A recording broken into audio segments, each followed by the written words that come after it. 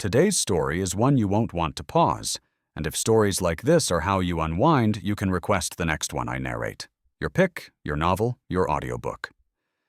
Try Patreon free for 7 days, then just $3 a month. Links in the description. Now, let's begin. After obtaining the heavy pupils, Ye Chen felt like a young boy with a new toy, eager to test it out. However, soon enough, reason prevailed.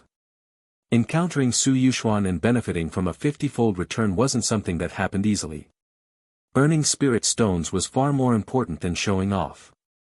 As for being trapped here, whether or not the enemy would receive reinforcements didn't concern Ye Chen at all. He wasn't worried before he had the heavy pupils, and he was even less concerned now that he had them. After all, as long as it was within the foundation establishment stage, whether early, middle, or late, as long as no golden core came along, Ye Chen was confident he could easily kill anyone. And if there were too many enemies and he couldn't fight them all, escaping would still be a breeze.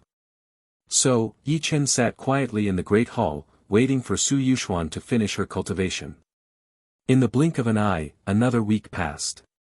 Ye Chen used a few more fortification talismans to keep the teetering array up for another 2 days. But it was clear. The array in the Great Hall was at its limit. It could collapse at any moment. However, on this day, Su Yuxuan finally emerged from her seclusion. Joy was written all over her face.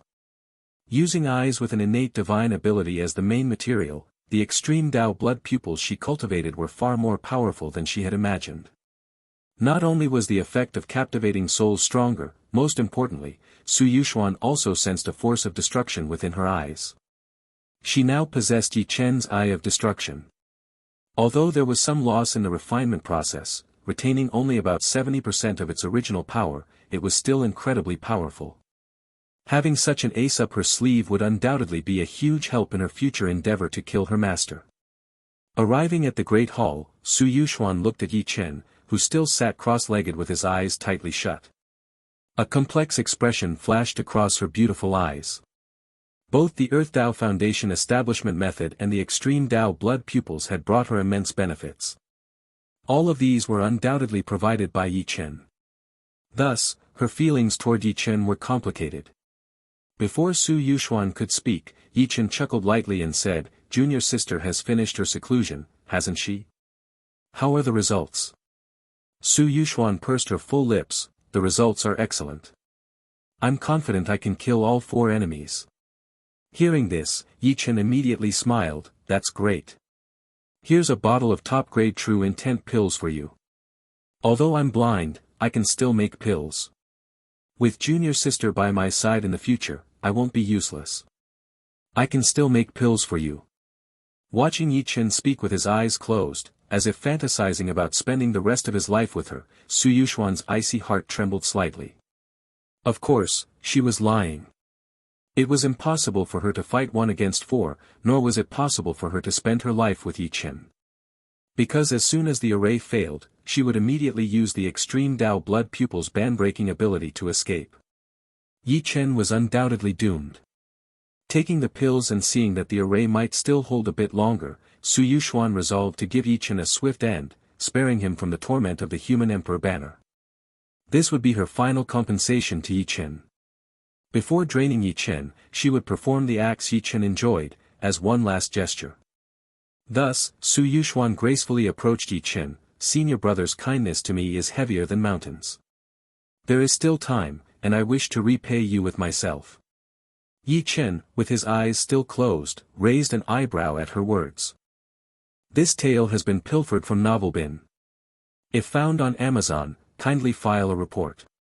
You think I'm naive? So you're hungry and talking about repaying kindness, huh?" Although he couldn't meet Su Yuxuan every day, the 50-fold feedback rate was quite beneficial when used occasionally. Of course, Ye Chen wouldn't let Su Yuxuan disrupt his cultivation. And besides, the gift had already been given. Ye Chen was completely satisfied. Thus, he gently tapped the ground with his finger. The next moment, a loud explosion resounded, and the hall shook violently. The array had failed. Outside the Great Hall, Kong Xiangli, Elder Black Soul, and others were already prepared for battle. Upon seeing the array fail, they immediately unleashed their terrifying spells, aiming to destroy the hall completely and leave Ye Chen and his companions with no chance to hide. The combined force of the mid-stage Foundation establishment cultivators was naturally immensely powerful. The inner hall of the boundless demon sect exploded violently. Su Yuxuan, who had been contemplating whether to use her small foot technique or something else, suddenly changed her expression.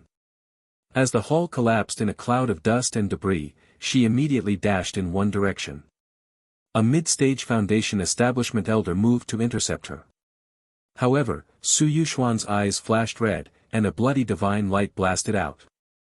Feeling the terrifying destructive force within it, the elder's face changed color and he quickly retreated to evade.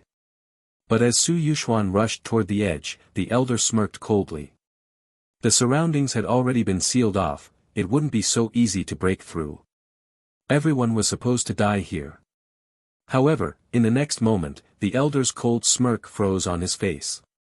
Su Yuxuan's eyes emitted a strange wave of power that directly exploded their carefully placed seals. The next second, like a fish entering the sea, Su Yuxuan broke through the barriers and fled without looking back. What kind of technique was this? Since when did Su Yuxuan learn such a pupil technique? Able to attack and break seals? The elder was profoundly shocked and immediately thought to pursue. However, Elder Black Soul's voice rang out, "Let Su Yuxuan run for now, we'll settle scores with her later. First, let's kill this Ye Chen." Hearing this, the elder hesitated but then nodded. Ye Chen's reputation as a simp was well known, and he was said to be extremely wealthy. His master, Gu Yunyun, surely had many treasures on him. Killing Ye Chen would at least be profitable. Thus, the elder turned and flew back, ready to join the others in a concerted attack to kill Ye Chen. The air was charged with tension as Kong Xiangli and Elder Black Soul, along with their cohort, were primarily focused on eliminating Ye Chen. Su Yuxuan's fate was of little concern to them. They had anticipated that Ye Chen would attempt to escape alongside Su Yuxuan, given his reputation for being exceptionally fast. Thus, their primary strategy was to intercept him at all costs. However, to their surprise, Ye Chen's presence remained fixed in the original spot. He made no attempt to move. As the dust settled, the group could clearly see Ye Chen sitting still with his eyes tightly shut. 3 mid-stage Foundation establishment elders surrounded him closely, while an early-stage elder stood ready to assist from the periphery. An outer layer of enchantments ensured that Ye Chen was thoroughly trapped, his escape seemingly impossible. Kong Xiangli, remembering how Ye Chen had dared to threaten him before, felt his killing intent surge. "Ye Chen, weren't you supposed to be fast? Why don't you run now?" Kong Xiangli taunted, his voice dripping with menace. He hesitated to strike, sensing something odd about Ye Chen's unmoving, eye-closed posture. He wanted to understand what Ye Chen was plotting. At Kong's taunt, Ye Chen simply shook his head. "I've given my eyes to Su Yuxuan for her cultivation, there's no escaping for me now." The crowd was stunned by his admission. They had been curious about how Su Yuxuan suddenly acquired a new pupil technique, something unseen before. So it turned out that Ye Chen had gifted his eyes to Su Yuxuan to develop a new technique?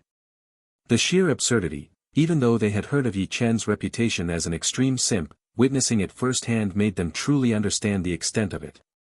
Could eyes even be gifted like that? Elder Black Soul, a man infamous for his countless murders and enjoyment of torment, couldn't help but let out a cackling laugh. "Fellow Taoist, Ye is truly infatuated. You must have been deceived by that Su Yuxuan. Now discarded, you must feel particularly spiteful. Keep that resentment, it will enhance the effects when you enter my human emperor banner." However, Ye Chen simply shook his head again. "I don't hate her. I knew she would leave me, and I stayed put to give her a chance to escape. If she is well, it is a sunny day for me." Elder Black Soul's eyes widened in disbelief. As a man who took pleasure in the suffering of others, even he felt a spark of anger. A man should stand tall and proud. With high cultivation, what woman can't you have? How can you debase yourself like this, he muttered. Kong Xiangli, too, was filled with disdain. "Sometimes I really don't understand you simps, going to die for a woman." Ye Chen, who had been sitting motionless, cracked a smirk. "You're not supposed to understand. Because everything I just said was a lie. I stayed here, just to send you all on your way." In the next instant, Ye Chen finally lifted his eyelids. Who knows if the sinister, dark-misted human emperor banner, after delivering a critical hit, could transform into one radiating majestic purple energy. But one must always have dreams. Transforming into Homelander, Ye Chen leveled the Great Hall to the ground, obliterating all traces to prevent anyone from discovering the remnants of the heavy pupils. After wrapping up everything, Ye Chen casually rose to his feet and flew towards the exit of the ruins. As for where Su Yuxuan went, Ye Chen naturally couldn't be bothered to look for her. Why should he? Regarding Su Yuxuan's immediate decision to flee and her concealment of the extreme Dao blood pupil's ability to break seals, Ye Chen wasn't surprised in the slightest. If he genuinely believed that a demoness would stick with him through thick and thin, and accompany him for life, then he'd be a fool. To Ye Chen, Su Yuxuan was merely a means to gain rewards and bring some fleeting joy. Exiting the ruins was quick. It took only 3 days to emerge. Upon seeing the light of day, Ye Chen glanced in the direction of his sect, threw out his flying boat, and sped towards it. Technically, he didn't need to return to the sect for this matter. Reporting to the master of the magic peak at his local station would suffice, as the message would quickly reach the sect. However, this matter pertained to his master's safety. He obviously needed to return personally. Thus, it wasn't just about this time. Whenever possible, he should make more frequent visits in the future. After all, Yao Shi's 30-fold boost was fine for daily use. But for real wealth, he had to rely on his master. In the depths of the ruins, Su Yuxuan concealed her aura, lying in ambush on a path she knew the 2 elders who had previously pursued her would likely revisit. These elders had been exploring this area and were likely to return to continue their search. Now this can be considered as avenging you, Su Yuxuan thought with a mix of emotions. Ever since her family was tragically killed and her brother was used in a soul-refining ritual, her heart had been encased in concrete, focused solely on revenge. But Ye Chen had given her genuine foundation establishment techniques, his own eyes, and even when she ran away, he showed no sign of retaliation. She didn't see any betrayal, anger, sadness, or despair on his face, only a serene smile of contentment. What did this mean? Ye Chen must have known she wouldn't stay, he must have anticipated her escape. Yet, he still chose to give her his eyes, listened to promises he knew were empty, and continued the charade with her, handing over his only chance at survival so casually.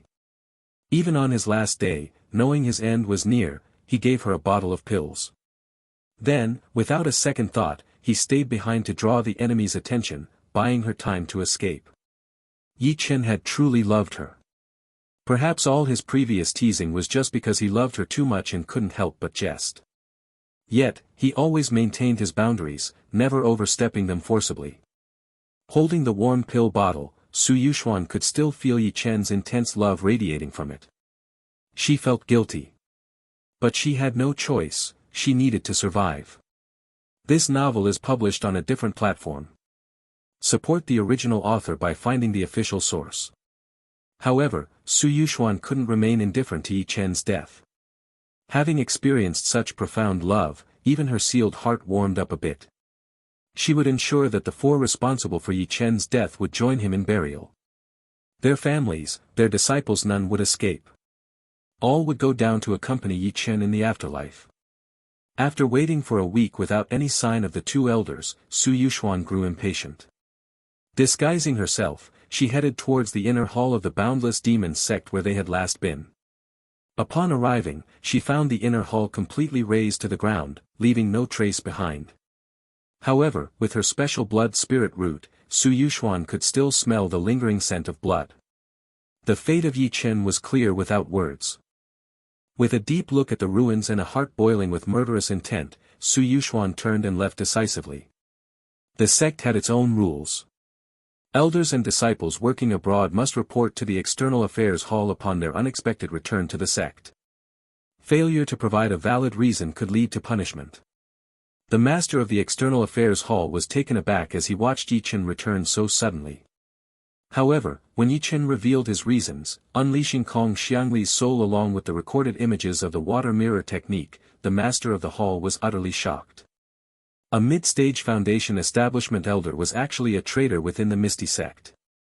How many sect secrets had been leaked? Even mysterious attacks on several elders now had an explanation. Not to mention the plot to ambush and kill Gu Yunyun. Everyone knew Gu Yunyun's importance to the sect. Should she perish, it wouldn't be an exaggeration to say that the Green Cloud sect's legacy might end within 30 years. Ye Chen's return for such a critical matter was more than justified. The external affairs elder swiftly escorted Ye Chen towards the sect leader's peak. Soon, all the elders were summoned. Ye Chen was asked to replay the water mirror technique and display Kong Xiangli's soul again. Of course, the sect would not simply take Ye Chen's word for all this. They also contacted their outpost in Middle Mountain. The officer there reported that Kong Xiangli was supposed to be in seclusion. But after several unanswered calls and a forced entry, they found his chamber empty. Kong Xiangli had secretly left. Everything was self-evident. Send the enforcement hall to deal with the Kong family. Ye Chen, you have performed a great service by rooting out a traitor and preventing further losses for our Green Cloud sect. Well done. What would you ask of us as a reward? The sect leader spoke directly, looking at Ye Chen with admiration. The elders gazed at Ye Chen with a mix of awe. Kong Xiangli was no weakling, not to mention the other, Black Soul Elder. Both were mid-stage Foundation establishment cultivators, yet Ye Chen, a mere early-stage cultivator, had single-handedly defeated them both. Although Ye Chen glossed over the details of his victory, his prowess was evident. Ye Chen, speaking with integrity, said, as a part of this sect, these were my duties. Especially as they concerned the safety of my master. What reward would I ask for? If the sect leader insists on rewarding me, then please allow me to recuperate in the sect for a month. After such a battle, I am indeed in need of some rest. Ye Chen, having performed such an illustrious service, asked merely for some time to recover. The sect leader laughed heartily. Of course, a month of recuperation is only right. But the rewards you deserve must not be overlooked. Later, they will be distributed based on your contributions. Whatever you need, you can exchange for it at the sect's treasury. Ye Chen smiled, thank you, sect leader. He glanced around, his master had not attended the gathering. After confirming that the Kong family had been dealt with by the enforcement hall, Ye Chen felt relieved and took his leave, flying directly towards Sword Peak.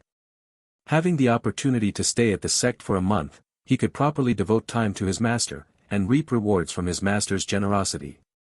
It had been exactly 1 week since he had last given Su Yuxuan the medicinal pills. The cooldown had just passed. Charge! Ye Chen didn't even return to his own courtyard. He rushed immediately to his master's quarters. Master, I'm back. I've brought you a gift. Meanwhile, in the courtyard, the usual sound of flowing water had stopped. Gu Yunyun had been feeling somewhat listless lately, especially during the unnervingly quiet nights, which she found somewhat unsettling. Her mind was always wandering. Hearing Ye Chen's voice, Gu Yunyun's eyes widened in surprise. Why had Ye Chen returned? Gu Yunyun, clad in a red dress, was as breathtakingly beautiful as ever. Her long hair, slightly damp, cascaded down her back. The phrase, a beauty that could topple cities and states, was aptly suited for her. Her allure matched that of Miaoli, whose 200x boost had no advantage over Gu Yunyun except perhaps in spiritual root and talent. Ye Chen could sense a certain coolness from his master regarding his return, which made him reflective. Indeed, long separations could diminish affections. He resolved that more frequent visits were essential to foster their bond. Master, this is the top-grade meridian cleansing pill I've refined.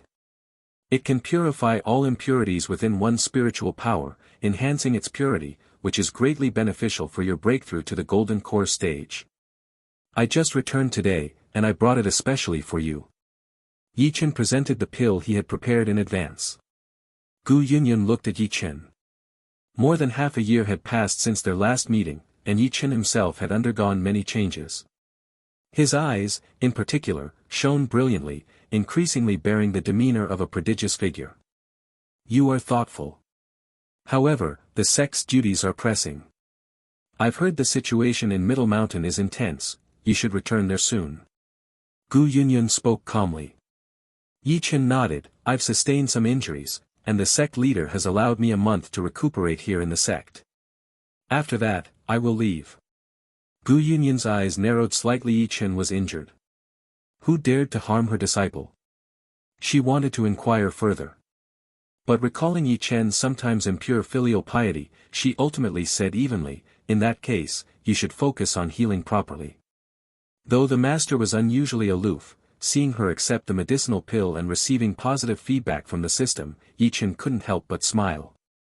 After Ye Chen departed, Gu Yunyun watched his retreating figure and sighed softly. Despite her apparent coldness, Ye Chen's happiness at seeing her was undeniable. It had been half a year since they last met, and even though she had sent Yao Shi to him, it had not dampened Ye Chen's inappropriate affections. Gu Yunyun rose gracefully and departed to inquire about how exactly Ye Chen had been injured. As a master, she felt compelled to seek justice for her disciple. Soon, Gu Yunyun learned the full story. Kong Xiangli was a traitor from the Misty sect, collaborating with Black Soul Elder to assassinate Ye Chen, in hopes of luring me out. Gu Yunyun's voice was cold and sharp, her eyes filled with frost. The External Affairs Elder sensed Gu Yunyun's anger and quickly interjected, Kong Xiangli and Black Soul Elder are dead. And the Kong family has been dealt with. Please do not venture out. Your primary task now is to focus on your cultivation and break through to the Golden Core stage. The Misty sect does not want our Green Cloud sect to produce another Golden Core.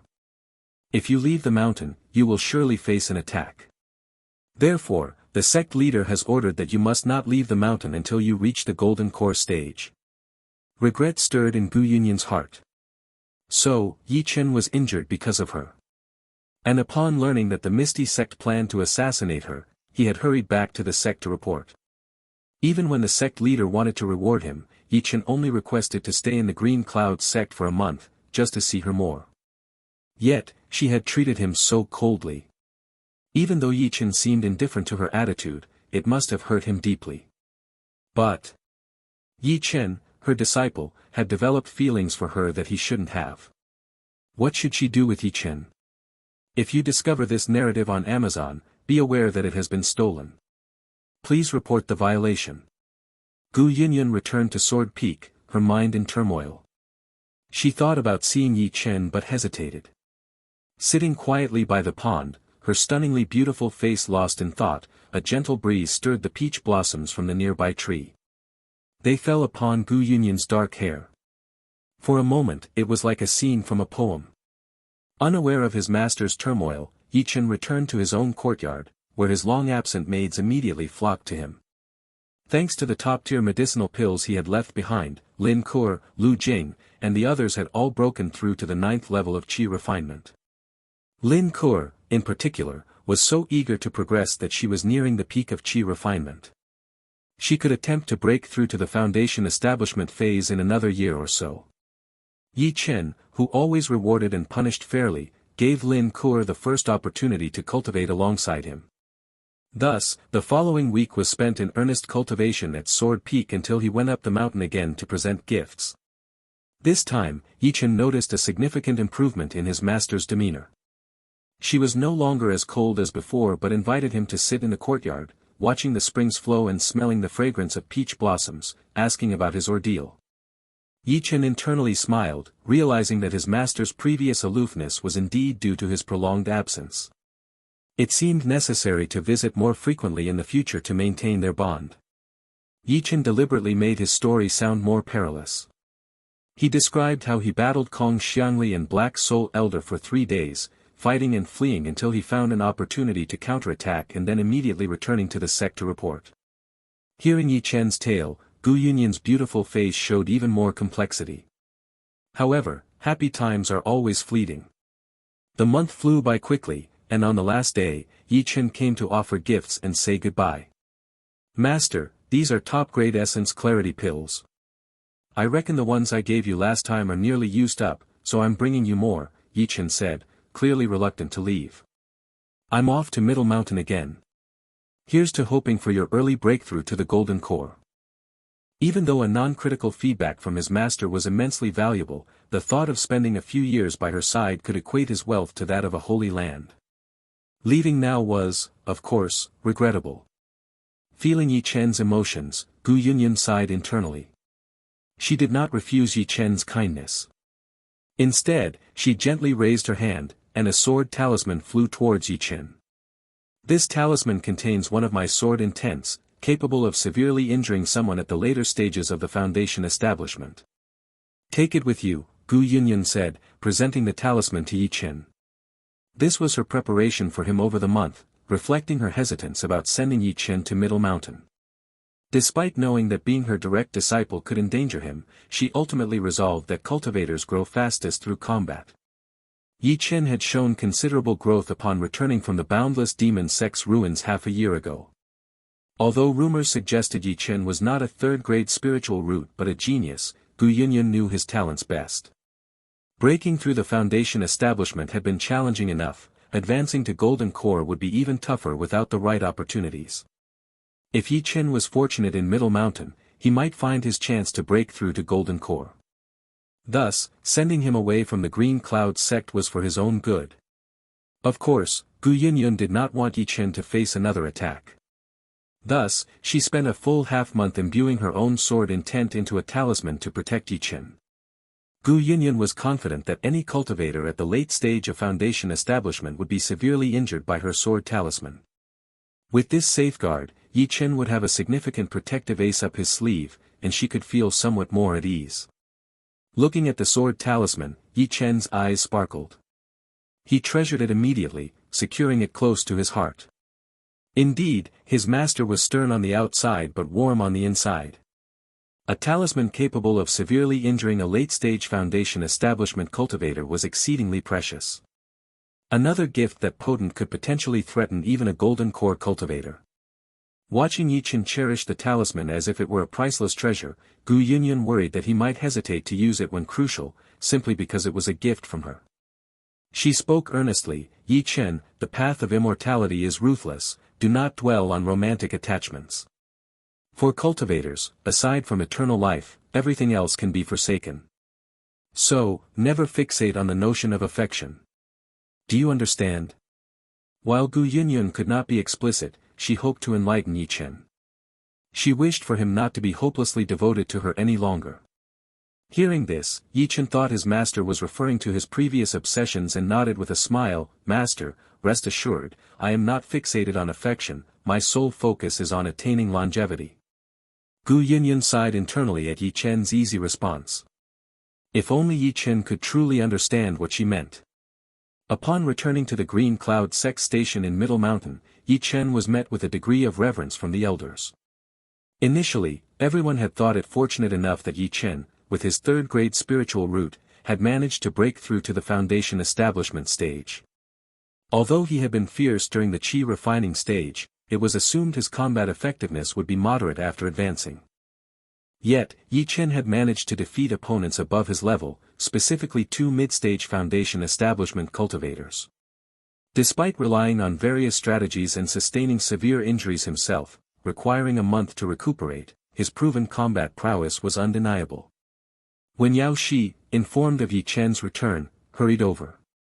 If it were not for the sect's rules against leaving assignments arbitrarily and her duties in pill refining, Yao Shi would have likely returned to the sect sooner to visit Ye Chen. I'm fine now, no need to worry. Ye Chen reassured a concerned Yao Shi with a smile. He invited Yao Shi into his room to thoroughly examine his injuries, after which he resumed his assigned duties at the station. Once the week-long cooldown had passed, Ye Chen decided to pass on the sword talisman his master had gifted him to Yao Shi. Ye Chen felt no qualms about giving it away. Although it was a gift from his master intended to protect him, his interpretation was that making the talisman even more powerful through a gift would align with his master's original intention. Even if his master found out, she wouldn't blame him. Reward Blood Sword Talisman can be used once to unleash a bloodthirsty sword Qi capable of slashing through early-stage Golden Core. Disappointed with the reward, Ye Chen had hoped that, with a 30x boost plus a critital hit, it might yield a talisman capable of cutting down a late-stage golden core or even a nascent soul cultivator. It appeared he had been overly optimistic. However, this was to be expected. The higher one advanced in cultivation, the more significant the gaps between levels became. The difference between the later stages of foundation establishment and the powers of the golden core stage was more than just 50-fold. Under such circumstances, a talisman that could severely injure someone at the late foundation establishment stage, transforming into one that could potentially kill an early-stage golden core cultivator through a critical hit, was incredibly fortunate. With this talisman, Ye Chen would stand a chance even against golden core cultivators, leaving little to be unsatisfied with. In the days that followed, Ye Chen dedicated himself to cultivating at the station. Each day, in addition to his practice, he would also forge pills and occasionally tutor Yao Shi in the art of alchemy, sharing his knowledge and experience. Whenever there was a need to send someone back to the sect, Ye Chen would volunteer, seizing the opportunity to visit his master and boost their rapport. In the blink of an eye, another half-year passed. The ruins of the boundless demon sect were vast. Even after being open for over a year, new discoveries were made almost daily, attracting an increasing number of cultivators to Middle Mountain. In the quiet room at the Green Cloud Sect Station, Ye Chen sat with his eyes tightly shut. His body was engulfed in the blazing myriad star fire, his spiritual power vibrating intensely, producing thunderous sounds that resonated throughout. This bore testament to the formidable nature of Ye Chen's spiritual power. After an indeterminate period, Ye Chen suddenly opened his eyes, which were deep and profound. His body shook violently as if breaking through some barrier, and at that moment, his spiritual power surged tremendously. Stolen from its rightful place, this narrative is not meant to be on Amazon, report any sightings. With that breakthrough, Ye Chen advanced to the mid-stage of the foundation establishment phase. The flames retracted into his pores, and feeling the immense increase in his spiritual power, he couldn't help but smile. Finally, he had reached the mid-stage of foundation establishment. Calculating the time, it had been 2 years since his initial breakthrough to the foundation establishment phase. Advancing a minor realm in 2 years was, in fact, incredibly fast, enough to evoke envy among many cultivators. After all, it was common for most at the foundation establishment stage to take 8 to 10 years, or even longer, to make such progress. However, Ye Chen still felt it was too slow. Not out of vanity, but because he genuinely believed so. Other cultivators had to exhaust themselves gathering resources, which diverted their focus. They had scant access to helpful medicinal pills, while Ye Chen didn't need to worry about earning spirit stones at all. He started with only the top-grade pills, never lacked any auxiliary medicinal aids, practiced the top-tier Western Empress scripture, and utilized various treasures that accelerated his cultivation. This level of treatment was likely even beyond what disciples of the most holy lands received. Any cultivator given such advantages would see their cultivation soar as if riding a rocket. Even with all these advantages, Ye Chen had still taken 2 full years to advance. It was clear that his spiritual root was the limiting factor. With a 3rd-grade spiritual root, cultivation was exceedingly difficult. If it was this challenging at the foundation establishment phase, he dreaded to think how much more his inferior spiritual root would hinder him at the golden core or nascent soul stages. A solution was imperative. Ye Chen planned to visit Divine Will City again soon to see if he could find any treasures that might enhance his spiritual root. Over time, with his accumulated spirit stones and various treasures awarded by the system, his assets had reached the value of at least 50,000 high-grade spirit stones. Such a sum was unimaginable even for a golden core cultivator, highlighting Ye Chen's current wealth. Thus, should any item capable of enhancing spiritual roots appear, no matter the cost, Ye Chen was confident he could secure it. After stabilizing his cultivation level, Ye Chen left his seclusion. As the doors of the quiet room opened, he saw Yao Shi seated outside. Noticing the movement, Yao Shi opened her eyes and instantly sensed the change in Ye Chen's aura, her face lighting up with delight. "Junior brother, have you made a breakthrough?" she asked, her eyes sparkling with excitement. Ye Chen smiled and nodded modestly. "Indeed, I have succeeded. Thank you for guarding me, senior sister," he added, acknowledging her support. Although the station's protective arrays were not as comprehensive as those at the sect, it wasn't overly challenging for enemies to infiltrate. A disturbance during a critical phase of cultivation could have disastrous consequences, which is why Yao Shi had guarded him for half a month outside his chamber. Now that Ye Chen had advanced beyond Yao Shi in cultivation level, the terms senior sister and junior brother still rolled off their tongues quite naturally. Ye Chen, in particular, enjoyed this formality. Yao Shi was overjoyed at Ye Chen's breakthrough, even more so than if it were her own. She was about to offer her congratulations when she suddenly remembered something and furrowed her brows. The head of the magic peak was looking for you 3 days ago. He said if you broke through, you should visit him. Ye Chen was puzzled. He had minimal interaction with the head of the magic peak. The man was known not to get along with his master, but there hadn't been any overt animosity or trouble directed at Ye Chen from him. Business between them had always been conducted without incident. Wondering about the sudden summons, Ye Chen felt curious about what it might entail. Hearing Ye Chen's confusion, Yao Shi explained further, 3 days ago, 3 direct disciples from the Divine Will sect arrived at our station. They intended to enter the ruins and mentioned that their team required an alchemist to accompany them. As you know, the Divine Will sect is a superior sect, and we must assist them when they request help. Initially, the head of the Magic Peak planned for an elder from the Pill Peak to go with them. However, one of the Divine Will sect's female disciples refused and specifically asked for you by name to accompany them. I feel their intentions might not be benign. Perhaps, junior brother, you should continue your cultivation in seclusion.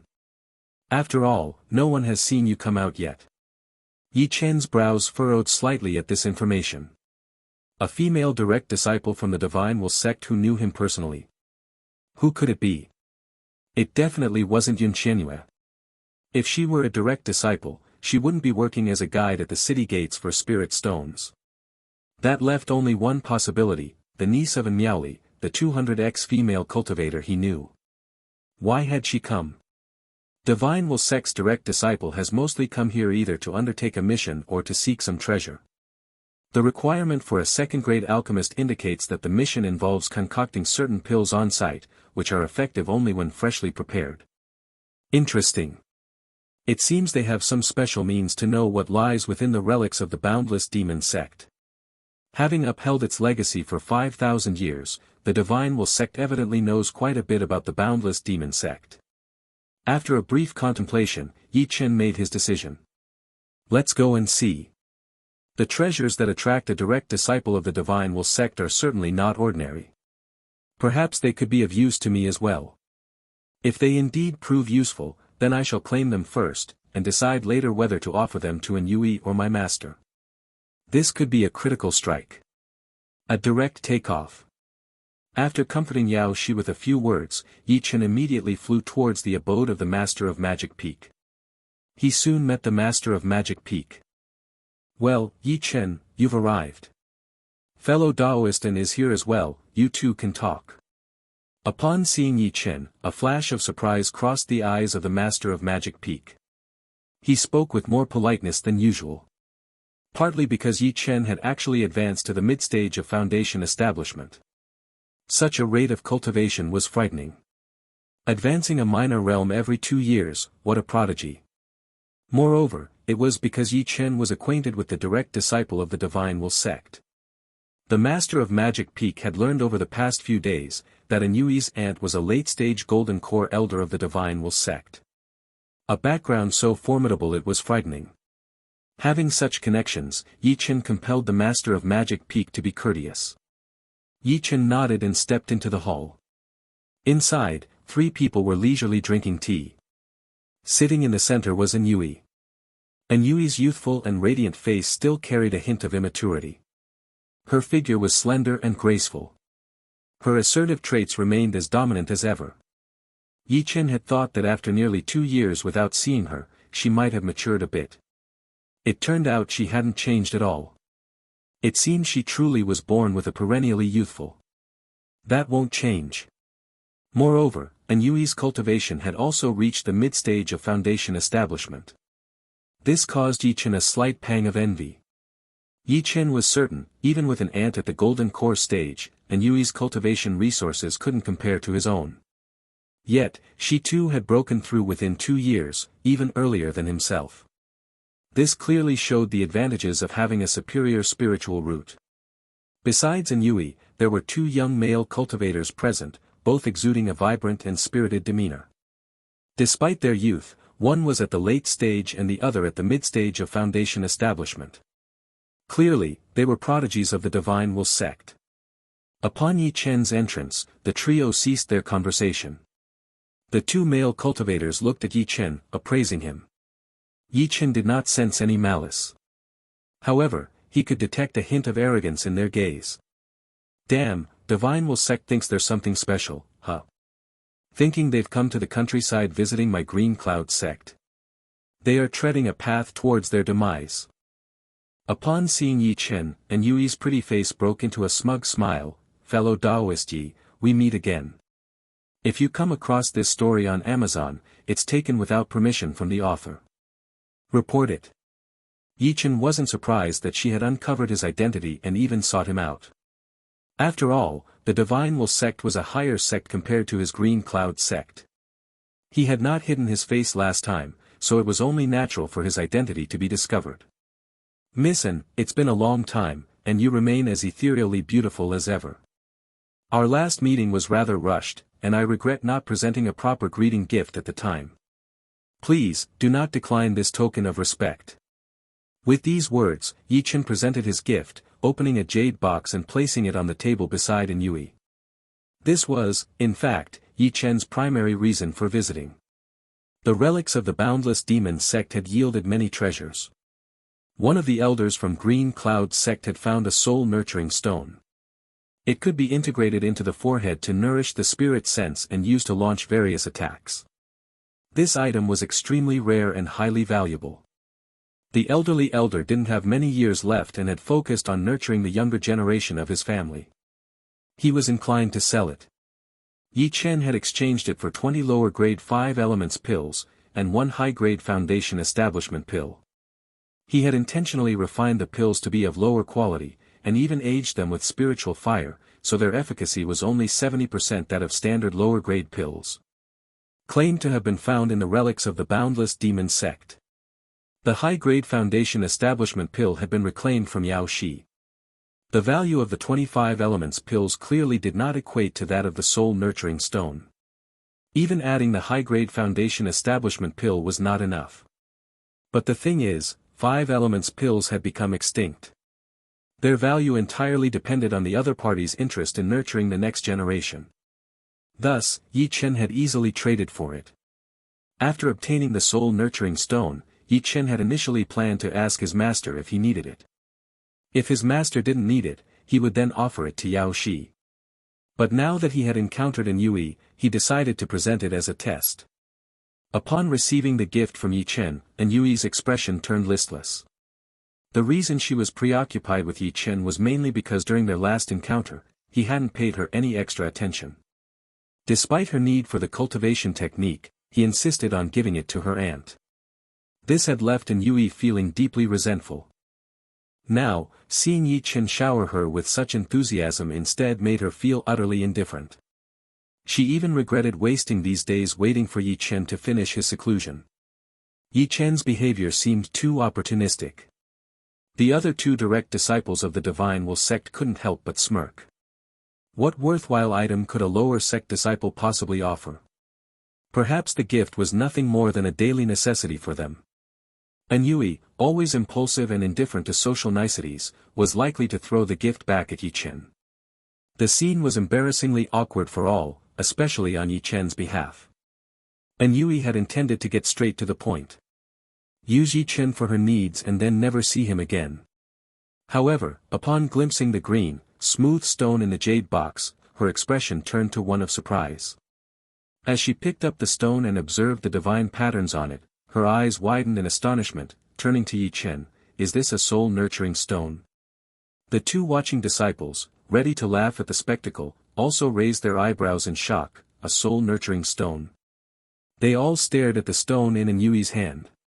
Considering the natural divine patterns covering it, it indeed was a soul-nurturing stone.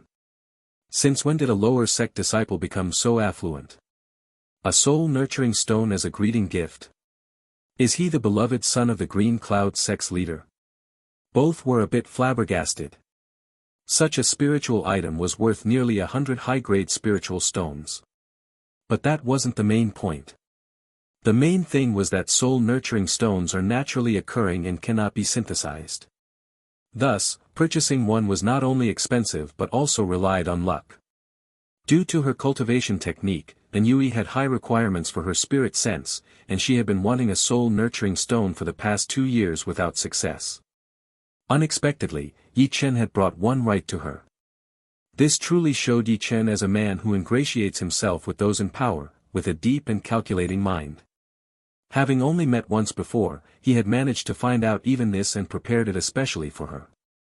Yue disliked such scheming individuals, but the soul-nurturing stone was indeed something she needed. Yue accepted the box and spoke calmly, "Since that's the case, thank you for the greeting gift, fellow Taoist Yi. Should you have any requests, feel free to speak them."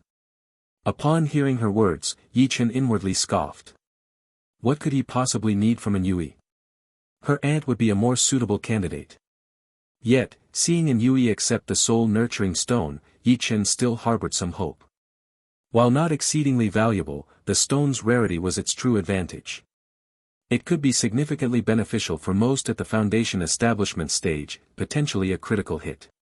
However, as Ye Chen observed her reaction, he slightly furrowed his brows. Yue was somewhat disappointing. Reward 100 soul-nurturing stones. Already delivered to the host's storage space. Listening to the system's notification and feeling the bunch of green, oily stones inside his storage bracelet, Ye Chen inwardly cursed his bad luck. This Yue really lacked any sense of gratitude. 100 soul-nurturing stones were not cheap. Together, they were worth at least 10,000. But did Ye Chen lack spirit stones? What Ye Chen truly needed were treasures that could significantly enhance his own capabilities. He had held expectations for the soul-nurturing stones, hoping they might yield a significant enhancement or special variant that could drastically improve his spirit sense. For instance, the classics mentioned treasures like those from the Moon Palace, which could greatly enhance spirit sense and even produce various mutations. Such treasures would be beneficial for his future breakthroughs to the nascent soul and even to the deity transformation stages. But now, all was lost. At this point, Yue seemed completely dull to Ye Chen. In the future, at best, she could only serve as a tool for earning spirit stones. If it was a treasure Ye Chen cared about, Yue could forget about it. Indeed, her aunt was more appealing. What business do fellow Taoists have with me? Ye Chen asked, although his interest in Yue had waned. Upon hearing this, Yue responded calmly, "We need to delve deep into the boundless demon sect relics, where we might encounter poisonous fog caused by formations that cannot be avoided. This poison fog can corrode a cultivator's spiritual power and consciousness, and prolonged exposure might even cause physical decay. Ordinary poison antidote pills are ineffective, requiring tailored concoctions.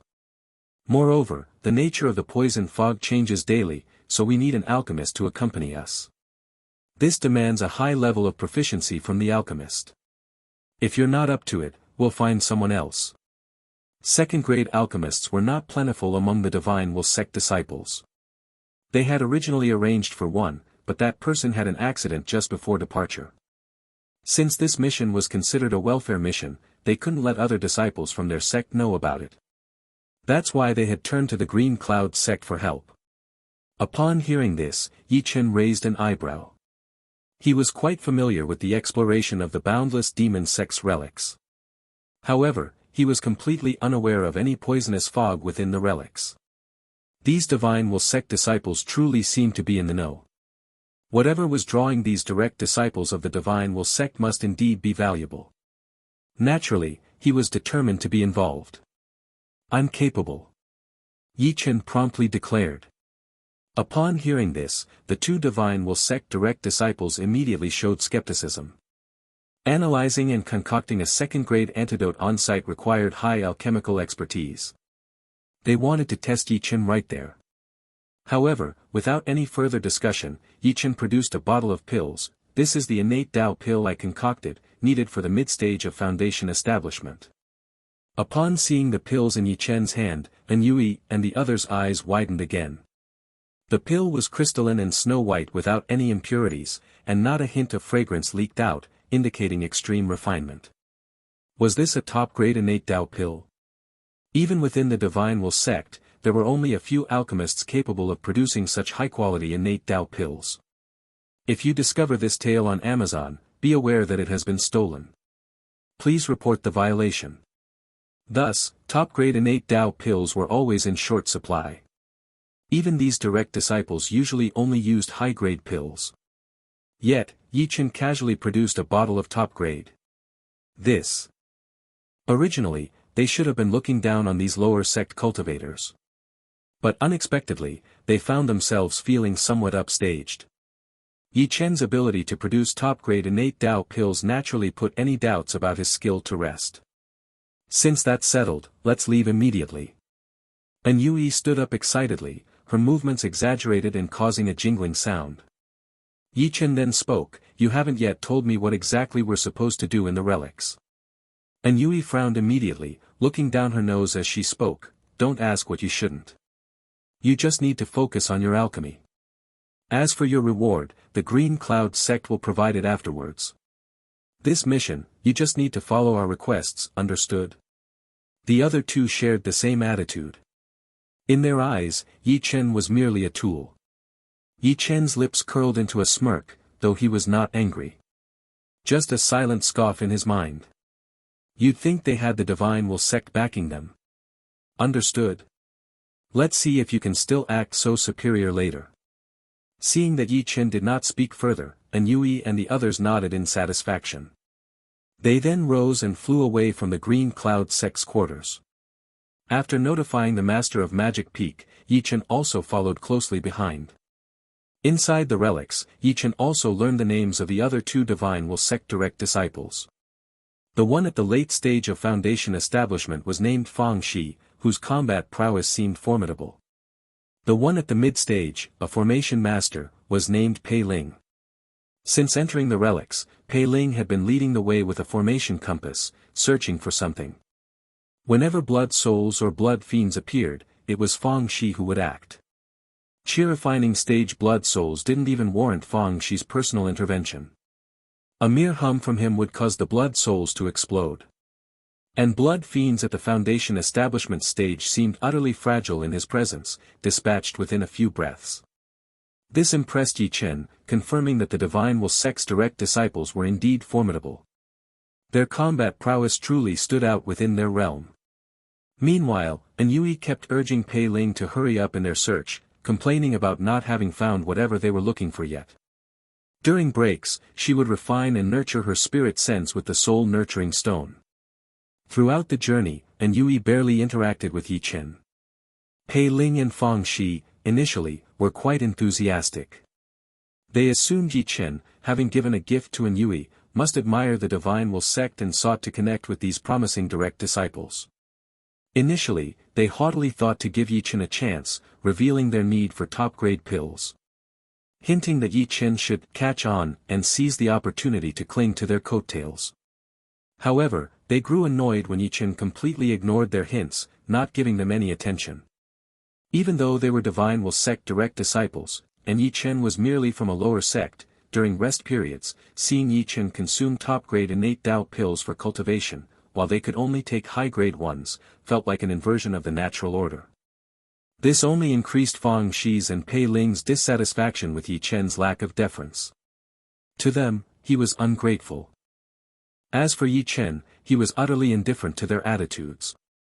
Yui was already blacklisted in his mind, to be used only as a means to earn some spirit stones in the future, and he had no intention of giving her any valuable gifts again. And as for these two men expecting to freeload off him, they could dream on. As for whether they might resort to any measures against him, Ye Chen was even less concerned. If they dared to cross a line, they might just end up as captives in his human emperor banner. Just like that, 6 days passed in the blink of an eye. Pei Ling, who had led the team deeper into the relics, seemed to finally find what he was looking for, displaying wild joy. The entrance to the lotus nurturing garden should be right here. As his words fell, Pei Ling threw several prepared formation discs towards a dead-end stone wall in front of them. The next moment, with a flash of light, the stone wall rumbled and shattered. As the wall completely disappeared, a path shrouded in blood mist revealed itself. At the top of the path, 3 blood-red words read, Lotus Nurturing Garden. At this moment, An Yui also showed wild joy. The boundless demon sect really has a lotus nurturing garden. Doesn't this mean our trip could actually be successful?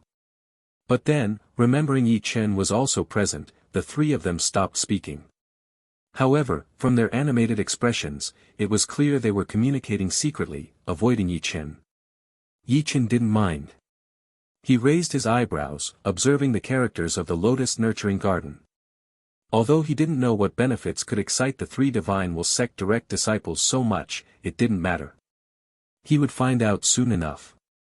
If the treasures were also beneficial for him, then their excitement might just be short-lived. This is the spot. The properties of the poison fog have just changed, no need to wait. Fang Shi raised his hand, conjuring a mass of blood fog and handing it to Ye Chen, quickly discern its properties and concoct the corresponding antidote pill. As he spoke, he also produced a stack of previously prepared herbs.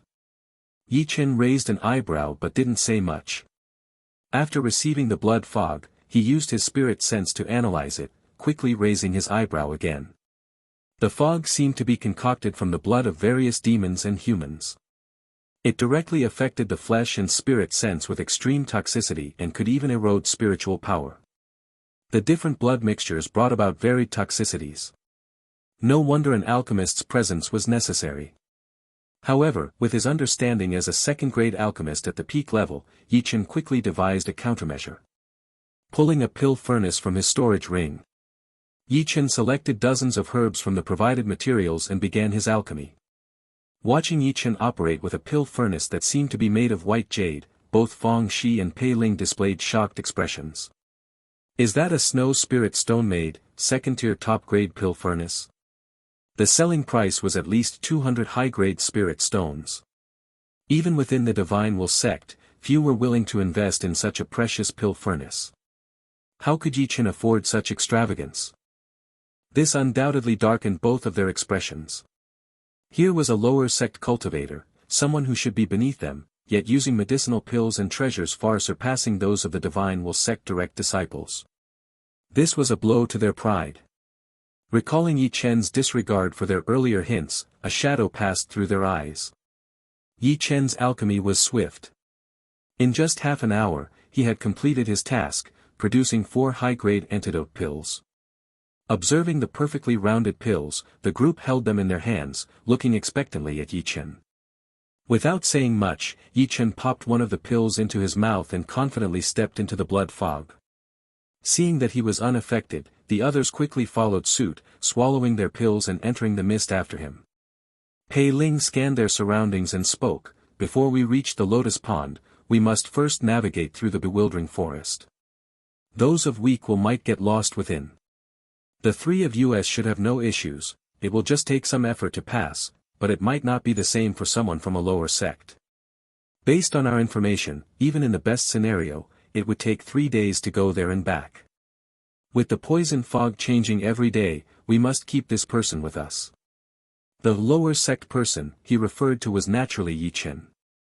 The trio from the Divine Will sect was confident in their status as true disciples, clearly only concerned about Ye Chen's capability. Upon entering the lotus nurturing garden, An Yui was visibly excited, eager to obtain the treasures within.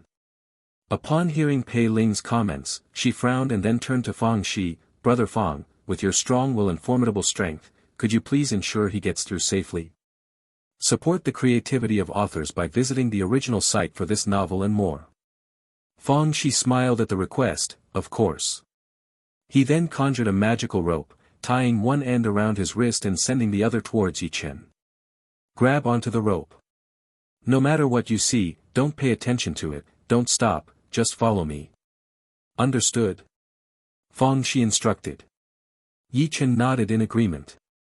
Looking at the rope, the idea of being tethered to another man was slightly repulsive to him. So, he imagined it as if he were walking a dog from his past life. That thought lightened his mood considerably. As for the others' condescending tones, Ye Chen didn't care. He wasn't in the mood to shock them just yet. He'd wait until he understood what the treasures were. The group moved forward, and soon Ye Chen saw the so-called bewildering forest described by the others. Endless trees, densely packed like an ancient forest, stretched out before them, seemingly without end. Most strikingly, these trees had no branches, only blood-red vines that hung thickly. At a glance, it resembled a sea of blood. "Let's go." Pei Ling, holding a formation compass, led the way into the forest. And Yui, her body shimmering with a faint glow, quickly followed him into the depths. Fang Shi, with a broad grin, turned to Ye Chen, "Keep up closely now, Ye Chen."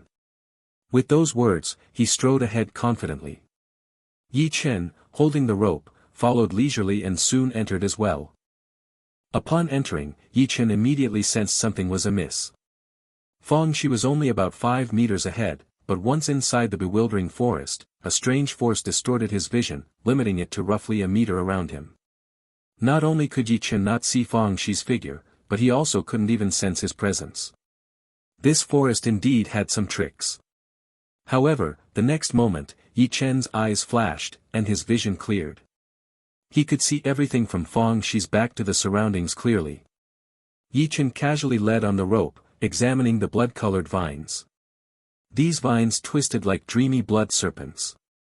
They moved slowly, and as long as one kept moving, they generally wouldn't attack. But soon, illusions began to appear before Ye Chen. The bewildering forest could affect one's mind, showing individuals what they most desired and causing them to indulge in it. Now, Ye Chen saw his master. His master appeared to be rising from a pond. Seeing this energized Ye Chen. However, as Fang Shi continued forward, pulling the rope taut, Ye Chen had no choice but to take a few more longing glances and continue forward. Just as Ye Chen was pondering what other thrilling scenes might appear, Fang Shi's voice echoed, "Ye Chen, can you concoct top-grade clear meridian pills?" Ye Chen replied with a smile, "Of course." At this, delight spread across Fang Shi's face. He had once suffered severe spiritual energy corruption during an expedition, which posed a significant hurdle to his future core formation. High-grade clear meridian pills had proven ineffective, he needed top-grade pills, and at least 20 of them.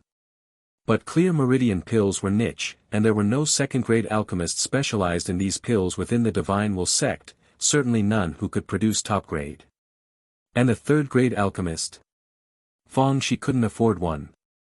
Now, hearing that Ye Chen could concoct them, Fang Shi was overjoyed. "After this mission, you'll concoct 20 for me. I haven't prepared materials, you'll cover the upfront costs. I'll pay you back later." Ye Chen's smile widened, and then he replied without hesitation, "Oh, then I can't. I'm your father. You think I'll just do as you ask?" Fang Shi's face turned ashen. He gave a dark look backward. Instantly, the spiritual rope on Fang Shi's wrist unwound and then magically tied itself to a vine. With a sinister smile, Fang Shi strode away. Ye Chen, seeing all this, casually dropped the rope and grinned at Fang Shi's retreating figure. Clearly, Fang Shi hadn't intended to kill him. Most likely, he wanted to scare Ye Chen into compliance. But here's the thing: the poison fog in the garden changed every 12 hours. And Ye Chen possessed a complete set of top-grade magical treasures resistant to all poisons, gifted by his master.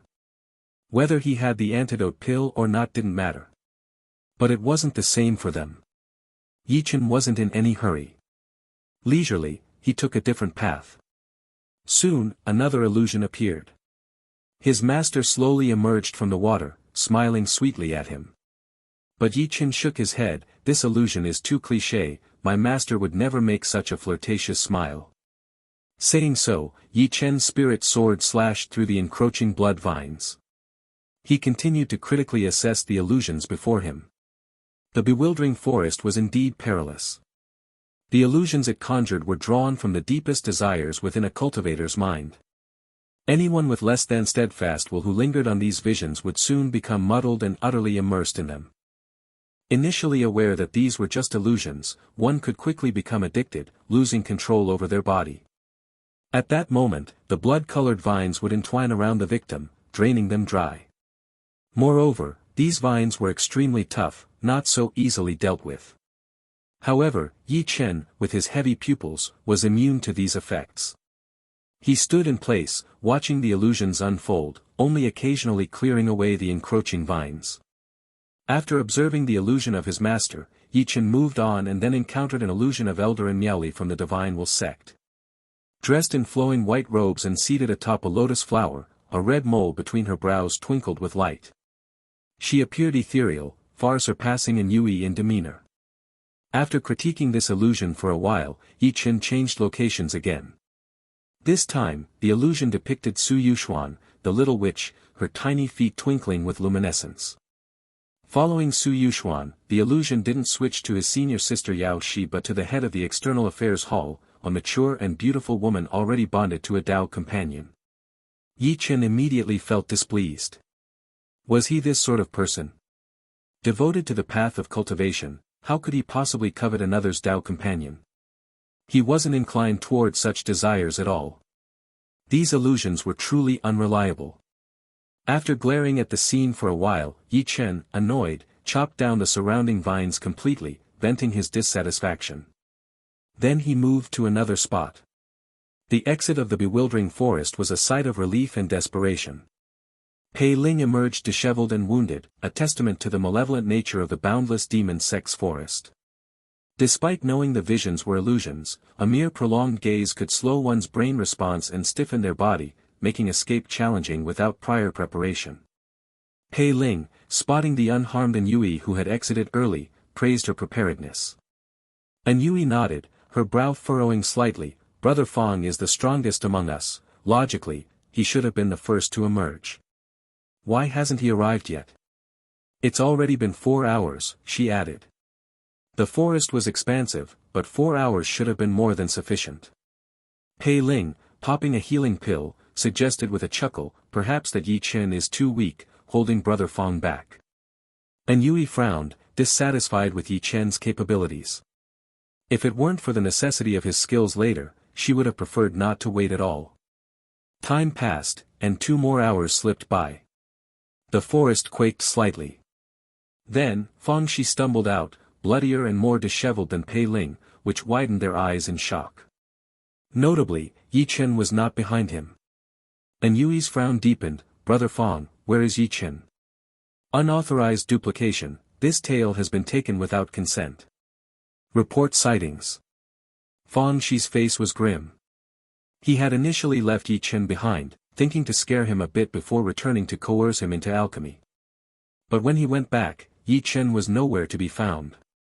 Ye Chen's importance was clear, they had to find him.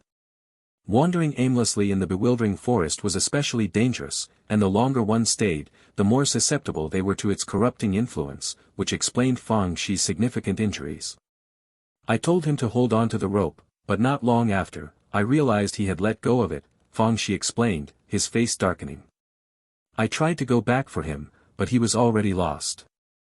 People from lower sects really lack resolve, he commented, somewhat dismissively. But he is at least at the mid-stage of foundation establishment, he should be able to find his way out on his own. And Miaoli was visibly upset, but what could be done?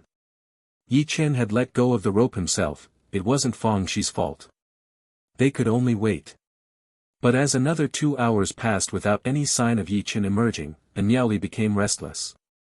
If we can't find Ye Chen, we might have to retreat, she declared, agitation clear in her voice. The entrance to the lotus pond has been opened. It could be discovered at any moment. Everyone understands the importance of the blood sea lotus seeds. If someone else gets there first, all our efforts will be for naught. So, we need to go back and search for him immediately. Having spoken, Yui's form once again radiated a soft luminescence as she re-entered the bewildering forest. Fong Shi and Pei Ling exchanged glances, their reluctance palpable. To traverse the bewildering forest in reverse posed even greater dangers. Yet, the allure of the blood sea lotus seeds was too strong to forsake, compelling them to turn back in search. Wow! Ye Chen murmured as he wandered through the forest. This time, he envisioned himself as an immortal emperor, founding the heavenly court. The entire court was populated by female cultivators. The Western mother of the immortal stood at his right, gazing at him with eyes brimming with affection, as they all unanimously hailed him as Emperor Yi. Just as he was about to scrutinize the appearances of the fairies and ascertain his master's position, Ye Chen, wake up, a loud shout jolted him. Turning, he saw An Yui approaching with a troubled expression. That An Yui could find him in the midst of the bewildering forest was no small feat. However, now was not the time for such considerations. Ye Chen merely wished to inquire how one might shut down the illusion. The illusions of the bewildering forest were not mere mental images but were crafted by a peculiar force that materialized them right before the cultivator's eyes. In the illusion, he was caught in a hearty laugh, his presence so formidable it could shatter stars, a sight he found quite exhilarating. Yet, being observed in such a moment could prove rather embarrassing. An Yui had already rushed over, initially fearing that Ye Chen had been drained by the blood vines. To her surprise, she found Ye Chen completely unscathed, which left her slightly taken aback. Now was not the moment to focus on that, however. The artifact her aunt had given her was nearly depleted. Let's go quickly. An Yui grasped Ye Chen's hand and began to lead him out. This was precisely what Ye Chen desired. Quickly, let's hurry. But before they left, An Yui glanced at the illusion Ye Chen had been viewing. The scene within the illusion had shifted again. A figure, resembling Ye Chen, was holding a grand assembly with countless indistinguishable celestial maidens above the Milky Way. An Yui instantly looked at Ye Chen with a mix of shock and disdain. Is this what you've been watching all this time? Initially, An Yui had been holding Ye Chen's hand to lead him out urgently, but now she abruptly switched to tugging at his sleeve. Ye Chen offered no resistance, his expression one of resigned despair. Did the bewildering forest have no sense of privacy? Damn it, he would just set fire to it all on the way back. Forcing An Yui and the others to come find him had been quite satisfying until it spectacularly backfired on him. But really, letting An Yui see that illusion wasn't much of an issue. After all, it wasn't the segment about her aunt. No major harm done. Most importantly, this scene reminded Ye Chen of a lingering concern from when he first crossed over. Before his transmigration, he hadn't erased his browser history, media player records, or that 12 terabytes hard drive. If his parents, police, colleagues, or boss ever found out. Damn. Ye Chen had once thought about returning to Earth after reaching the pinnacle of the cultivation world. How could he possibly go back now? Feeling somewhat introverted, Ye Chen allowed himself to be dragged out of the bewildering forest. Having dragged Ye Chen from the clutches of the bewildering forest, An Yui let out a deep sigh of relief. Traversing the forest in reverse had provoked even more violent assaults from the blood-red vines. Despite the protective artifact her aunt had given her, she was not without injury. Her sleeve was torn, revealing a slender, alabaster arm marred by several bloody marks. Casting a glance at Ye Chen, An Yui shook her head internally. The bewildering forest had the power to dredge up the deepest desires of cultivators, crafting illusions from them. She could have understood if Ye Chen's greatest wish was to ascend to immortality or to become an ancestor of a cultivation line. But his deepest desire was to frolic shamelessly with a host of celestial maidens in the Milky Way. Truly, he lacked any grand ambition. Disinclined to interact further with Ye Chen, An Yui seated herself to begin healing her wounds. At that moment, Fang Shi and Pei Ling emerged from the forest, covered in dirt and grime. Seeing Ye Chen, their eyes lit up. Pei Ling, with a look of disdain, addressed him, even as a mere member of the Green Cloud sect at the mid-stage of Foundation establishment, to get lost is quite the embarrassment, isn't it? Ye Chen shook his head, clearing his mind of any negative emotions. He then looked at Fang Shi and knowingly asked, "Fellow Taoist Fang, was it because I refused to concoct pills for you that you intentionally tied the rope to a tree?" Fang Shi's eyes narrowed, and a cold smile curled his lips. "Fellow Taoist Yi, please be careful with your words. Slandering a direct disciple of the Divine Will sect is no trivial matter." Pei Ling chimed in righteously, "It seems you've confused your illusions with reality." Both Fang Shi and Pei Ling clearly did not take Ye Chen seriously. Their status as direct disciples of the Divine Will sect, coupled with their own capabilities, filled them with an inherent arrogance towards Ye Chen. After all, even if you know the truth, what can you do about it? Ye Chen smiled after a brief glance at them. Their attitudes were clear, and so was his next move. By then, Yui had finished her healing and stood up, casting a look at Fang Shi and Pei Ling. The environment of the bewildering forest was designed to reveal a cultivator's deepest desires. Therefore, the nature of Ye Chen's entrapment in the forest was crystal clear to her. However, Yui had no intention of championing justice for Ye Chen. Ye Chen was merely a passerby, while Fang Shi and Pei Ling were direct disciples.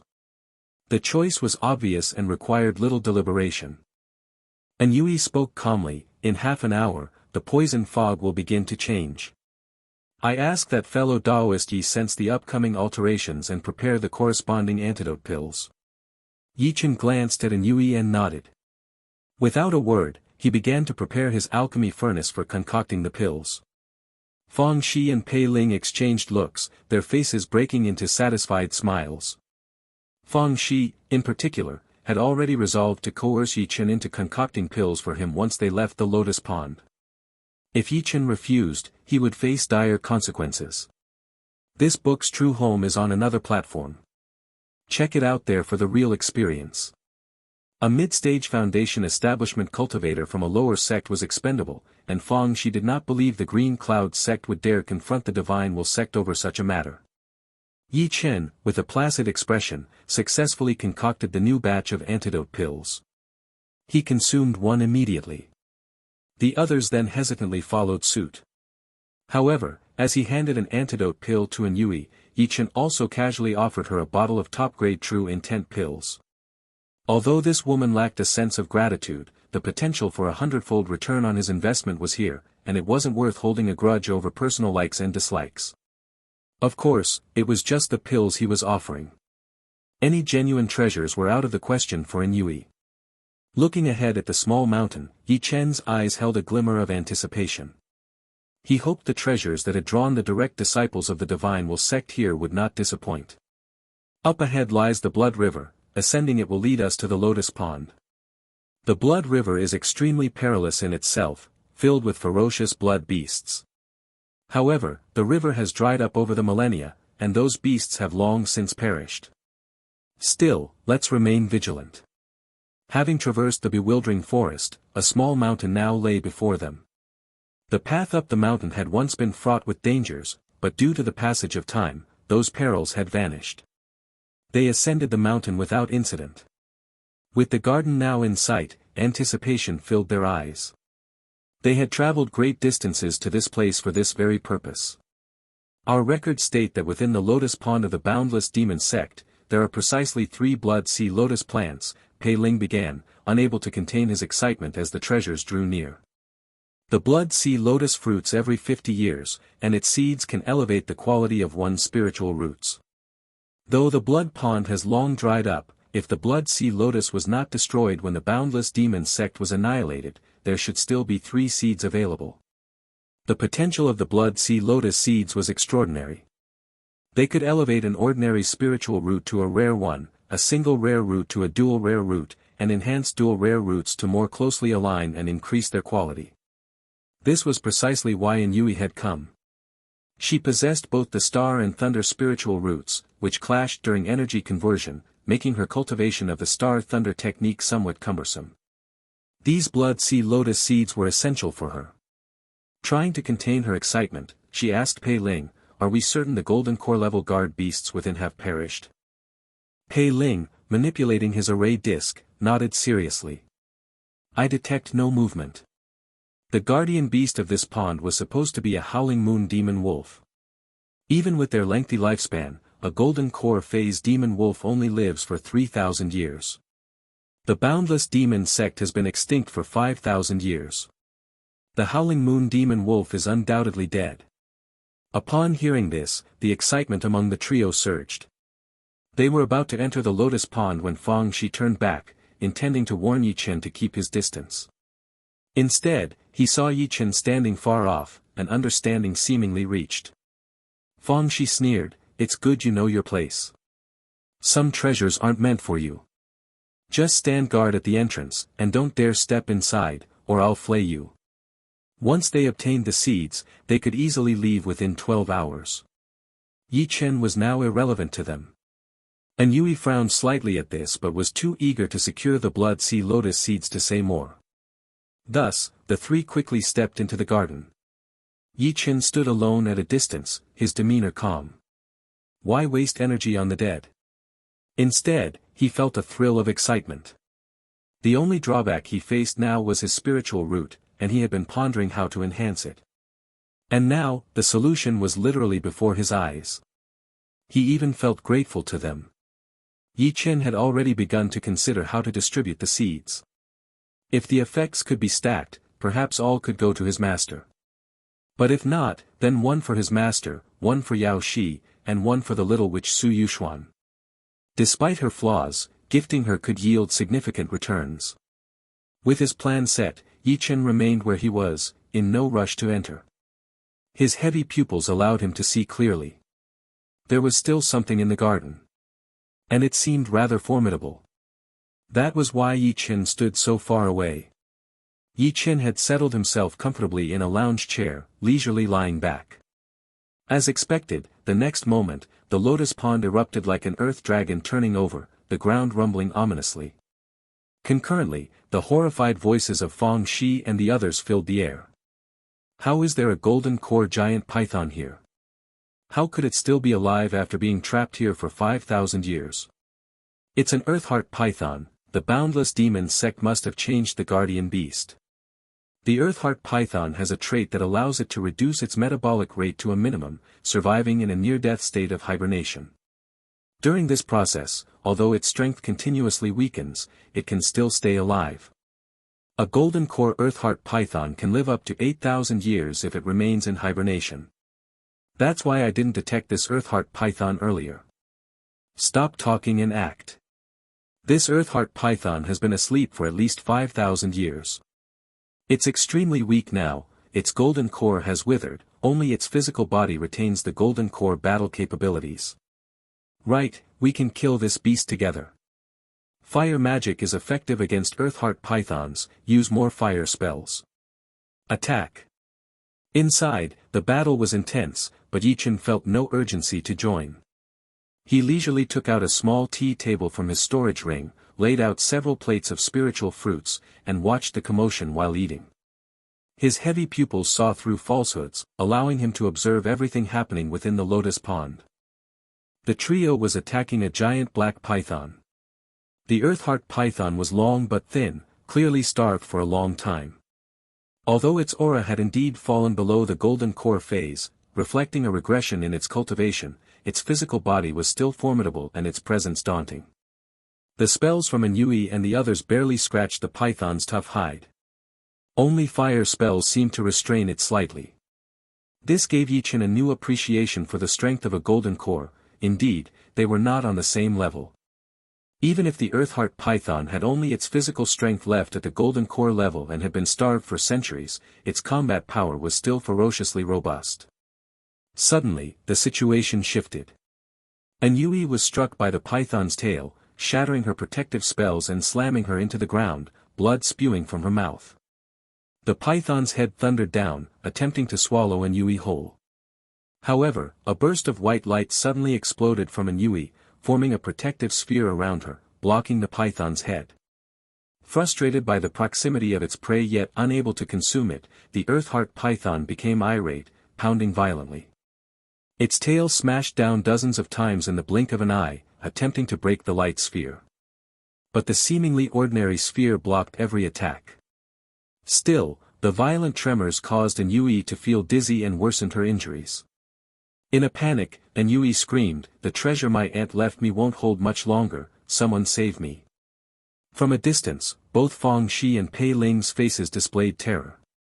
They could never have imagined that the earthheart python, after slumbering for 5,000 years, would still be so ferocious. After a prolonged battle, they had managed to shatter only a few of its scales. A case of literary theft. This tale is not rightfully on Amazon. If you see it, report the violation. The realization that the earthheart python was beyond their power to defeat was the only thought in their minds. Exchanging a glance, Feng Shi and Pei Ling turned and ran, shouting back, "Junior sister, hold on. We're no match for a golden core phase beast. I'm going to find a golden core expert from the Green Cloud sect to save you. Witnessing their actions, Yui's eyes widened in disbelief. She had been abandoned. By the time they returned with help, she feared she would already be devoured. Despair filled her eyes. With another powerful strike landing, Yui passed out. The Earthheart Python, furious at the unbroken protective sphere and the inert form of Yui inside, glanced at the fleeing Fang Shi and Pei Ling and, without hesitation, turned to pursue them. After 5,000 years of sleep, its mind was driven only by the need for flesh. It would let no one escape. Seeing the Earthheart Python turn around, its cold reptilian eyes fixated on them, Fang Shi and Pei Ling's terror intensified. They fled the Lotus Pond in a panic and, upon seeing Ye Chen, a plan formed in their minds. The Earthheart Python was hungry. If it ate Ye Chen first, it would buy them time to escape. They flew directly towards Ye Chen, with the giant python in hot pursuit, intending to soar over his head and lead the disaster towards him. However, Ye Chen's lips curled into a cold smirk. With a raise of his hand, two spirit chi formed into a massive purple-gold hand that crashed down, swatting them to the ground like flies. Fang Shi and Pei Ling, struggling against the intense pain, looked up at Ye Chen in disbelief. What was happening? The python arrived, intent on swallowing all three of them in one bite. But at that moment, terrifying flames erupted around Ye Chen's body. The sight halted the Earthheart Python in its tracks. The myriad star fire was a significant deterrent for a creature vulnerable to fire magic. Though Ye Chen could see the deterrent effect was minimal and the python might soon lose patience, it was enough for him. For now, that was all Ye Chen needed. Ye Chen had already written off Fang Shi and Pei Ling as dead in his eyes, but they were still direct disciples of the Divine Will sect. It was possible they had some spell to pinpoint their killer.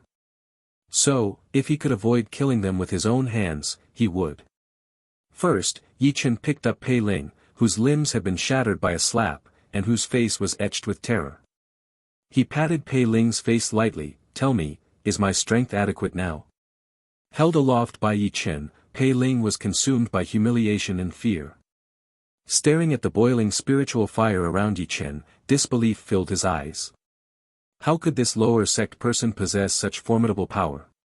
When Pei Ling remained silent, Ye Chen slapped him again. I'm speaking to you.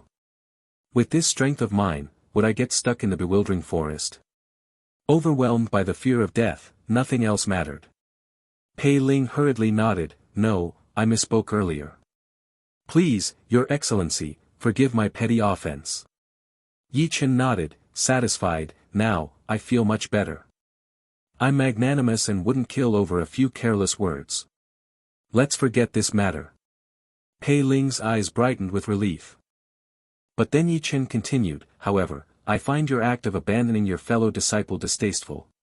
And Yui is so attractive, and you weren't willing to die for her. Are you even a man? With those words, Pei Ling, with a look of despair, was thrown by Ye Chen directly towards the Earthheart Python. The python's jaws snapped shut, swallowing him whole. A flicker of delight even appeared in its cold snake eyes. After dealing with Pei Ling, Ye Chen grabbed Fang Shi by the neck and hoisted him up. I also don't hold grudges, so I won't fuss over your threats. Just apologize to me, Ye Chen said amiably. Fang Shi was in despair, unable to believe his life was now in the hands of a supposed lower sect nobody. If it weren't for his prior battle with the Earthheart Python, Ye Chen could never have taken him by surprise. Fang Shi opened his mouth wide, but it wasn't to speak. Instead, he spat out a beam of rainbow light, aiming straight for Ye Chen's forehead. If I weren't injured, how could you possibly hurt me? Thinking of humiliating me? Let's die together. A gleam of satisfaction appeared in Fang Shi's eyes. However, his expression froze in the next moment. Ye Chen's speed was unbelievably fast. With a single slap, the expelled rainbow light was dispersed. Ye Chen hadn't been touched in the slightest. Wiping his hands with a look of disgust, Ye Chen remarked, disgusting. You foreigners really lack manners. In the next instant, Ye Chen also flung Fang Shi towards the Earthheart Python. Watching Fang Shi being devoured with one gulp, Ye Chen nodded in contentment, his mood lifted. With those two dealt with, only. After tasting blood for the first time in 5,000 years, the earth-heart python's ferocity intensified. Its greedy eyes locked onto Ye Chen. In the icy gaze of the earth-heart python, Ye Chen's body burned more intensely with the myriad star fire. He suddenly shot upwards, causing the earth-heart python's pupils to contract. The next moment, Ye Chen activated his heavy pupils. His eyes, devoid of any emotion, revealed a terrifying pressure that instantly permeated the scene. Under Ye Chen's gaze, the earth-heart python recoiled its head backward. Then, Ye Chen took out the blood sword talisman from his storage ring. The earth-heart python, sensing the terrifying power hidden within the talisman, retreated further. Ye Chen saw the earth-heart python calm down. He calmly nodded and spoke, "Although you are bound by a seal, the boundless demon sect has been exterminated, and it has been 5,000 years. The formation here has also been opened, and the exit is right. After you go out, turn right. Over there, you will find the cultivators of the Misty Sect, those of the Blood Tao, whose flesh is most abundant and suits your taste. You eat yours, and I'll attend to mine. There's no need for us to fight to the death, don't you think?" Ye Chen was not afraid of this earth-heart python. Its golden core was degraded, merely a strong physique. Killing it might be troublesome, but it was definitely possible. Yet, Ye Chen never liked cold-blooded reptiles such as snakes or pythons. He preferred not to touch them, unless it was a creature like Medusa. Moreover, killing an earth-heart python would only yield some golden core-level demon beast materials. Perhaps worth a few hundred or 1,000 top-grade spirit stones. The material of this earth-heart python was of the golden core phase, but its strength was far less than a genuine golden core. It was actually quite suitable for harvesting materials, offering high cost-effectiveness. But Ye Chen really didn't care for that. The earth-heart python stared at Ye Chen, seemingly heeding his advice. It turned around, thinking to devour the female cultivator and leave. However, Ye Chen, seeing the earth-heart python's movements, immediately floated in front of it. It was not out of any heroic rescue or pity. And Yui was ungrateful. Throughout the journey, although she was stronger than Fang Shi and his companion, she hardly behaved like a human. But who could ignore her good aunt? And Yui's life was insignificant. She could die for all he cared. But Miaoli, being 200 times more important, was crucial. If Yui died here, it was hard to say how Miaoli would treat him, the only survivor. If they became enemies, then there would be no more favors to curry. So, it was better to let Yui live. Blocked by Ye Chen again, the earth-heart python grew somewhat irritable. But Ye Chen activated his heavy pupils to their fullest, his right eye emitting a faint red light as the power of annihilation boiled within. He held the sword talisman tightly in his hand. The earth-heart python's imminent roar was swallowed back. With a cold glance at Ye Chen, the earth-heart python thrashed its tail and thunderously descended the mountain. Clearly dissatisfied and throwing a tantrum. Ye Chen watched as the other sped down the mountain. He nodded in satisfaction. Cultivation wasn't just about fighting and killing, it was about weighing the pros and cons. Even this demon beast understood that. Pity it was too fierce, while it could be killed, it was difficult to subdue. Moreover, Ye Chen hadn't prepared any beast-taming techniques. Otherwise, he would have liked to try capturing it to give away. A golden core earth-heart python as a gift. If it could deal a critical blow, might it return a true dragon to him? Love this story? Find the genuine version on the author's preferred platform and support their work. Ye Chen felt this was worth exploring. Upon returning, he definitely needed to thoroughly study the 6 arts of cultivation. Confirming the earth-heart python had departed, Ye Chen stepped contentedly into the lotus garden. Inside, it was already a ruin. And Yui lay unconscious in a huge pit 10 meters deep. Some of her clothes were torn, revealing quite a bit. Ye Chen walked over and examined her with his heavy pupils. She wasn't going to die. And she was indeed unconscious. Satisfied, Ye Chen nodded and proceeded deeper into the lotus garden. The pond was at the very end. Soon, Ye Chen reached the edge of the pond. It was as large as 6 or 7 soccer fields, vast and expansive, but sadly, it had long since dried up. Even the blood-red stains at the bottom of the pond had faded, emitting a strange odor. In the center of the pond, 3 withered lotus roots intertwined, supporting a pale golden lotus pod. Even the pod had not withered. This made Ye Chen raise an eyebrow. Why was there only one? And why was it pale golden? Although Ye Chen was a second-grade alchemist at full mastery, he was unfamiliar with this blood sea lotus. He flew closer to examine it. Ye Chen discovered that the base of this pale golden lotus pod was actually connected to the roots of the 3 blood sea lotuses. 3 blood sea lotuses had nurtured this single pod. Although he didn't know how this happened, the unification of 3 into 1 was definitely a good thing. Ye Chen carefully used his mana to open the lotus pod. A golden lotus seed instantly flew out. Ye Chen immediately caught it and stored it in a pill bottle. As soon as the lotus seed was removed, both the lotus pod and the roots instantly turned to ashes. A gust of wind scattered them completely. Ye Chen was quite satisfied with this journey. After all, he currently did not lack cultivation techniques, spells, or various magical treasures and medicines. What he lacked was a spiritual root. Even an upgrade to a 9th grade root would be a significant enhancement for Ye Chen. If it could become an unusual spiritual root, that would be an outright breakthrough. As for an earth or heavenly spiritual root, that would be even more incredible. As far as Ye Chen knew, a Niaoli was an earth spiritual root, which is why she could achieve 200 times feedback. Ye Chen wondered if this blood sea lotus seed could enhance his master's spiritual root to an earth spiritual root. If so, could his master's feedback also reach 200 times? Thinking this, Ye Chen grew even more excited. Looking around one more time, seeing nothing else of interest, Ye Chen hurried back to his sect. He had just given an Yui a gift today, turning back now, he would arrive at the sect in exactly 1 week. Just in time to present a gift to his master. Ye Chen gracefully flew back to the deep pit, seeing that an Yui was still unconscious. He directly picked up an Yui and set her down on the ground. Ye Chen's left eye emitted a faint luminescence, and a power of revival sprinkled over an Yui. An Yui's injuries rapidly improved. This slightly surprised Ye Chen. His heavy pupils had the power of resurrection in the left eye and annihilation in the right eye. It was the first time Ye Chen had used the revival ability, and he did not expect the effect to be so potent.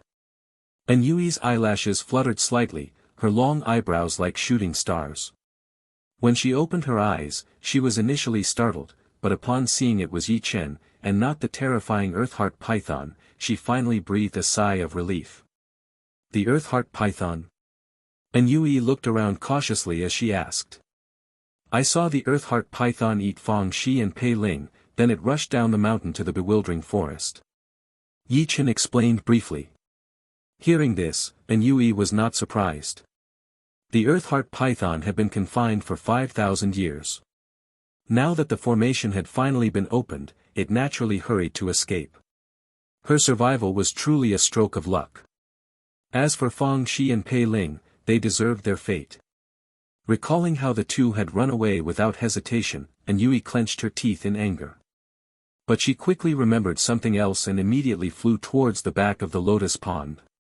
However, when she saw the empty pond, her expression instantly darkened, and she muttered, how could it be gone? Could it be that someone took the blood sea lotus before the boundless demon sect was exterminated? Without the blood sea lotus, wasn't this trip in vain? She couldn't help but cast a suspicious glance at Ye Chen. The Earthheart Python, as a guardian beast with restrictions, definitely couldn't consume the blood sea lotus seeds.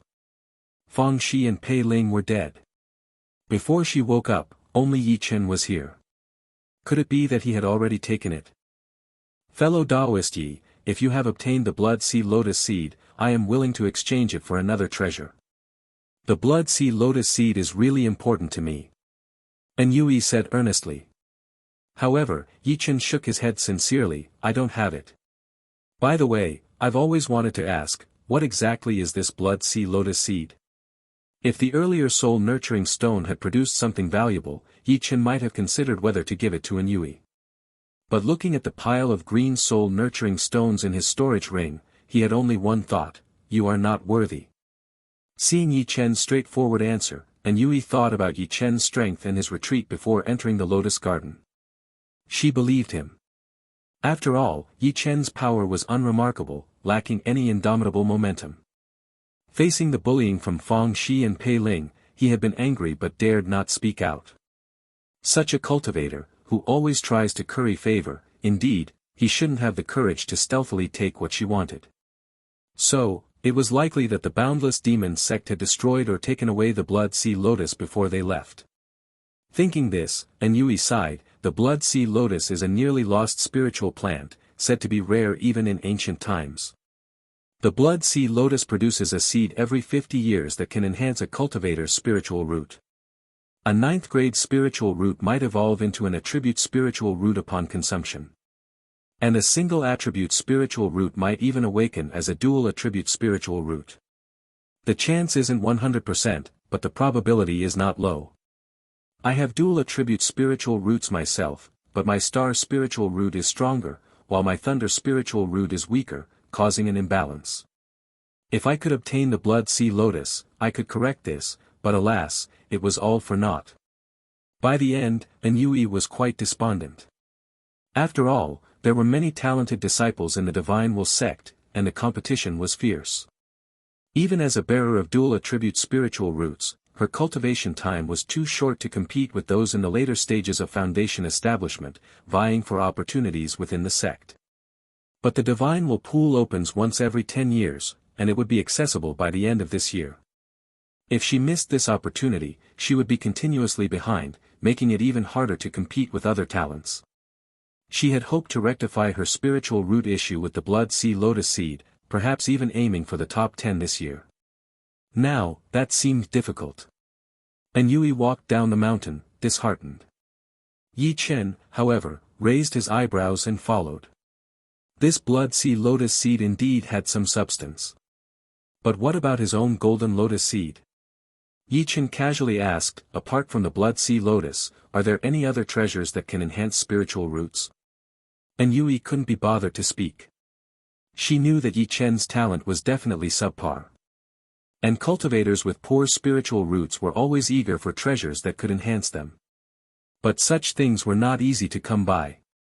She simply took out a jade slip from her storage ring and threw it to Ye Chen. This is some information from our Divine Will sect about the Blood Sea Lotus and other treasures that enhance spiritual roots. Take a look. Ye Chen, curious, immediately sent his spiritual sense into it. Instantly, text and images flooded into his mind. The jade slip recorded many treasures that could enhance spiritual roots. But most were extinct. However, Ye Chen's eyes lit up when he saw a Golden Lotus seed. It was identical to the one he had obtained. Blood Sea Golden Lotus seed. If the Blood Sea Lotus is fed with python blood and irrigated with the heart blood of an earth heart python, it might mutate, merging multiple plants to form a mutated Blood Sea Lotus. Every 500 years, the mutated Blood Sea Lotus produces a fruit, yielding the Blood Sea Golden Lotus seed. Consuming the Blood Sea Golden Lotus seed may elevate one to an earth spiritual root. Seeing this, Ye Chen's eyes sparkled. No wonder the guardians in the Lotus Garden had changed from a demon wolf to the earth heart python. It seemed the boundless demon sect wanted to induce a mutation in the Blood Sea Lotus. And this Blood Sea Golden Lotus seed could even help cultivators elevate to an earth spiritual root. Although it was only a possibility, it was still far more powerful than a normal Blood Sea Lotus seed. If he gifted this Blood Sea Golden Lotus seed to his master, the reward he could receive might even elevate to a heavenly spiritual root. This story has been unlawfully obtained without the author's consent. Report any appearances on Amazon. At this moment, Ye Chen was truly elated. This trip, indeed, had not been in vain. Having committed all the information to memory, Ye Chen returned the jade slip to Yui. Yui was despondent. Ye Chen, on the other hand, was in high spirits. Neither wanting to speak, they simply continued down the mountain. Perhaps due to the Earthheart Python's rampage, a wide path had been cleared through the bewildering forest. The two easily made their way out of the forest, exiting through the entrance they had found.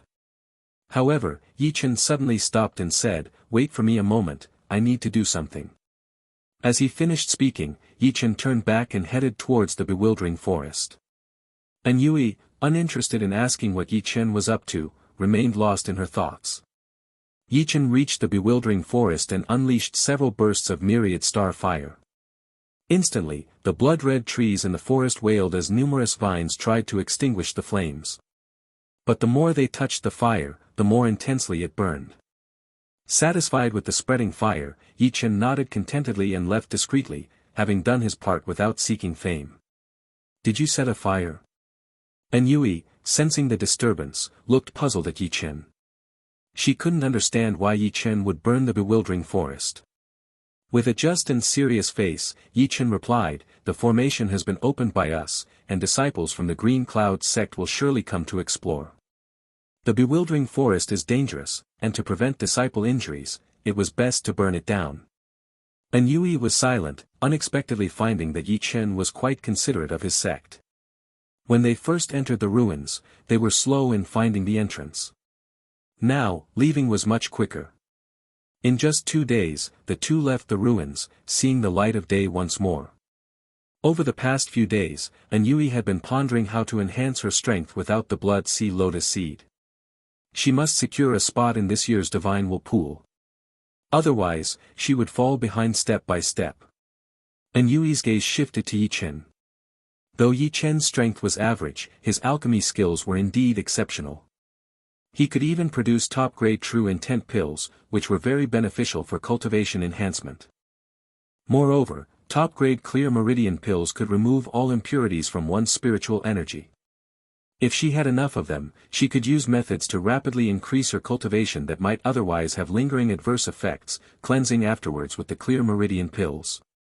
After leaving the ruins, Yui turned to Ye Chen and asked, "Fellow Taoist Yi, do you still have any top-grade true intent pills and clear meridian pills?" Ye Chen nodded in response, "Yes, I do." Yui immediately showed delight, "I need more of these 2 types of pills." Ye Chen nodded again, "Of course, I have as many as you need." Yui's eyes brightened even more. Ye Chen paused for a moment before continuing, "In consideration of Eldarin, I'll give you a discount.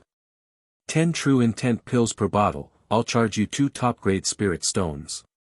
10 clear meridian pills per bottle, I'll charge you 3 top-grade spirit stones. How many do you want?" Yui's eyes widened in surprise. She has to pay with spirit stones. Weren't you giving them to me before? Seeing Yui's expression, Ye Chen also looked surprised, "Aren't you looking to buy, fellow Taoistan?"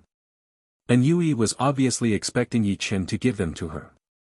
After all, she had always thought that Ye Chen, who was known to ingratiate himself, wanted to cling to her status as a direct disciple of the Divine Will sect. That's why he had given her soul-nurturing stones and pills before. But why wasn't Ye Chen offering them for free now? Now that Ye Chen had put it that way, Yui felt embarrassed to say she wouldn't buy. It would seem like she was expecting a free ride. "I'll buy 2 bottles of each." Yui had about 10 top-grade spirit stones in her storage ring.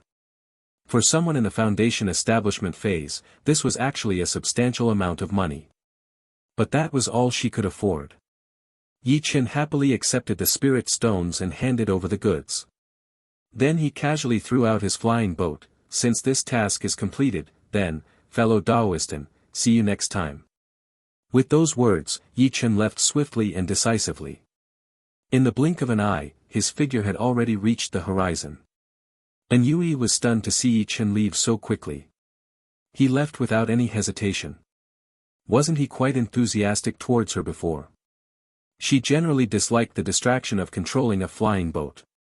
She had initially thought about asking Ye Chen to escort her back to the Divine Will sect. Why did he leave on his own? And then it dawned on Yui, when Ye Chen first met her, he used to call her Farian. When did it change to fellow Taoistan? Yui was indeed perceptive. She quickly figured out the reason behind Ye Chen's change in attitude. It must have been because she hadn't spoken up when Fang Shi and Pei Ling targeted Ye Chen during their journey. But how could he blame her? On one side was a direct disciple from her own Divine Will sect, and on the other, Ye Chen, a lower sect cultivator. Who would risk creating a rift with their sect mates for someone like Ye Chen? Moreover, she had gone through considerable trouble to enter the bewildering forest and even saved Ye Chen's life, getting injured in the process. After doing so much, Ye Chen still acted this way. Ye Chen truly did not appreciate her efforts.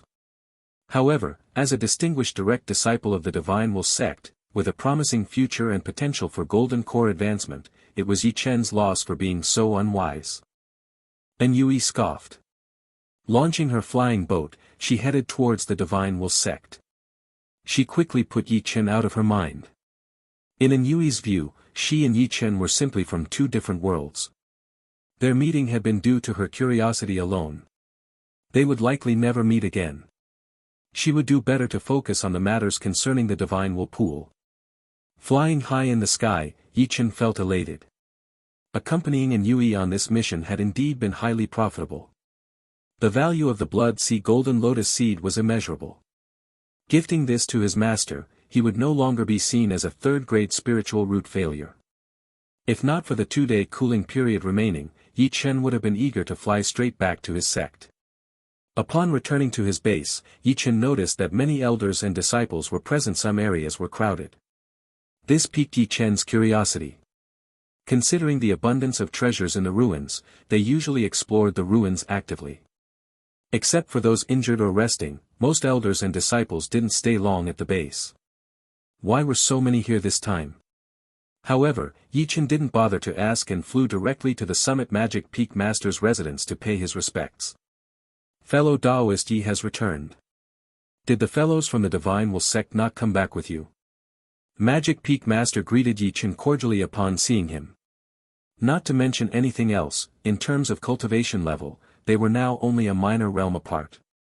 Thinking back to 4 years ago when he watched Ye Chen overpower his own disciple, Magic Peak Master felt somewhat sentimental. Not to mention, Ye Chen had connections with the elders of the Divine Will sect. Ye Chen immediately chuckled and shook his head. They went back directly. The Magic Peak Master wasn't surprised. People from the Divine Will sect always considered the outside regions to be backwaters and preferred not to linger. Your contributions during this mission to assist our sect will be recognized and rewarded within a month, the Magic Peak Master mentioned. Then, suddenly remembering something, he asked, by the way, a golden core earthheart python suddenly appeared in the ruins these past few days. Do you have any idea about that? The sudden emergence of a golden core demonic beast wreaking havoc in the ruins had the Magic Peak Master suspecting it was the work of Divine Will sect's direct disciples. Did you know this text is from a different site? Read the official version to support the creator. Ye Chen was taken aback, suddenly realizing why there were so many people at the base all at once. It turns out they were all scared back. The Magic Peak Master continued, fortunately, that Earthheart Python headed towards the exits near the Misty sect. Our disciples weren't much affected. However, I was leading a few elders at the time, competing with the Misty sect for a cultivation technique, when we happened to encounter it.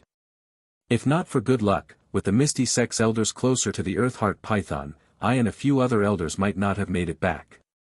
Elderly even lost an arm and rushed back to the sect to seek healing. Was it those direct disciples from Divine Will sect who caused this? These upper sect direct disciples never consider the consequences of their actions on lower sect territories. Now with a golden core demonic beast in the ruins, how are we supposed to continue operations there? By the end, the Magic Peak Master was visibly shaken and quite displeased with the direct disciples of Divine Will sect. Ye Chen's mouth twitched. Without hesitation, he passed the blame. Yes, it was them who let loose the Earthheart Python. Ye Chen decided that after he delivered the Blood Sea Golden Lotus seed to his master, he would visit Elderly. He planned to bring some medicinal pills as compensation. Although he couldn't be blamed for the incident, he felt somewhat responsible. Ye Chen asked the Peak Master for leave, stating that he needed to return home for a while. The Magic Peak Master agreed readily. After all, the ruins were now inaccessible. He was already in contact with the sect about whether to withdraw everyone. Ye Chen bid farewell to Magic Peak Master.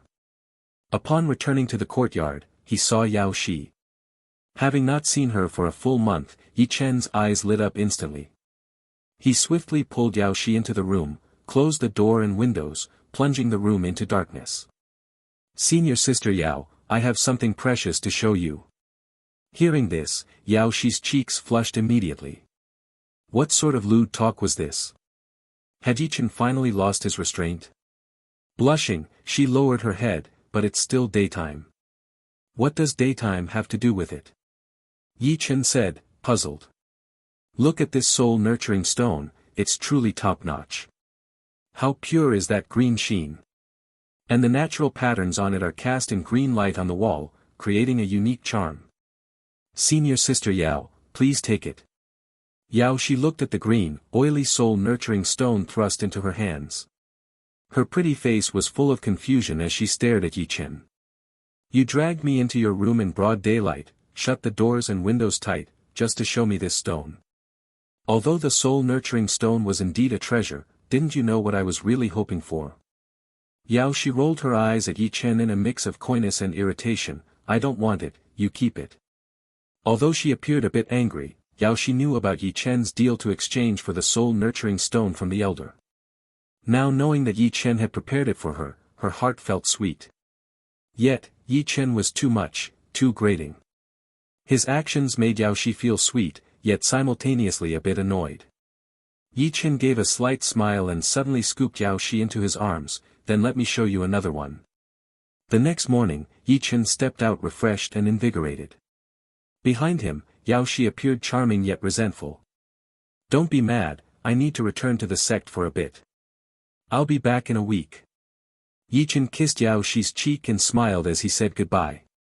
Yao Shi glanced around, her pretty face blushing. She wasn't really that angry anymore. Though he could be irritating, most of the time, his company was quite pleasant. After bidding farewell to Yao Shi, Ye Chen launched his flying boat and swiftly departed. He was heading to the Green Cloud sect to meet his master. Carrying the Blood Sea Golden Lotus Seed, a treasure capable of enhancing spiritual roots, Ye Chen was eager. He even found the cooldown period too long. He wondered if there was a way to upgrade the system. If it could be triggered once a day, wouldn't he soar to new heights? At the Green Cloud sect, Gu Yunyun lay in a small pond, gazing at the clouds rolling across the sky. She was slightly distracted. It was she who had sent Ye Chen away, hoping that time would dispel some of his inappropriate thoughts. Yet, it was she who felt uncomfortable with the adjustment. Each night, she couldn't help but use her spiritual sense to scan Ye Chen's courtyard, longing to hear his voice. She often found herself recalling how Ye Chen, feigning nonchalance, would present her with painstakingly crafted top-grade elixirs. Having lived alone on Sword Peak since childhood after her master left, she thought she had grown accustomed to solitude. But in just a few years since Ye Chen's arrival, she found herself unaccustomed to being alone again. Gu Yunyun reflected on her life. Since being discovered by her master and brought to the mountain, she had been training with her sword. Her occasional descents from the mountain were only to slay enemies with her blade. That was until Ye Chen arrived. Thinking she had taken on a disciple, she felt responsible to care for him. Only then did her life begin to change. Suddenly. Knock, knock, knock. The sound of knocking arose, accompanied by a voice clearly filled with eagerness and anticipation. Master, I'm back. Your disciple has come to show his filial piety. Gu Yunyun's reminiscing was interrupted, and a slight smile involuntarily appeared on her somewhat confused face. However, she quickly composed herself. Ye Chen was back. She rose leisurely, causing water to splash everywhere. The red dress at her side twirled around Gu Yunyun a few times before wrapping around her gracefully. After making herself presentable, Gu Yunyun finally opened the door. Her expression was cold and somewhat stern as she looked at the entering Ye Chen. Why have you returned again? What's the reason this time? Ye Chen was unfazed by his master's cool demeanor. He closed the door behind him and replied with a smile, Master, I was assisting a direct disciple of the Divine Will sect with a task, and in the ruins, there was a golden core demonic beast causing trouble. Since there's not much else happening, Magic Peak Master gave me some time off. Gu Yunyun observed Ye Chen's cultivation level and raised an eyebrow slightly. Although she had received news from the base 2 weeks ago that Ye Chen had advanced to the middle stage of foundation establishment, seeing it in person still seemed somewhat incredible to her. Ye Chen's rate of advancement was astoundingly fast. Gu Yunyun had long realized her disciple was extraordinary. Possessing at least a second-grade peak level in alchemy, he was probably better than the pill peak master of their sect. Moreover, Ye Chen's combat ability was exceptionally strong. He had easily broken through the stages of foundation establishment. And in just over 2 years, he had reached the middle stage of foundation establishment. Such feats were simply not possible for someone with a third-grade spiritual root. Ye Chen surely harbored countless secrets. However, Gu Yunyun was not inclined to delve into these. As his master, she naturally wanted him to be as strong as possible. Yet, seeing Ye Chen's rapid advancements, she felt a stir of panic within. If this continued, wouldn't Ye Chen surpass her in cultivation? At that time, how could she maintain her authority as a master in front of Ye Chen?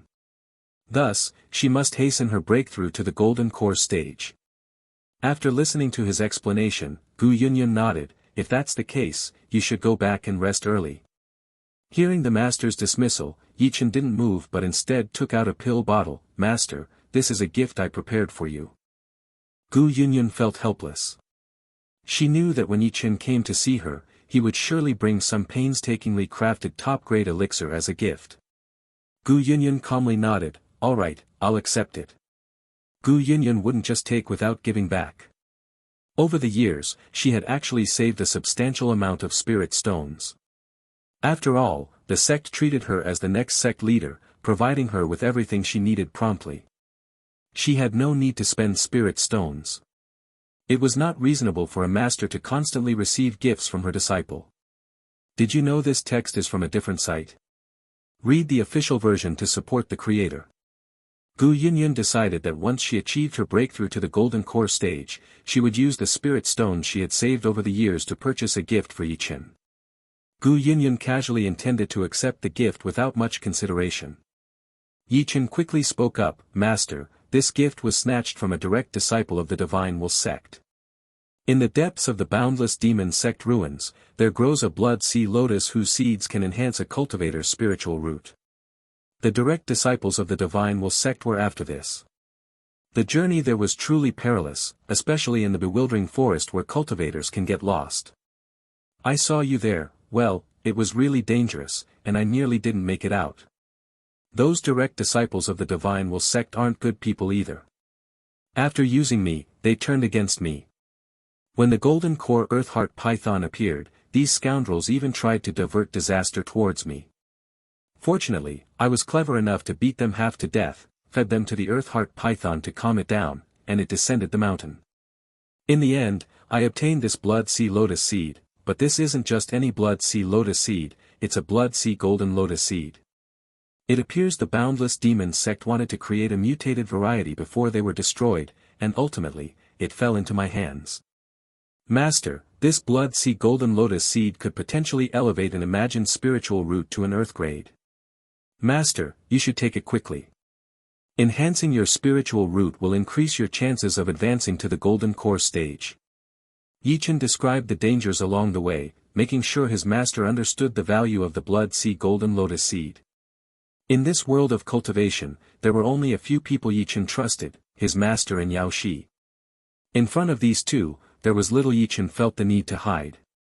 Hearing this, Gu Yunyun's hand, originally about to casually accept the gift, stiffened.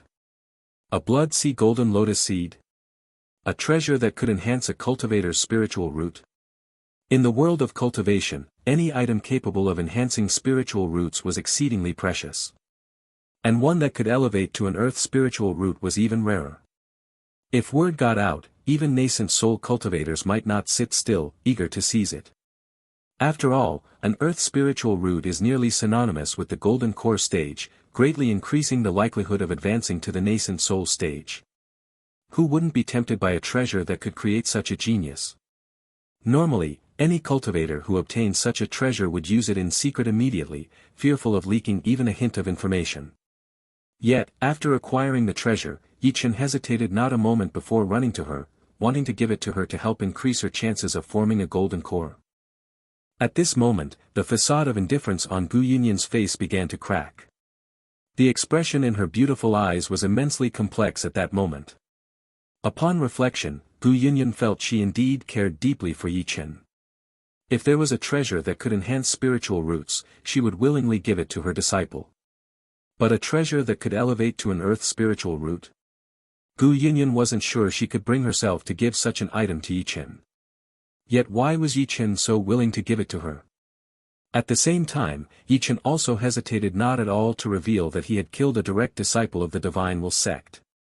The status of a direct disciple from the Divine Will sect was extremely high. If the news got out, it would inevitably lead to Golden Core elders pursuing Ye Chen relentlessly.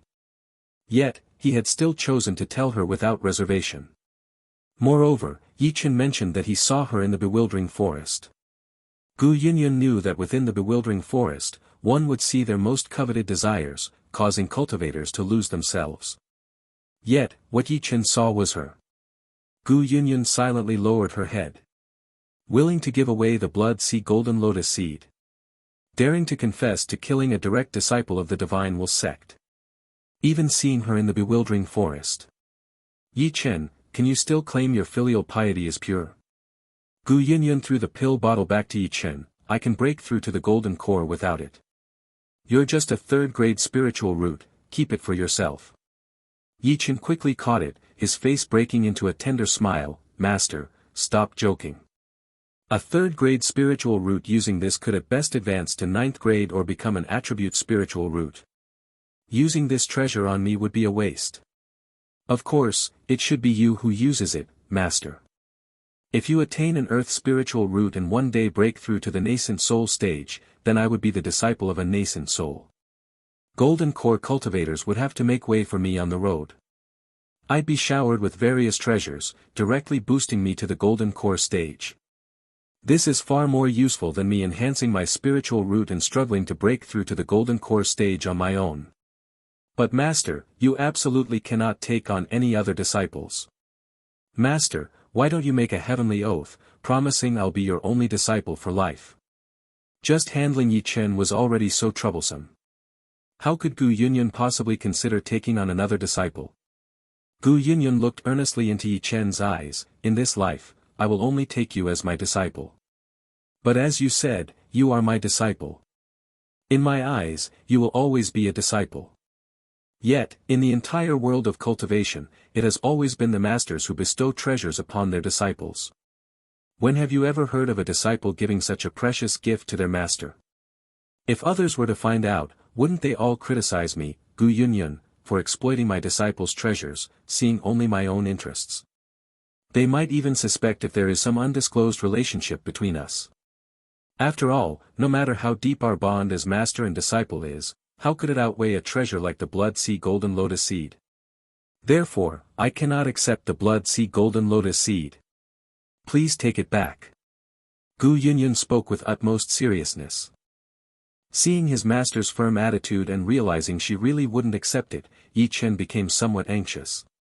He immediately responded, Master, if you don't tell and I don't tell, who would know? Gu Yunyan's gaze was serene. In the world of cultivation, there are countless methods, nothing can be hidden from everyone. Ye Chen frowned. Even so, what does it matter if they know? Our matters as master and disciple are clear to us. I, Ye Chen, am simply showing filial piety. Why should we care about what others say? All we need to do is be guilt-free in our hearts. Seeing that Ye Chen still refused to give up, Gu Yunyan sighed, her expression carrying a hint of confusion as she looked up at the sky. Seeing that his master remained silent, Ye Chen stood up decisively. Master, I am giving this blood sea golden lotus seed to you. If you don't want it, then just throw it away.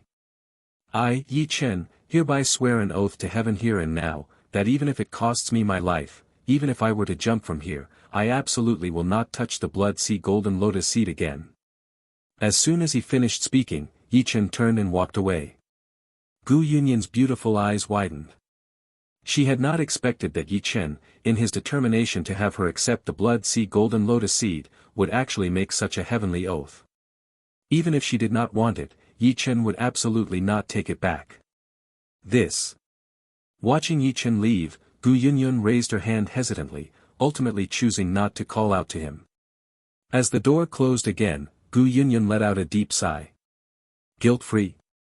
But what if I feel guilty?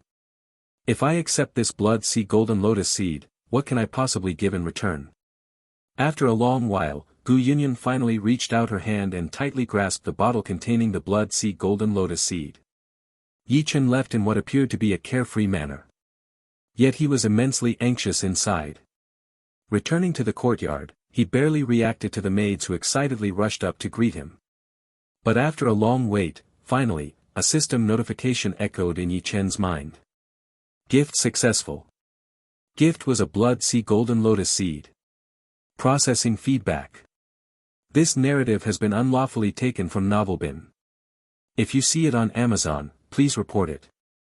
100x feedback in progress. Detection of the host's gift has significantly impacted the recipient, exceeding expectations and causing substantial emotional fluctuation, triggering a critical reward. Reward, Bodhi Seed. Bodhi Seed, from the sacred Bodhi tree of Buddhism, surrounded by monks chanting for 1,000 years, this fruit is born. Upon assimilation, it can enlighten and open the mind, providing extraordinary comprehension, elevating to a heavenly spiritual root. A Bodhi Seed? Ye Chen's eyes widened in astonishment. The system's description of the Bodhi seed wasn't lengthy, but its effects were terrifyingly potent. Previously, whether it was the blood sea lotus seed or the blood sea golden lotus seed, they only offered a possibility of enhancing the spiritual root, not a guarantee, and the enhancement had its limits. For instance, Ye Chen, with a third-grade spiritual root, even if he consumed the blood sea golden lotus seed, the best outcome would be reaching an attribute spiritual root level. It was impossible for him to ascend to an earth spiritual root because the gap between the grades of spiritual roots was too vast. Relying on a single lotus seed to bridge this gap was too difficult. However, the Bodhi seed was different. Once assimilated, it directly elevated the cultivator to a heavenly spiritual root. There were no terms like potential or possibility used. This fact alone thrilled Ye Chen immensely. And how powerful was a heavenly spiritual root? According to what Ye Chen had read in the scriptures, a heavenly spiritual root signified a potential deity transformation powerhouse. Cultivators with heavenly spiritual roots face no bottlenecks on their path to deity transformation status. They could easily break through all the way, illustrating its preciousness. But encountering no obstacles in cultivation was just one of the benefits of a heavenly spiritual root. The cultivation speed would be much faster. A heavenly spiritual root could also automatically and perfectly filter spiritual qi, making detoxifying pills like clear meridian pills unnecessary during cultivation. There were also various other miraculous benefits, too numerous to count. Even the divine will sect did not have a single heavenly spiritual root. In the Holy Lands, heavenly spiritual roots were exceedingly rare. Once one appeared, even sacred lands would compete fiercely for it. The value of a heavenly spiritual root was thus evident. To leap from a third-grade failure to a heavenly spiritual root was something even Ye Chen couldn't help but rejoice over in his heart. Choosing not to give the blood sea golden lotus seed to Yao Shi, but to his master instead, had clearly been the right decision. Indeed, his master was a treasure trove of immeasurable value. Watching the Bodhi seed within his storage ring, translucent like agate and the size of a fist, Ye Chen resolutely refused the hungry, eager advances of his maids who longed for progress. Women were indeed interesting, but what could be more important than the path to immortality? Engaging in such diversions was fun, but unless it involved dual cultivation techniques, Ye Chen wouldn't normally forsake his sleep every night. Advancing his spiritual root to a heavenly spiritual root was now his utmost priority. Thus, Ye Chen chose to enter seclusion without hesitation. Sitting cross-legged on a bed of jade, he took out the Bodhi seed. The crystalline, agate-like Bodhi seed emitted a faint luminescence as he held it, its sacred glow undeniable. Merely holding it in his hand, Ye Chen could feel his mind becoming clearer. Many of the previous confusions in his cultivation seemed to resolve themselves effortlessly at that moment. Impressed by such miraculous effects, Ye Chen grew even more impatient. He closed his eyes immediately, beginning the process of assimilation. Instantly, the room seemed filled with the faint sound of Buddhist chants. Sacred light shimmered around Ye Chen. A unique power flowed from the Bodhi seed into his body, nourishing the pitifully inadequate spiritual root within him. At the peak of Sword Peak, Gu Yunyun still sat there, unmoved. She gazed up at the countless stars. The starlight bathed her, making her skin, visible beyond the red dress, appear as flawless as porcelain. Thinking of Ye Chen's return, Gu Yunyun instinctively extended her spiritual sense, habitually wanting to check on Ye Chen's activities. Yet, all was quiet in Ye Chen's courtyard. Gu Yunyun knew that Ye Chen had been practicing dual cultivation techniques. The rapid improvement in the cultivation levels of those maids was evident. Ye Chen had always been diligent in enhancing his cultivation. But tonight, Ye Chen had even forsaken dual cultivation. What did that imply?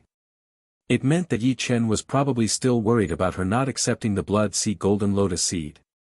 So much so that he didn't even feel up to dual cultivation. Gu Yunyun sighed softly. It seemed she really had to use it now. She gently picked up the pill bottle, the golden lotus seed inside emitting a faint glow as it floated out and landed in Gu Yunyun's palm. No longer hesitating, Gu Yunyun gently parted her lips and placed the golden lotus seed in her mouth. Gu Yunyun had made up her mind. From now on, no matter what, she would only have Ye Chen as her disciple. She would protect this disciple for a lifetime. In the early morning, Ye Chen opened his eyes. The Bodhi seed from the system feedback had been fully assimilated. Ye Chen felt as if his entire being was somewhat different. Spiritual root quality isn't directly related to combat power. Thus, there wasn't a feeling of being overwhelmingly powerful. However, subtle changes had already quietly taken place. Ye Chen immediately tried to cultivate. Soon, his eyes widened in astonishment. If previously, cultivating with a third-grade spiritual root was like stirring a water tank with a small straw, struggling to draw spirit chi from the environment, using all his might but barely drawing much, now with a heavenly spiritual root, it was as if the small straw had been replaced with a large industrial pump with powerful suction. The spirit chi from the environment was now rushing into Ye Chen's body eagerly. The sensation made Ye Chen want to exclaim, "I feel like I'm overflowing." Besides the speed of absorbing spirit chi, the rate of energy conversion had also drastically increased. Previously, the efficiency of converting spirit chi could only be likened to a small family workshop. Now, it was comparable to a super factory, and the quality of the converted spiritual energy was exceptionally pure. Just these changes alone made Ye Chen's cultivation speed tens of times faster than before. But the benefits of a heavenly spiritual root were clearly not limited to these. There were many more capabilities yet to be discovered and comprehended. Moreover, after assimilating the Bodhi seed, not only did Ye Chen obtain a heavenly spiritual root, but his comprehension also greatly improved. He gained a new understanding of the cultivation world here. Ye Chen, who already possessed top-notch comprehension due to his exquisite heart, had his abilities enhanced even further. With a top-tier heavenly spiritual root coupled with extreme comprehension, Ye Chen could now proudly declare in the face of any prodigy, "Who isn't a genius?" Today, Ye Chen completed his cultivation in only half the usual time. Yet, the gains were comparable to what he used to achieve in a month, and the spiritual energy was even purer. This made Ye Chen increasingly appreciate the advantages of being a genius. Less time spent cultivating, yet reaping greater rewards. No wonder geniuses are formidable, they have more time to learn other things. Carrying a third-grade spiritual root previously, he really had been moving forward with a burden. Reflecting on this, Ye Chen's thoughts drifted to his master. He wondered if his master had consumed the blood sea golden lotus seed and whether she had attained an earth spiritual root. Ye Chen chose not to disturb her. Instead, he flew out of his courtyard to visit elderly at the formation peak, bringing several top-tier healing pills. In the following days, Ye Chen finally had time to comfort his maids. Thanks to the pills Ye Chen had left them, all the maids had now reached the peak of qi refining. Ye Chen also bestowed upon them top-tier foundation establishment pills. However, Ye Chen's enthusiasm for dual cultivation had cooled. After all, the disparity in their cultivation levels was becoming too great. The benefits dual cultivation brought him were now minimal. But after obtaining the heavenly spiritual root, Ye Chen was surprised to find that even the effects of dual cultivation could be enhanced. This renewed his interest in it. He could now work until dawn. A week later, when Ye Chen planned to visit his master and then return to the Middle Mountain residence, his master came to him instead. This story originates from Novelbin. Ensure the author gets the support they deserve by reading it there. Gu Yunyun, still stunning in her red dress, was as graceful and beautiful as ever. She came to Ye Chen's courtyard and spoke with a nod. The gift was very effective. My spiritual root has now advanced to an earth spiritual root. Gu Yunyun had come to tell Ye Chen. She had not wasted the blood sea golden lotus seed. Seeing his master's curvaceous figure, Ye Chen's face lit up with ecstatic joy. Not only because. For the first time, Ye Chen noticed that the system's feedback multiplier for a recognized subject could change. Gu Yunyun, 200 times. Indeed, the multiplier is linked to the quality of the spiritual root. The higher the spiritual root, the higher the multiplier. Now, his master had the same multiplier as a Miaoli from the Divine Will sect. For Ye Chen, this was an exceptionally favorable development. In the past, Ye Chen had experimented and found that cultivation levels did not affect the multiplier. When his senior sister broke through, there was no increase in multiplier. The maid's cultivation levels rose steadily, but their multipliers did not increase. Ye Chen had speculated whether reaching true foundation establishment or similar milestones might affect the multiplier. However, when the little demoness Su Yuxuan achieved true foundation establishment, her multiplier remained at 50 times. This proved that cultivation milestones were not influential. Now it seemed that only changes in the spiritual root could enhance the multiplier. This discovery led Ye Chen to a decision. Although he now possessed a heavenly spiritual root and typical treasures for enhancing spiritual roots were no longer useful to him, if there was a chance to acquire similar treasures, he intended to secure them. He could give them to the little demoness to enhance her spiritual root. The more powerful effects reflected from such an upgrade could then be used on his senior sister Yao Shi, for even greater improvement. Aside from a few maids, his senior sister, with a 9th grade spiritual root, actually had the poorest talent. Even with continuous gifts from him, her cultivation was increasingly unable to keep up with his. If he could enhance his senior sister's spiritual root, not only would it increase her multiplier, but it would also prevent her cultivation from lagging too far behind his. After all, the cultivation level is also linked to lifespan. Although the senior sister was not yet his woman, she was almost there. Among the women Ye Chen had been involved with, she provided one of the top experiences and feelings. Naturally, Ye Chen did not want to one day see Yao Shi turn into a skeletal remnant. Seeing the joy on Ye Chen's face, Gu Yunyun couldn't help but smile wryly.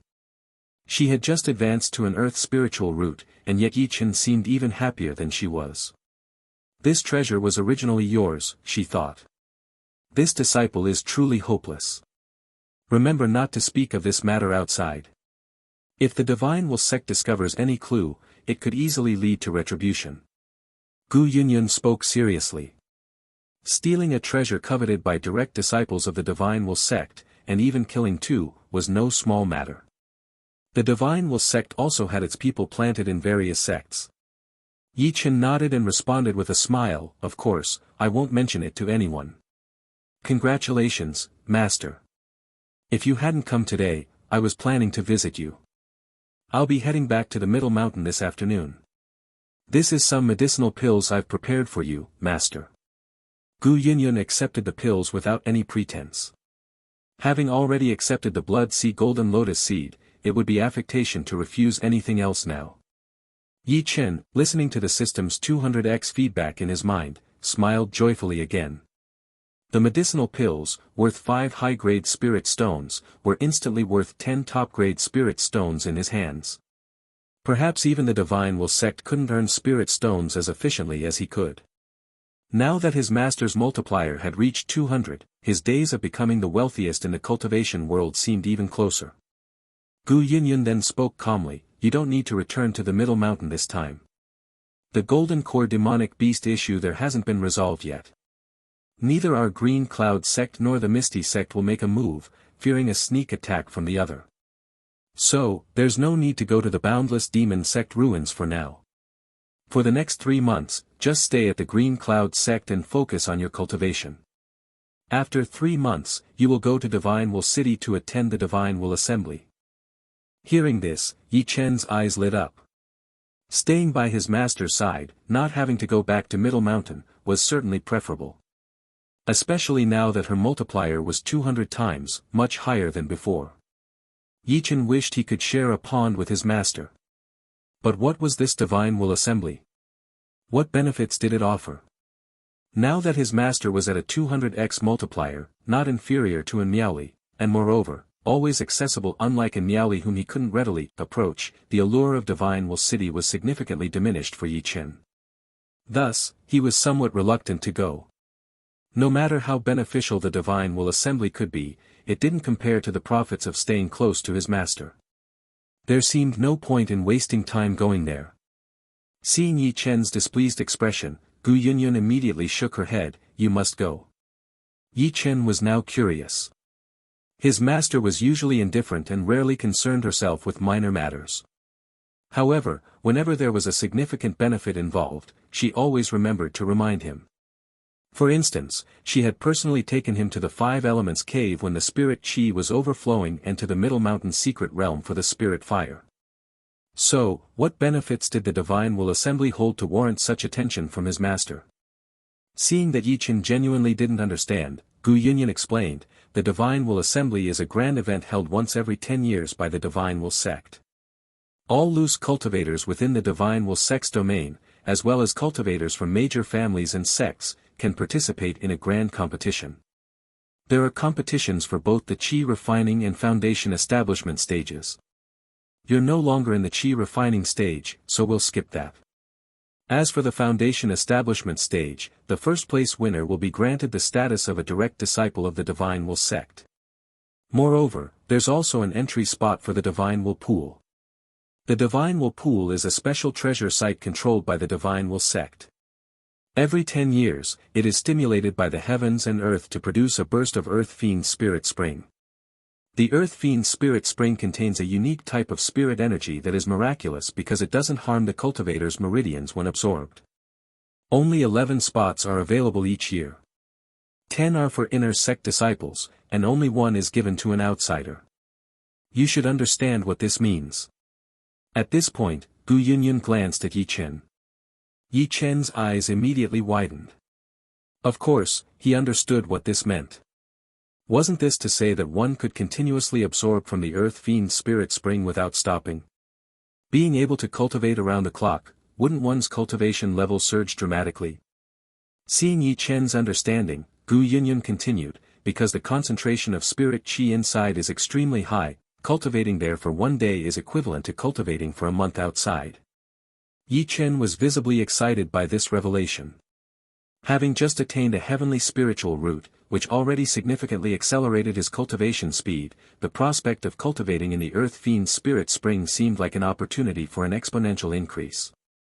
10 days to Golden Core, 30 days to Nascent Soul, 100 days to Deity Transformation, he thought optimistically. Reading Ye Chen's expressions, Gu Yunyun guessed his thoughts and smiled gracefully. It's not as miraculous as you think. There's always a give and take in the world, and the Earth Fiend Spirit Spring is not without its drawbacks. Firstly, the Earth Fiend Spirit Spring is not infinite. There's only enough for about 10 or more foundation establishment cultivators to use for about 10 to 20 days. Secondly, the Earth Fiend Spirit Spring inherently contains Earth Fiend Qi. His type of Earth Fiend Qi is extremely difficult to purge and requires various methods to refine. If only a small amount of Earth Fiend Qi enters the body, it's manageable. But if a large amount is absorbed, it can corrode the foundation of a foundation establishment cultivator, potentially ruining their cultivation path. However, you don't need to worry too much, there are various methods to counteract the Earth Fiend Qi. For instance, spiritual fire can filter out some of the Earth Fiend Qi from the spring. Additionally, under non-severe circumstances, items like clear meridian pills can also be used. There are various other techniques as well. You have the Myriad Star Fire, which is a 7th grade spiritual fire, and top grade clear meridian pills. As long as you don't overdo it, you should be fine. Ye Chen appeared contemplative upon hearing this. His Myriad Star Fire was indeed powerful, and coupled with his heavenly spiritual root's top-tier filtration efficiency, he might not need to worry about the earth fiend chi at all. He could potentially absorb it aggressively without concern. If you encounter this tale on Amazon, note that it's taken without the author's consent. Report it. With his master's explanation, Ye Chen's interest in the divine will assembly was indeed piqued. He was always interested in anything that could rapidly enhance his cultivation. After all, the world of cultivators was perilous. Who knew when a powerful being might fight overhead, and a drop of their blood could accidentally kill a bystander like him. Seeing Ye Chen's renewed interest, Gu Yunyun smiled. You managed to kill 2 direct disciples of the Divine Will sect, one of whom was at the later stage of Foundation establishment. Your combat power is definitely far beyond your peers. There's a good chance you could take first place. Gu Yunyun had quite a bit of confidence in Ye Chen. After all, direct disciples of the Divine Will sect were considered prodigies of the heavens, standing at the pinnacle among their peers. Ye Chen's ability to kill such individuals was a clear testament to his extraordinary combat prowess. But Ye Chen wasn't worried about this. It wasn't boasting on his part. Even including all the major sacred lands, Ye Chen didn't believe there was any Foundation establishment cultivator he couldn't defeat. With his heavy pupils considered an invincible path, his possession of the Western Empress scripture, the myriad star body, and being at the Heavendao Foundation establishment stage. If it weren't for the presence of stronger cultivators in the realms of Golden Core, Nascent Soul, and Deity Transformation, Ye Chen might well have shouted, who else? Besides, winning first place can make you a direct disciple of the Divine Will sect. As an upper sect, the Divine Will sect controls more opportunities and treasures. Training there would bring you greater benefits and a broader stage. If you win first place and gain the position of direct disciple, then you should stay at the Divine Will sect. Hesitating slightly, Gu Yunyun finally voiced this last thought. Ye Chen was momentarily stunned. Was his master actually suggesting that he join the Divine Will sect? Encouraging her disciple to leave his current sect. Seeing Ye Chen frown, Gu Yunyun looked towards the heavens and said, this isn't betrayal. 1,000 years ago, a genius from the Green Cloud sect also won first place at the assembly and became a direct disciple of the Divine Will sect. He stayed there and later advanced to become a Golden Core elder. When the Green Cloud sect faced a crisis later on, thanks to this elder's influence, they quickly received support from the Divine Will sect and survived the ordeal. The Divine Will sect is a behemoth. Having our own people inside can be beneficial. It allows us to gain more advantages. Therefore, our sect does not oppose talented disciples entering the Divine Will sect, we even actively push for it. After all, everyone understands that forcefully retaining such disciples might breed resentment. It's better to part on good terms and maintain connections within the upper sect. This is a win-win situation. I've already discussed it with the sect leader. If you win first place, you should stay there. Listening, Ye Chen came to appreciate this line of reasoning. He also couldn't help but admire the prowess of the Divine Will sect. With just one Divine Will assembly, they effortlessly harvested top talents from lower sects and families. Those lower sects and families couldn't even object. They even had to actively support it. A blatant strategy, indeed. Most importantly, attracting a large number of cultivators to Divine Will City would inevitably lead to considerable consumption. This was a clear and profitable setup. No wonder they were the upper sect. Ye Chen's response was decisive. If it were before his master attained an earth spiritual root and a 200x multiplier, Ye Chen might have hesitated. But now, his master was readily accessible and more beneficial than in Miaoli could ever be. Even if he became a direct disciple of the Divine Will sect, he wouldn't have such easy access to in Miaoli. Why bother going to the Divine Will sect when everything I need is right here with my master, he thought. Unless in Miaoli's multiplier rose to 400 or 500 times, it wouldn't be worth considering. Ye Chen's refusal didn't surprise Gu Yunyun.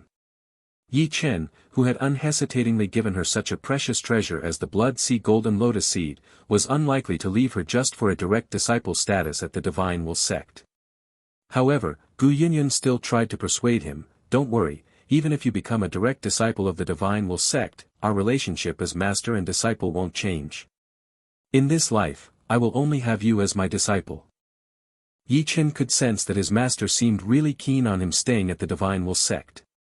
Considering the things she had said when he gave her gifts, he realized she might have misunderstood his intentions. By heaven and earth, his gifts were purely out of filial respect. Was Ye Chen the kind of person to harbor ulterior motives against his own master?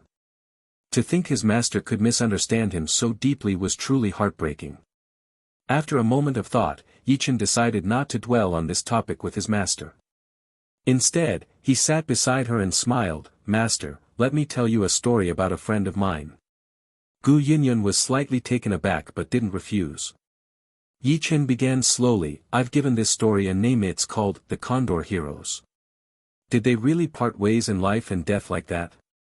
Gu Yunyun asked as Ye Chen narrated his friend's story, looking up at the sky with a trace of sadness. The fate of master and disciple should indeed never cross certain lines. Even after enduring so much together, they still ended up parting in life and death. Ye Chen smiled slightly. "The story isn't over yet." 160 years later, after waiting in vain for his master and learning of her definitive demise, he decided to end his own life by leaping into a terrifying abyss. Ye Chen continued. Contrary to his expectations, he fell into a hidden paradise where his master was also trapped. With the treasures in this paradise, they both gained numerous benefits and even healed her fundamental injuries. They had been separated for 160 years, but upon reuniting, their joy was boundless. During these 160 years, the master had also come to a realization about her own feelings. Concerns about propriety, societal expectations, none of it mattered anymore. Being with the one you truly love is the only path. After understanding this, all the dilemmas that had troubled the master were resolved, and she advanced to the Mahayana phase. Their spiritual and physical union elevated them further. Eventually, they emerged from the paradise together and opened the gates of heaven. With the entire cultivation world watching in awe, they ascended through the heavenly gate. Ye Chen finished the story with a smile, curious to see his master's reaction. He didn't have any other intentions with the story, he just wanted to share it. However, to his disappointment, Gu Yunyun remained expressionless after listening to the story, only to suddenly ask, "They entered the heavenly gate, but what about his condor companion?" Ye Chen's smile twitched. He had told this story to emphasize following one's heart despite external judgments, and here she was, concerned about the condor. He made up the story, how would he know? Still, Ye Chen responded, "It ascended with them at the last moment." Gu Yunyun nodded in satisfaction, then asked, "And what about that Chuanjian sect that caused them so much trouble and nearly killed his master, leading to their separation for 160 years? Did they just leave without taking revenge?" Ye Chen thought to himself, "Master sure has a strong sense of vengeance." "Yes, they were destroyed," he replied quickly, maintaining the narrative thread of his fabricated tale. Gu Yunyun continued, "And what about that woman who used the chaotic demon's sword to sever her disciple's arm, was she not killed?" Ye Chen quickly replied, Killed. Wary of his master dwelling on irrelevant details. Eager to steer the conversation back to the main point, Ye Chen interjected, "Master, these details aren't important. The core of the story is about the master and disciple coming to understand their true feelings and accepting themselves. Everything else is just minor details." Gu Yunyun slowly stood up as a breeze began to blow across Sword Peak, stirring her flowing hair and red gown, her stunning beauty accentuated by the wind. Love this story? Find the genuine version on the author's preferred platform and support their work. She shook her head, "This story seems a bit far-fetched, I don't like it. But there is one aspect I do like. That the disciple, despite being loved by many female cultivators, could at the end forsake everything without hesitation. Affections like these are better when they are wholehearted." With those words, Gu Yunyun gracefully departed. Returning to the peak of Sword Peak, Gu Yunyun reclined in a pool, the water shimmering with reflected light. She then revealed a look of confusion. So, there were such master-disciple relationships in the world, tangled by concerns, resulting in countless trials and tribulations. If only they had followed their hearts from the beginning, perhaps the outcome could have been different. Yet, perhaps it was these very hardships that allowed both to see their true feelings more clearly, no longer oblivious. Ye Chen's intentions were clear to Gu Yunyun. But her own feelings were not as transparent. Could she really accept being with her disciple, disregarding the scrutiny of the outside world? And if together, could she truly accept Ye Chen's deep yet indiscriminate affections? Gu Yunyun was astute in understanding. She saw through many things. Like Sun Ruoxin, whom Ye Chen seemed to have only taken as a maid, but in reality, it was because she was threatened to become a furnace that Ye Chen intervened. Clearly, Ye Chen hadn't let go. Not to mention Yao Shi. And then there was Su Yuxuan from the Misty sect, who undoubtedly had intricate ties with her disciple. And that sole surviving female direct disciple of the Divine Will sect. Her survival surely wasn't just a matter of luck. As these thoughts overwhelmed her, Gu Yunyun felt disarrayed. Over the next 6 months, Ye Chen remained at the Green Cloud sect. Each day was spent either cultivating or attending to his master. Meanwhile, the Divine Will sect dispatched an early Golden Core elder to the Boundless Demon sect ruins in Middle Mountain, who managed to eliminate the Earthheart python lurking there. Consequently, the Middle Mountain secret realm was reopened. This elder even visited the Green Cloud sect to inquire about some matters concerning Ye Chen. The interrogation was brief and Ye Chen passed easily. Normally, an issue involving the life and death of a sect's direct disciple would be scrutinized more rigorously. However, it was said that the actions of the 2 direct disciples, who abandoned an Yui in a critical moment, displeased an Miaoli. As an Miaoli was a senior elder of the Divine Will sect, those within the sect who might have wanted to investigate further were reluctant to offend her and thus, decided to let the matter slide. Inexplicably, everything went smoothly. However, one matter did not go as Ye Chen had hoped. He had returned to the Green Cloud sect and had intended to transfer his senior sister, Ao Shi, back as well. When he approached the External Affairs Hall, they did not accommodate his request, citing the urgent need for alchemists in Middle Mountain and that Yao Shi could not be spared at the moment. Ye Chen sought his master's help, but she refused to intervene in the affairs of other elders. For the next half-month, his master even used seclusion as an excuse to avoid meeting him, forcing Ye Chen to settle for a lesser elder with only a 20-fold multiplier, gaining him a paltry reward. Aside from some occasional moodiness from his master, everything else proceeded smoothly overall. However, there was another matter that astonished the entire Green Cloud sect. Within just 6 months, all 3 of Ye Chen's maids had successively broken through to the foundation establishment stage. It was truly inconceivable for maids to achieve foundation establishment, especially when Ye Chen himself was only at the mid-stage of foundation establishment, yet he had 3 maids at the initial stage. Such treatment was perhaps only possible for the scions of the top families in the cultivation world. This development drew the attention of Elder Chen from the Internal Affairs Hall, for whom the foundation establishment stage was crucial to the sect. Elder Chen hoped that the 3 women would become elders and came to consult Ye Chen about this possibility.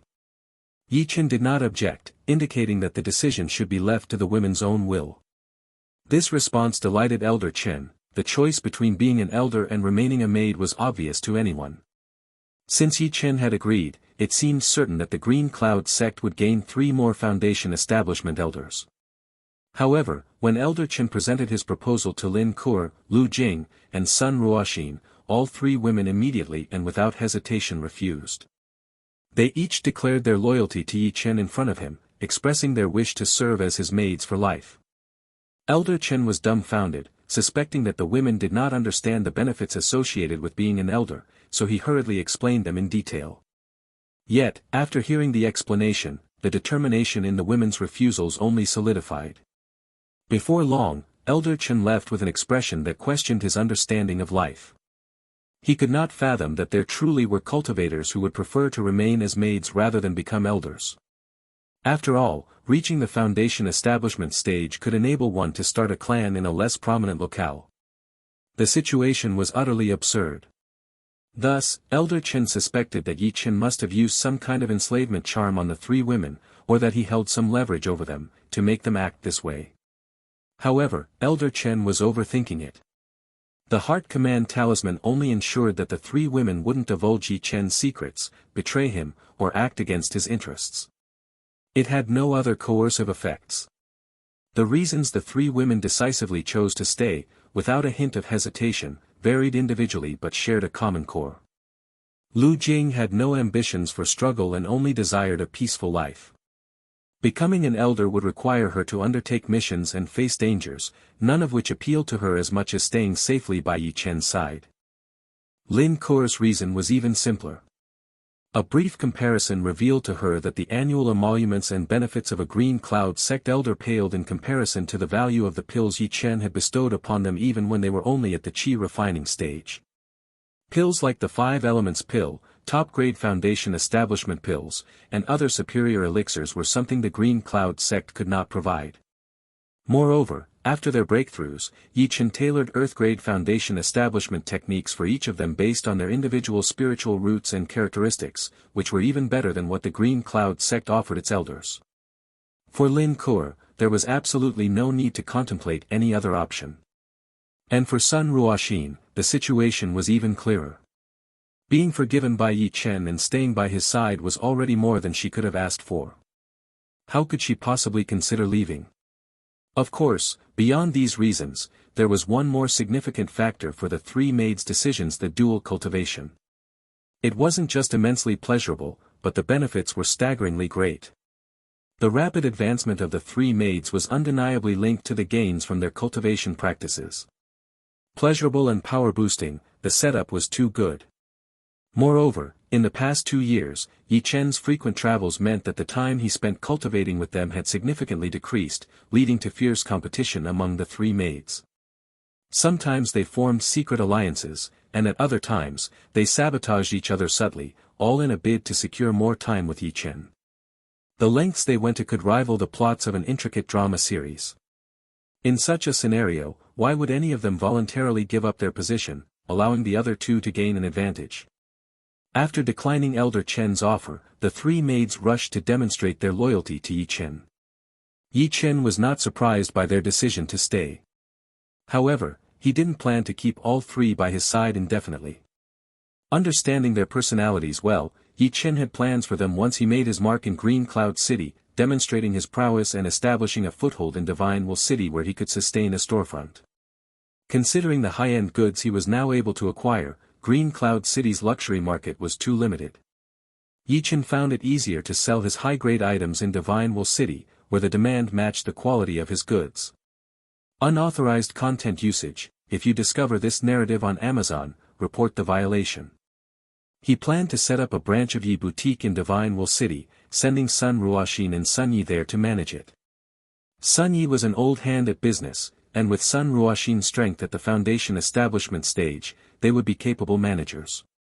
Lin Kuo would take over the management of the Yi Boutique in Green Cloud City. As for Lu Jing, her aspirations were modest content with small wealth and reliant on a man, but she wasn't like those in his previous life who took without giving and still complained about their partners.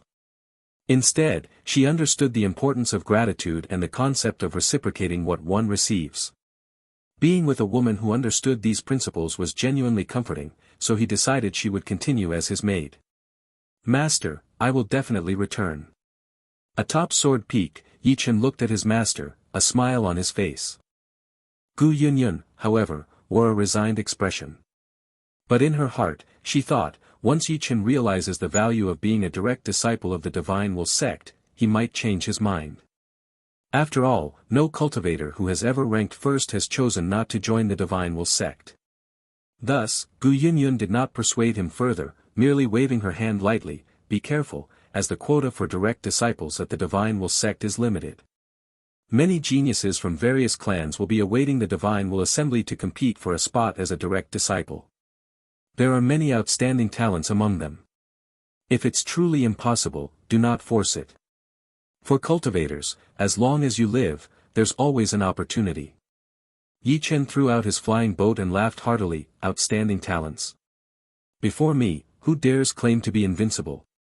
Outstanding talents are merely stepping stones at my gateway." Ye Chen left nonchalantly. Mainly because he had already distributed his final batch of gifts before leaving. He had nothing to linger for. Watching the spirited silhouette of Ye Chen, a smile also appeared on Gu Yunyun's face. Behind her, an old voice rang out, "When I was young, if only I could show off like that. It's a pity I only knew how to cultivate." It turned out to be the sect master, who had arrived unnoticed. Gu Yunyun turned around. "Greetings, sect master." The sect master smiled gently, his eyes filled with nostalgia, perhaps reminiscing inspired by Ye Chen's vigor. Gu Yunyun was not fond of idle chatter. "Sect master, I am planning to officially make my breakthrough to the golden core stage." However, the sect master shook his head, looking at Gu Yunyun. "You are not ready yet. Your heart is not yet calm enough." Gu Yunyun was stunned. "Please enlighten me." The sect master did not give further guidance, instead looking towards the sky where Ye Chen had departed, speaking somewhat desolately. "Back when I was still in the chi refining stage, there was a senior sister in the sect. She was beautiful, a member of a foundation establishment family. After I joined the sect, she took good care of me, would ask me when assigning tasks, and occasionally invited me to stroll through Green Cloud City, even showing me her newly bought jewelry and asking if it looked good.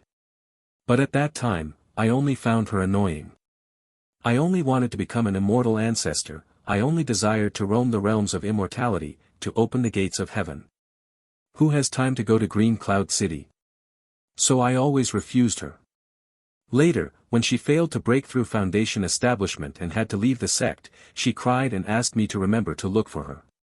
But where did I have the time? I was busy trying to break through foundation establishment, and after that, I was busy trying to break through Golden Core. Later, when I was at the peak of foundation establishment, but still unable to break through Golden Core, I always felt something was missing. By chance, I saw a female disciple fail her breakthrough and had to leave the sect, bidding farewell to a male disciple, saying she was going home. The male disciple only said, "I know." It was as if I saw my younger self. But the next day, I heard that the male disciple had chosen to become a steward, and the area he was responsible for was the hometown of that female disciple. That was when I finally understood what I had missed all those years ago. But by the time I first visited her family, she had already died, unmarried, always waiting for me to find her. Yet she never saw that day. Later, I can't remember much. Never mind, one tends to reminisce about the past in old age. The sect master sighed, his body stooped, as he slowly walked down the mountain. And atop the sword peak, a sudden fierce wind arose. Gu Yunyun, standing there dazed, her hair dancing like silk, wondering about something. As the majestic and imposing divine will city came into view, Ye Chen's face lit up with a smile. Upon entering the city, it was evident that there were many more people than during his last visit. The already bustling divine will city was now even more thriving. The attraction of the divine will assembly was indeed enormous. Many guides, seeing Ye Chen, immediately gathered around him. However, the prices were significantly higher than before. Market economy, after all. With so many people visiting Divine Will City now, it was only logical. Ye Chen casually scanned the area and picked a female cultivator with a multiplier of 20 as his guide. The female cultivator, named Kai Dai, was charming, a delicate beauty with clear eyes and beautiful features. Her figure was like a willow branch, perfectly proportioned, neither too large nor too small, neither fat nor thin. Her cultivation level was at the 8th layer of chi refining. The price was 1 medium-grade spirit stone per day, which was outrageously expensive. But Ye Chen didn't mind. Interestingly, this Kai Dai, just like Yun Qianyue from his last visit, was also a disciple of the Divine Will sect. This reminded Ye Chen of Yun Qianyue. Having given her a complete set of top-tier equipment, Yun Qianyue's strength had greatly increased, she must be doing well. Ye Chen had no intention of seeking out Yun Qianyue again. Yun Qianyue's 20-fold feedback was actually higher than that of Lu Jing and Lin Kur. Yet, Ye Chen did not choose to keep her as a maid by his side. After all, sometimes it's all about the right opportunity. Good luck comes when it's most needed, and the best opportunities naturally follow. And Yun Qianyue was simply unlucky. The timing of their meeting was off, so she gained much less. First, take me to the registration area for the Divine Will Assembly. Yun Qianyue flashed through Ye Chen's mind and then he spoke up. By the time Ye Chen reached the registration area, there was already a sizable crowd. After all, being in the top 30 came with rewards, which was hugely attractive to cultivators. Ye Chen did not queue. Being a mid-stage Foundation establishment cultivator and a seeded contestant sent by the Green Cloud sect, he received special treatment. Not only did he not need to queue for registration, he even skipped the preliminaries. He would only need to step onto the stage once the top 100 were decided. This saved him quite a bit of trouble. However, there was a downside. The Divine Will Assembly would last for a month. After registration ended, Ye Chen had the guide lead him to find accommodation. It was the same place as last time. But the price of the small courtyard had skyrocketed tenfold. It was more outrageous than the price hikes for hotels during concerts in some cities in his previous life. Yet Ye Chen didn't even blink an eyebrow and paid for a month up front. To Ye Chen, these spirit stones were really just a trifle. His generous spending made Katie's eyes light up. And then came something even more surprising for Kai-Dai. Ye Chen casually tossed 30 medium-grade spirit stones to the female disciple of the Divine Will sect. "You're not bad, I'll book you for a month. Meet me at the door tomorrow morning." With those words, Ye Chen leisurely went back to rest. After half a year of cultivating with his master, Ye Chen was now at the peak of the mid-stage Foundation establishment. He traveled even faster. Even without rushing, he arrived at Divine Will City in just 6 days, a day before the system cooldown ended. This content has been unlawfully taken from Novel Bin. Report any instances of this story if found elsewhere. This guide named Kai-Dai would temporarily serve as a tool for collecting rewards. As for Inui and Miaoli, who had high multipliers, although they were also in Divine Will City, meeting them would require a visit to the Divine Will sect. Whether he could see them would depend on whether they wanted to see him. Too much hassle. Ye Chen had been ingratiating himself with his master, now with a 200-fold feedback, for a full half-year. He had exploded countless resources. Now he felt a bit inflated. It was just a month, only 4 feedback opportunities. It wasn't worth the effort. Plus, he had to go out of his way to find people. It wasn't necessary. Ye Chen's month-long employment thrilled Kai-Dai to no end. 30 medium-grade spirit stones. Even for an outer sect disciple of the Divine Will sect, that was a substantial sum. After she respectfully bowed to Ye Chen and saw him into the courtyard, she hurried back to her sect to gather her close friends and boast. "Tsk tisk, 30 medium-grade spirit stones just like that, I can't earn that much in a year of hard missions. I'm so jealous, that's it, I'm going to become a guide too. Being a guide is just too good. Remember Qianyue? She got a complete set of top-tier magic tools from guiding, and last year she even placed in the top 30 of the outer sect competition. Now she's at the 9th level of Qi refining. Riches should not make us forget old friends. Last time I met a Foundation establishment cultivator, he paid me 30 low-grade spirit stones a day. I ran around all day without a break, and then he even wanted me to stay the night. Is he crazy? A night at the Fragrant Wind Pavilion costs more than 30 low-grade spirit stones. Why can't I meet a generous senior like that?" Her friends were green with envy, chattering all at once. And among them was Yun Qianyue. She simply smiled softly, blessing her friend. 30 medium-grade spirit stones were not few, but they paled in comparison to the benefits she received from Senior Yi. Reflecting on that one month that brought transformative changes to her life thanks to Senior Yi, Yun Qianyue felt only nostalgia. Senior Yi was generous with top-tier magic tools. Even after that one night, she benefited greatly, breaking through to the 8th level of Qi refining directly. The advantages Senior Yi brought her were just too many. If only she could meet Senior Yi again. Ever since meeting Senior Yi, Yun Qianyue could no longer regard the male disciples of the outer sect in the same way. The difference was just too great. However, the next day, Kai-Dai came to boast again. Because she only worked half a day today, taking the senior to visit Heavenly Evolution Pavilion. The senior then gifted her a fan of top-tier magic tool quality. This was a top-tier magic tool. Her friends' eyes truly turned red this time. They had already seen Yun Qianyue's good fortune, and now another friend seemed set to soar. They weren't just fair-weather friends. They often helped each other and shared a genuine bond. But seeing a friend meet such a benefactor was genuinely hard. And Yun Qianyue, who initially didn't care, started to feel a strange sense of déjà vu hearing about her friend's employer's lavish spending. In Divine Will City, Foundation establishment cultivators weren't exceedingly rare.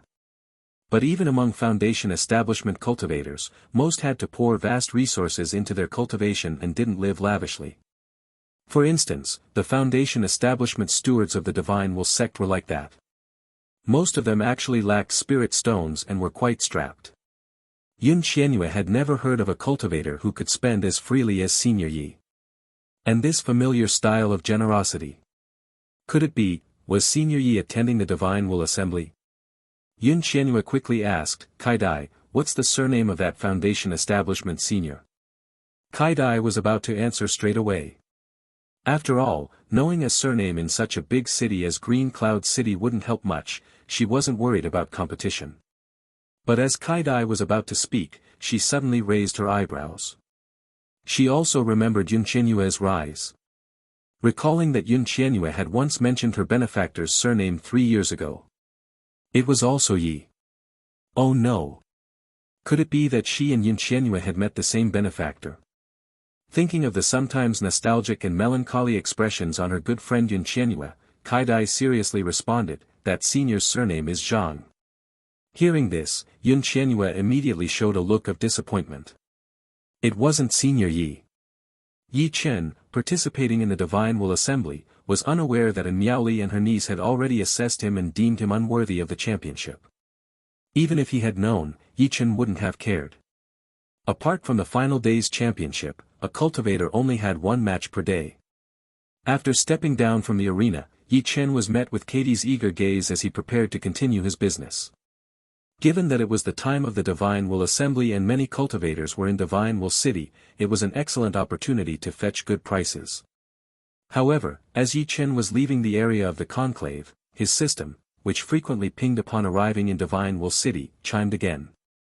Ye Chen didn't pay much attention initially. There were many female cultivators in Divine Will City, encountering a compatible one was normal.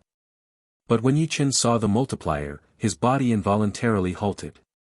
Li Fei Huang, 300 times. My goodness, 300 times. Could it be real? Up to now, the highest multiplier Ye Chen had encountered was with his master and Miaoli. Both were earth spirit roots, but they only reached up to 200 times. What level was this Li Fei Huang? What merits did she possess to have a 300 times multiplier? Could it be a heavenly spirit root? But if it was a heavenly spirit root, wouldn't 300 times be too low? Or could it be an earth spirit root but she was just more beautiful, hence the 300 times? But how beautiful would she need to be? Ye Chen didn't understand, but that didn't stop him from looking ahead. In the distance, a female cultivator with a badge pinned on her chest was walking towards the direction of the Divine Will Assembly. Clearly, she too was a participant in the conclave. After one glance at her, Ye Chen's brow furrowed slightly.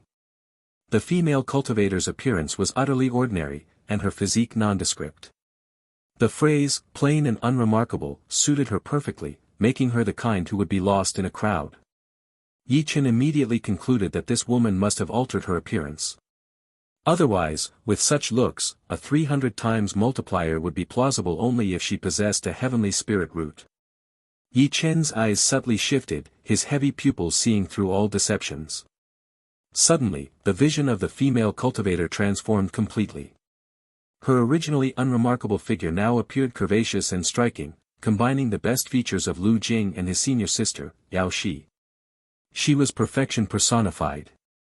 Her face, too, was unbelievably beautiful.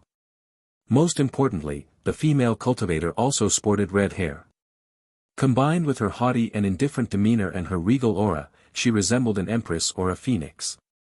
Noticing Ye Chen's gaze, the female cultivator frowned and glanced at him. She continued on her way without stopping. Ye Chen did not rush to do anything. He pondered silently. This Li Fei Huang was indeed extraordinary, but she was not prettier than his master or Miaoli. Considering her rare crimson hair, it was clear. She likely had an earth spirit root but possessed some unique bloodline or constitution that granted her the 300 times multiplier. This Li Fei Huang, having disguised herself to participate in the Divine Will Assembly, surely had a backstory. However, Ye Chen wasn't interested in wine or stories. He cared only about the multiplier. Ye Chen had been contemplating whom to give the direct disciple slot to if he won first place at the conclave. Ensure your favorite authors get the support they deserve. Read this novel on Novelbin. Now, it seemed he had found a suitable candidate. He wondered what rewards the Divine Will Sect's direct disciple slot might yield with a 300 times feedback. Could the system possibly make him the sect leader of the Divine Will Sect? Ye Chen mused happily, his mood uplifted as he continued his business with Kai Dai. As for why he didn't approach Li Feihuang, Ye Chen's heavy pupils had revealed her noble aura, indicating her extraordinary background. Moreover, her deliberate disguise meant she did not want her true identity recognized, indicating wariness of the outside world. Approaching her suddenly, hoping to make friends, would likely only push her away. So, there was no need to hurry. Slow and steady would be best. In the following days, Ye Chen participated in the competitions daily, defeating his opponents. Afterwards, he went on to sell his goods and shop. His generous spending made Katie's eyes sparkle with increasing admiration, and she found herself increasingly unwilling to part with Ye Chen at night. In his spare time, Ye Chen also watched several of Li Feihuang's matches. Her mastery of fire-based spells was sublime. Even a simple fireball spell in her hands was tremendously powerful, and she resolved her battles quickly. This only confirmed Ye Chen's suspicion that Li Feihuang, besides possessing an earth spirit root, must have some special trait or bloodline related to fire. As the days passed, the final day of the Divine Will Assembly soon arrived.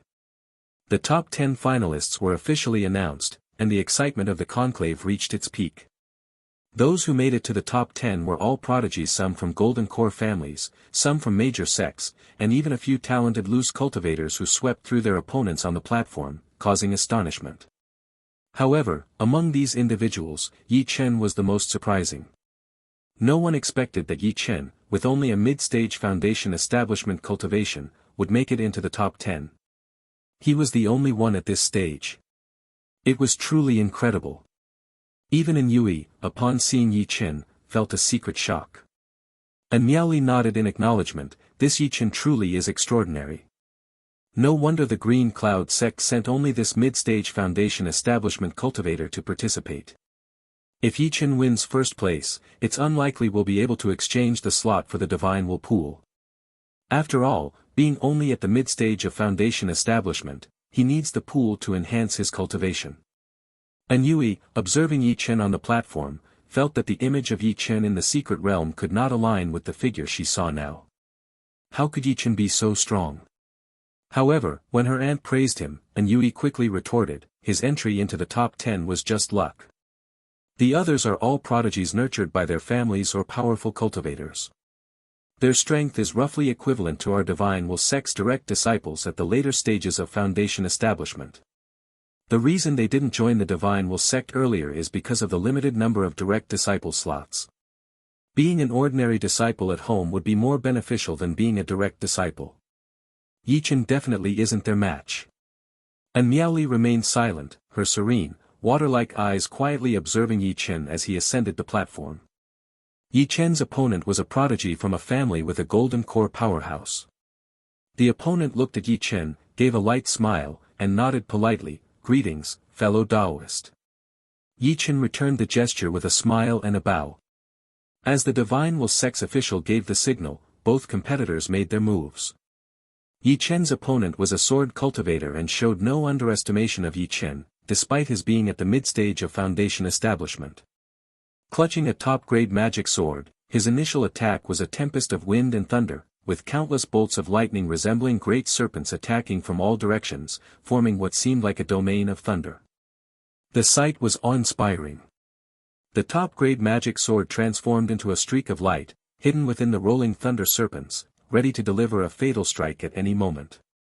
This display astounded the audience, as this sword cultivator had defeated previous opponents with this very spell, making him one of the favorites predicted to win the championship. And there stood Ye Chen, a mid-stage foundation establishment cultivator who had made it to the top 10, indeed a prodigy in his own right. Yet facing such an opponent, no one believed Ye Chen could win. But the next moment, an even more intense explosion erupted. The thunder domain burst apart instantly. An unharmed Ye Chen flicked away the flying sword that had been sneaking up on his side, and in the next instant, he was already in front of his opponent. With a single palm strike, he sent his opponent flying backward. The entire arena fell silent. And Yui's brow furrowed even tighter, her eyes filled with disbelief. And Miaoli's brow glinted with a red light, her expression thoughtful. And Li Feihuang, who had changed her name and disguised her appearance, now looked at Ye Chen on the platform, her indifferent expression gaining a hint of interest. After a long pause, the voice of the official finally echoed throughout the conclave venue, Ye Chen wins. In the world of cultivation, there are indeed prodigies capable of defeating opponents beyond their level. But it all depends on the circumstances. For sect direct disciples, defeating an independent cultivator beyond their level is nothing to boast about. After all, independent cultivators often lack proper techniques and spells, and with no formal inheritance, their strength is usually quite weak. So, defeating such opponents doesn't count for much. But to defeat a prodigy beyond one's level? That is truly remarkable. What kind of monster is this? At that moment, the way the top 10 of the Divine Will Assembly looked at Ye Chen had completely changed. On the viewing platform, Yui, though still shocked, suddenly thought of something and her eyes widened. She immediately transmitted her voice to Miaoli with a look of urgency, and, we've investigated, and Ye Chen only has a third-grade spirit root. How could he be strong to such an extent, like a freak of nature? He must have stolen my blood sea lotus seed. At this point, Yui's face was full of anger. It was because she hadn't received the blood sea lotus seed, which had left her spiritual roots not smooth and harmonious enough, that she failed to make it into the top 10 in the competition. And the root cause of all this was Ye Chen. However, Miaoli frowned slightly. The blood sea lotus seed could at most help someone with an attribute spirit root improve it slightly. Even if Ye Chen had an attribute spirit root, it wouldn't explain such monstrous strength. But Miaoli also realized that the events surrounding the boundless demon sect's secret realm were likely not simple. Ye Chen must have done quite a bit inside that realm. Miaoli shook her head at Yui and transmitted her voice, "Don't rush.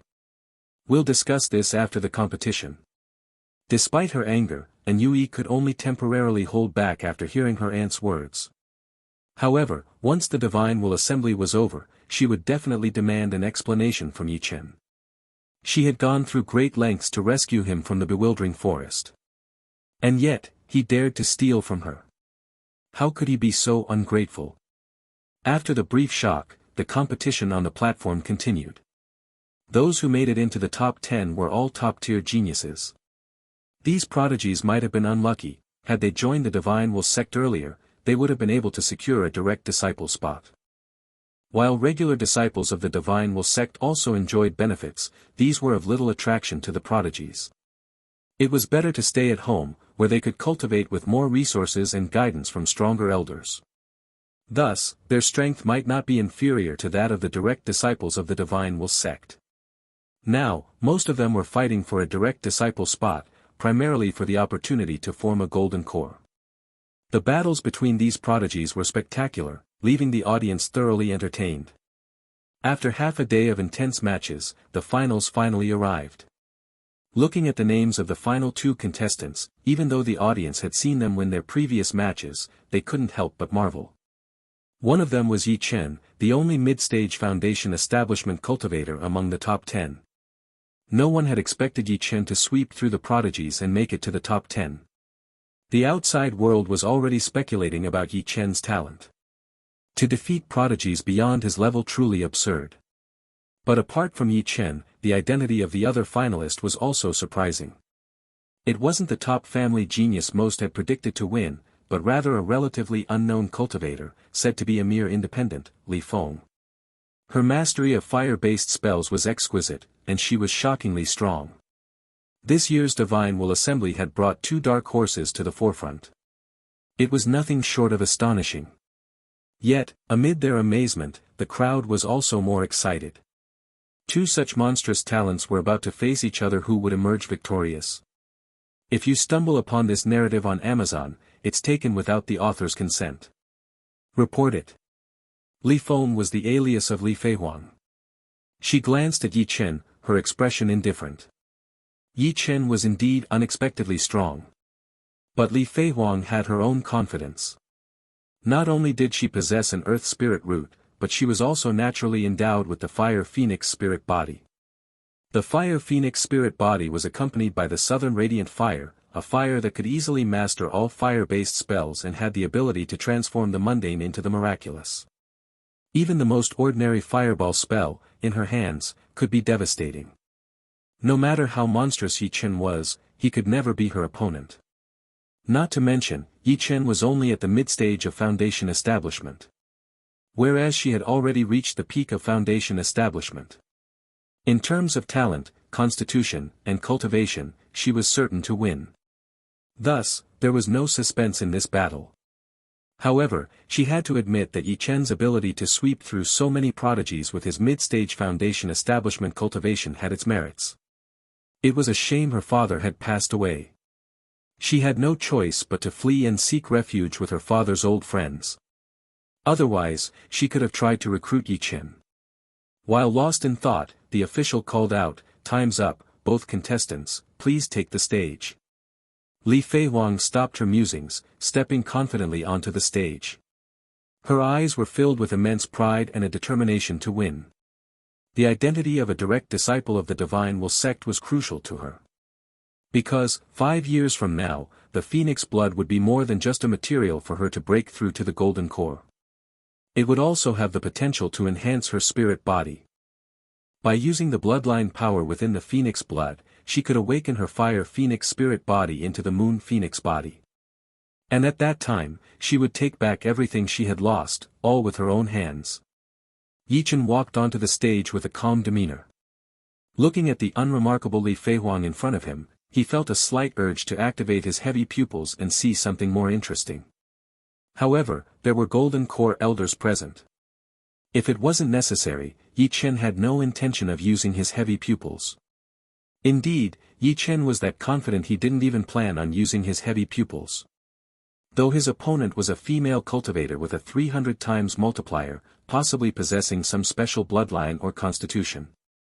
Still, if Ye Chen had a multiplier, with his heavy pupils, the heavenly spirit root, and the myriad star body, he felt that even a 2000 times multiplier wouldn't be enough to handle him.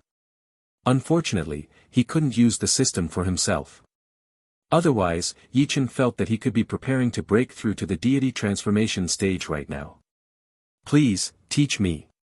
Ye Chen smiled lightly and nodded in greeting. Li Feihuang gave a slight nod. Her expression remained calm, but Ye Chen could still sense the arrogance in her demeanor. It wasn't just arrogance in terms of strength. There was also arrogance in her status. This made Ye Chen rather curious. What kind of background did she have? The battle began. Li Feihuang said nothing more, instantly raising her hand. The crowd gasped collectively. Behind Li Feihuang, 9 massive, crimson fireballs instantly materialized. It was supposed to be a simple fireball spell, but in her hands, the fireballs were ridiculously large. The flames churned within them, exuding an aura of unimaginable terror. The heat was so intense that it could be felt throughout the entire Divine Will assembly venue. They were like 9 blazing suns. The audience couldn't help but stare, their eyes wide with astonishment. Previously, Li Feihuang had always condensed 3 fireballs at once against her opponents. That alone had left her opponents in a pitiful state. Everyone thought that 3 was her limit. But now, she was able to form 9 at once. 9 fireballs, each like a burning sun, were about to crash down. This was enough to annihilate everything in their path. Who could withstand such a spell? The crowd marveled, and most believed that Ye Chen was likely not a match for Li Feihuang. However, the fact that Ye Chen, with only mid-stage foundation establishment cultivation, forced Li Feihuang to unleash such a powerful move already proved his strength. On the viewing platform, several elders who had come to observe also nodded, showing their appreciation for Li Feihuang's display. And Miao Li also smiled and spoke. Li Feng's ability to elevate a simple fireball spell to this level proves that her talent, comprehension, and the depth of her spiritual power are all top tier. Her spirit root should be related to fire, but even a pure fire spirit root wouldn't be able to achieve this level. If Li Feng were to become a direct disciple, she would be the first among direct disciples. Upon hearing this, Yui's expression grew urgent. Although Li Feng was at the peak of Foundation establishment and didn't need the Divine Will Pool's slot, if Li Feng won, there was a chance that she could trade the slot with her. However, with Li Feng being so powerful and proficient in fire-based spells, she was likely aiming for the Phoenix blood as well. How could Yui compete with her? At this moment, Yui found herself hoping even more for Ye Chen's victory. After all, Ye Chen had stolen her blood sea lotus seed, and he must give her an explanation. If Ye Chen won, she could demand compensation from him by using the Divine Will Pool's slot. As for Li Feng, if she couldn't become a direct disciple, no matter how strong she was, she wouldn't be able to compete with Yui. But deep down, Yui knew that the chances of Ye Chen defeating Li Feng were exceedingly slim. On the platform, looking at the fireballs that resembled blazing suns, Ye Chen's expression didn't change in the slightest. With a casual raise of his hand, a golden dragon spiraled up from above his head. The dragon scattered golden rays of light, forming a protective divine glow around Ye Chen. Li Feihuang smiled faintly, a hint of pride in her eyes. The fireball spell she cast was far more terrifying than a full-force strike from an ordinary late-stage Foundation establishment cultivator. No matter what kind of protective divine light was used, it would be unable to withstand it. Without hesitation, one massive fireball slammed down. As it made contact with Ye Chen's protective divine light, it exploded with a deafening roar. From the sound of the explosion, the immense power of the fireball was evident. Yet, even after taking such a horrifying blow head-on, the protective divine light around Ye Chen didn't even tremble. This immediately drew gasps of astonishment from the audience. They began discussing what kind of spell Ye Chen's protective divine light was. Li Feihuang's eyes revealed a trace of surprise. But she quickly smiled. In the next moment, the remaining 8 fireballs lined up like 8 stars, resembling the setting sun, and came crashing down. The massive fireballs collided with Ye Chen's protective divine light one after another. The terrifying flames exploded in succession. Ye Chen was completely enveloped in flames. The audience could no longer see anything clearly.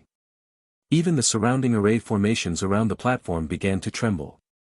The sheer power of the blasts left the spectators in shock.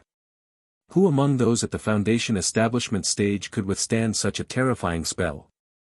To the crowd, there was no doubt that Ye Chen would be defeated. However, when the firelight dissipated, the crowd was stunned. Ye Chen was still standing leisurely in place, his protective divine light still shining brightly with golden radiance. In the face of such terrifying attacks, Ye Chen remained unfazed, not moving a single step. His defense was so strong, it had clearly exceeded everyone's expectations. This only made the audience more excited. After all, compared to one-sided battles, people preferred a fair, evenly matched fight. At this moment, Li Feihuang narrowed her eyes. She was about to cast an even more terrifying spell. However, Ye Chen no longer needed to defend. With a wave of his hand, the golden dragon that had been circling above his head roared forward with a thunderous sound. Ye Chen swung his hand, and countless sword shadows materialized behind him. In an instant, it seemed as though a storm of swords filled the sky, hurtling toward Li Feihuang. The momentum of the attack was just as terrifying as the 9 blazing suns that Li Feihuang had summoned earlier. Li Feihuang raised an eyebrow. It was unexpected, but she wasn't panicking. With a wave of her hand, she summoned a massive bird made of flames, sending it to collide with the golden dragon. At the same time, a wall of fire appeared in front of her, blocking the incoming sword rain. Li Feihuang had expected to easily deal with Ye Chen's counterattack. But the next moment, her expression changed. The flaming giant bird was instantly scattered by the golden dragon. The fire wall began to dim, nearly collapsing under the onslaught of the sword rain. Stolen novel, please report. How could this be? Ye Chen was only at the mid-stage of Foundation establishment. How could his spiritual power be so terrifying? The spot for the Divine Will Sect's direct disciple was something she had to secure. Gritting her teeth, Li Feihuang activated her Fire Phoenix spirit body. Her previously black pupils turned a pale golden color. However, the flames obscured her eyes, making it hard for others to see clearly. As Li Feihuang activated her fire phoenix spirit body, the accompanying spiritual fire, the southern radiant fire, was immediately ignited. Her fire-based spells grew even more powerful. A massive bird, resembling a phoenix, flew out and collided violently with the golden dragon. The fire wall grew even stronger, blocking all of the sword's energy. Li Feihuang smiled confidently. To have forced her to activate the fire phoenix spirit body, Ye Chen was already impressive in his own right. But this was the end. Li Feihuang shifted from defense to offense. She stepped on a cloud of fire, and a pale blue fire sword formed in her hand, charging toward Ye Chen with a tremendous roar. Ye Chen smiled at the sight. Taking a large step forward, he punched out. Li Feihuang didn't seem to mind. In fact, she even had the leisure to observe Ye Chen's eyes, for in his pupils, she could see her own reflection. What an ordinary appearance. If she were to reveal her true form right now, Ye Chen would surely be startled, perhaps revealing a fatal flaw. With absolute confidence, Li Feihuang and Ye Chen clashed in battle. For a moment, the platform was filled with spells and divine light. Endless waves of spiritual energy mixed with exploding flames made it impossible for the audience to see clearly what was happening on the stage.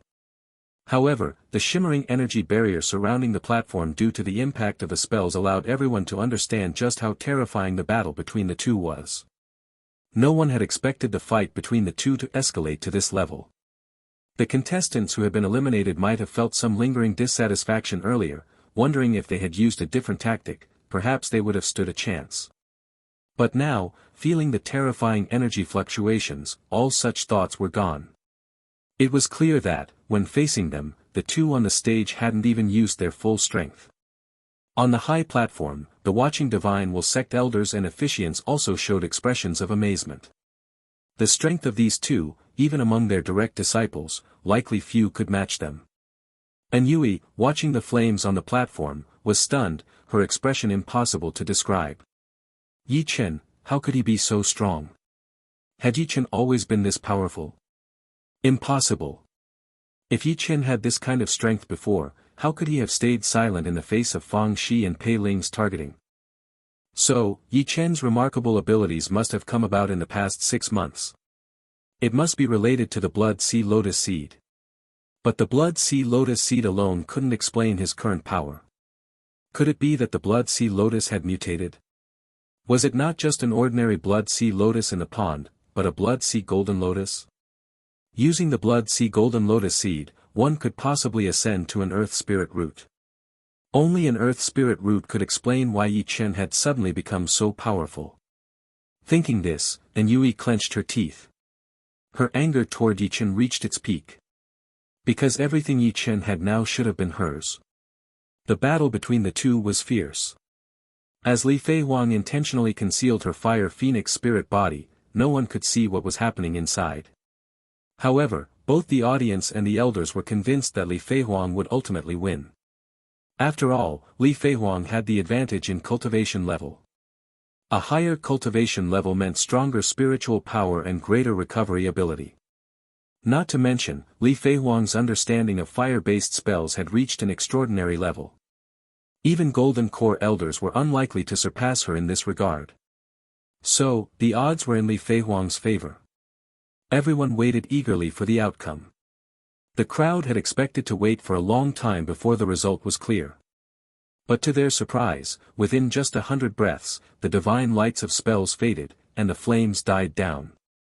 Finally, the audience could see the stage clearly again, and they all focused intently, wondering if Li Feihuang had won. However, when they looked at the scene in the center of the stage, their faces turned to shock. There, in the middle of the platform, Ye Chen had one hand firmly gripping Li Feihuang's neck. He had her feet off the ground. Li Feihuang's face was filled with astonishment and unwillingness. This. The entire arena fell silent. As for Yui, her mouth hung open in sheer disbelief. Ye Chen had won. After a brief silence, the audience erupted in thunderous shock. Even the elders of the Divine Will sect were taken aback by the result. The Divine Will Assembly had a history spanning 200 sessions. 200 sessions, 2,000 years. Never had there been a case where a cultivator at the mid-stage of foundation establishment secured first place. This was truly shocking. And Miaoli, upon seeing Ye Chen's victory, looked at him with eyes that seemed to be veiled by a mist. There was both surprise and a hint of unease. If Li Feihuang had won, there would have been opportunities for exchanging benefits. After all, Li Feihuang, at the peak of foundation establishment, no longer needed the Divine Will pool. But Ye Chen, being at the mid-stage of foundation establishment, had a great need for it. And Yui, though still shocked, felt a surge of excitement in her eyes. While she was angry that Ye Chen had stolen her opportunity, Ye Chen's victory and the prize of the Divine Will pool slot gave her a chance. Ye Chen owed her so much. This Divine Will pool slot had to be hers. The first place of this year's Divine Will Assembly is Ye Chen. He will receive the Divine Will sect's direct disciple spot. He will also gain entry to the Divine Will pool. The remaining rankings for the cultivators. This year's Divine Will Assembly is officially concluded.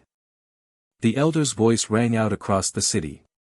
Amidst the awestruck and astonished gazes of the cultivators, and the endless murmurs of discussion, Ye Chen's name reverberated throughout Divine Will City. It would spread to every sect and family as the cultivators from outside the city left.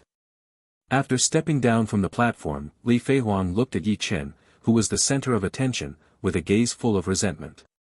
She didn't feel that she lost to Ye Chen because her strength was inferior. On the contrary, she was absolutely far superior to Ye Chen. The problem was that she couldn't fully activate her Fire Phoenix spirit body, for fear that doing so would expose her to the Great Chu dynasty, who might come after her. Once the Fire Phoenix spirit body was fully activated, a phantom Fire Phoenix would appear behind her, making it impossible to hide. If she had used it, Ye Chen would have never been her opponent. Li Feihuang's face was full of frustration. At that moment, an elderly man with white hair appeared beside her silently and without warning. "I didn't expect you to lose," he said.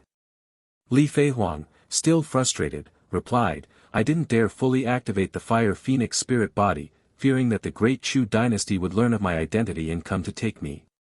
Otherwise, I would have won without question. Uncle Zhang, is there any other chance to get a direct disciple qualification? To obtain the Phoenix blood, one must be a direct disciple. Ordinary inner disciples were not qualified. But Li Feihuang was after the Phoenix blood. If it weren't for that, she would have had better options." Hearing this, Elder Zhang shook his head. The direct disciple qualification of the Divine Will sect represents power and resources, and there are only so many slots available. There's intense competition within the sect. Recently, 2 slots opened up, and there was a fierce dispute over them. Elders even fought each other. For the past few years, it's basically been impossible to get new slots. So, the slot from the Divine Will Assembly is probably the only chance. If you come across this story on Amazon, be aware that it has been stolen from Novel Bin. Please report it. Li Feihuang gritted her teeth.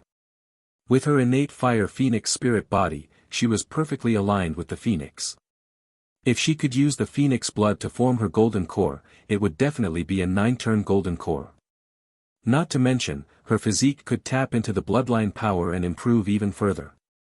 She could not afford to miss this opportunity. Otherwise, she would never regain what she had lost. She would have to watch as those disgusting relatives enjoyed what should have been hers. Li Feihuang clenched her teeth, her face, which seemed ordinary, now showing a remarkable resolve.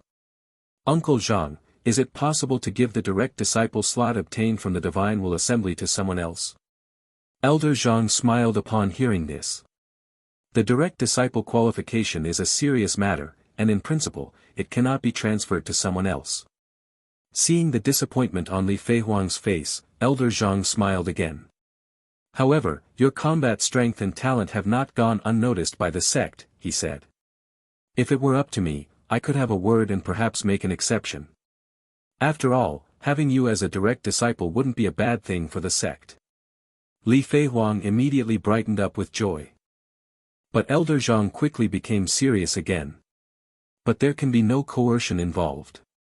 The Divine Will Assembly is one of the sect's most prestigious events, with a history spanning 2,000 years. If the first place were to be forced into giving up their direct disciple qualification, it would cause immense damage to our sect's reputation. The sect will never allow that to happen. So, it can only be discussed. Elder Zhang handed her a storage bag. This storage bag contains 2,000 high-grade spirit stones. Take them for now. Li Feihuang looked at the storage bag and then at Elder Zhang's smiling face. A bitter feeling rose in her heart. 2,000 high-grade spirit stones were not a small sum, even for a golden core cultivator. Her father had passed away. And her relatives had immediately fought for power, even attempting to kill her. Yet, her father's old friend had done his best to help her. Uncle Zhang, I can't accept this. I have some here. Li Feihuang said, lowering her head. Elder Zhang smiled lightly. If you need anything, just ask. If it truly can't be helped, there's no harm in becoming an inner disciple for a few years. If a slot opens up during these 5 years, it will definitely be yours. I've never fought for anything in my life. They'll have to give me some face. So, don't put too much pressure on yourself. With that, Elder Zhang left without a sound. Li Feihuang stood there, looking at Ye Chen on the platform. A thoughtful expression crossed her face. What could she use to persuade Ye Chen? On the platform, an elder spoke a few encouraging words to Ye Chen and asked which elder he would like to become an apprentice under. Given Ye Chen's displayed talent, there were few elders who would refuse such a prodigy. Ye Chen, however, appeared hesitant and asked if he could take a few days to consider. The elder nodded immediately. Of course. The direct disciple slot must be decided within 3 days. As for the Divine Will pool, it will open in half a month. You can come directly with the token you received from the Divine Will Assembly. Upon hearing this, Ye Chen nodded in acknowledgement. Ye Chen certainly had no intention of taking the Divine Will sect's direct disciple slot. Joining the Divine Will sect didn't hold much significance for him. Even if he became a direct disciple, it would be difficult to approach a grand elder like in Miaoli. As for Li Feihuang, she seemed to be scheming something secretly. Who knew when she might run off? Clearly, she wasn't a suitable target for a regular reward exchange. Occasionally, he might get lucky, but in the end, it seemed better to stick with his master. Moreover, Ye Chen realized something. It seemed that the Divine Will sect's direct disciple slot and the Divine Will pool slot couldn't be transferred. The sect directly recorded his identity with them. That extinguished Ye Chen's earlier fantasies of sending the rewards elsewhere. The direct disciple slot was useless now. As for the Divine Will pool, it was worth going, as it could save time in cultivation. But overall, Ye Chen felt that this Divine Will assembly had been rather unremarkable. If he had known the slots couldn't be transferred, he wouldn't have bothered coming. With a slight pout, Ye Chen walked off the platform. But just at that moment, a nondescript woman stood in front of him. It was Li Feihuang, with her 300 times multiplier. Li Feihuang looked at Ye Chen seriously and spoke, "Fellow Taoist Yi, would you mind finding a quieter place to talk?" "Fellow Taoist Yi, would you mind finding a quieter place to talk?" Li Feihuang's sudden appearance made Ye Chen raise an eyebrow. Interesting. Ye Chen had been thinking of an opportunity to get to know this female cultivator with the 300 times multiplier, hoping to trigger some valuable rewards. Naturally, he wouldn't refuse now. Though Ye Chen didn't know exactly what she wanted, cultivators were generally indifferent. If there were no purpose, they wouldn't bother getting to know others. The fact that she approached him meant she had some goal in mind. For Ye Chen, the only thing to fear wasn't that she had something in mind, but that she might not need anything from him. But he couldn't let her think that it would be easy to get what she wanted from him. This way, he would be more likely to get something valuable. So, Ye Chen showed a hint of hesitation and didn't agree right away. Seeing this, Li Feihuang immediately spoke, "I have no ill intentions toward you, fellow Taoist Yi. I won't harm you in the slightest. Also, the location is entirely up to you." At this, Ye Chen nodded and agreed. "Since that's the case, let's talk in the small courtyard where I'm staying in Divine Will City." With that, Ye Chen led the way. Upon hearing this, Li Feihuang's eyes showed a touch of confusion. Wasn't it more appropriate to meet in a spiritual tea house or a private room in a dining hall to discuss matters? You're just taking me directly to your room. If it weren't for her plain appearance, Li Feihuang might have suspected that Ye Chen had ulterior motives. But the confidence stemming from her strength led her to agree. Even if Ye Chen had bold ideas, Li Feihuang believed she could use her power to calm him down. So, Li Feihuang calmly followed behind Ye Chen as they walked ahead. In the distance, Yui had intended to find Ye Chen immediately and get an explanation from him. However, she hadn't expected that Li Feihuang would approach Ye Chen first. Both the divine will pool and the blood sea lotus seed matters couldn't be known to outsiders. Yui quickly turned to Miaoli. "Aunt, what should we do?" Miaoli remained her ethereal self, gently shaking her head. "No need to hurry. The divine will pool won't open for half a month. We can wait." Yui, however, lacked her aunt's calm composure and was growing impatient. "Ye Chen definitely stole my blood sea lotus seed. Aunt, you must stand up for me." Miaoli gazed at her niece with a hint of disappointment in her eyes. She gently shook her head. Her niece's temperament would require some refinement in the future. Meanwhile, Ye Chen led Li Feihuang into the courtyard. Instead of entering the room, he invited her to sit in the pavilion in the garden. This courtyard is equipped with a soundproof array, impervious to any prying eyes or ears. After Ye Chen brewed some spiritual tea, he turned back to Li Feihuang and was momentarily surprised. There, in the pavilion, Li Feihuang had unknowingly shed her previous disguise. Her originally dark hair had turned into a vibrant red, swaying in the breeze like a burning flame.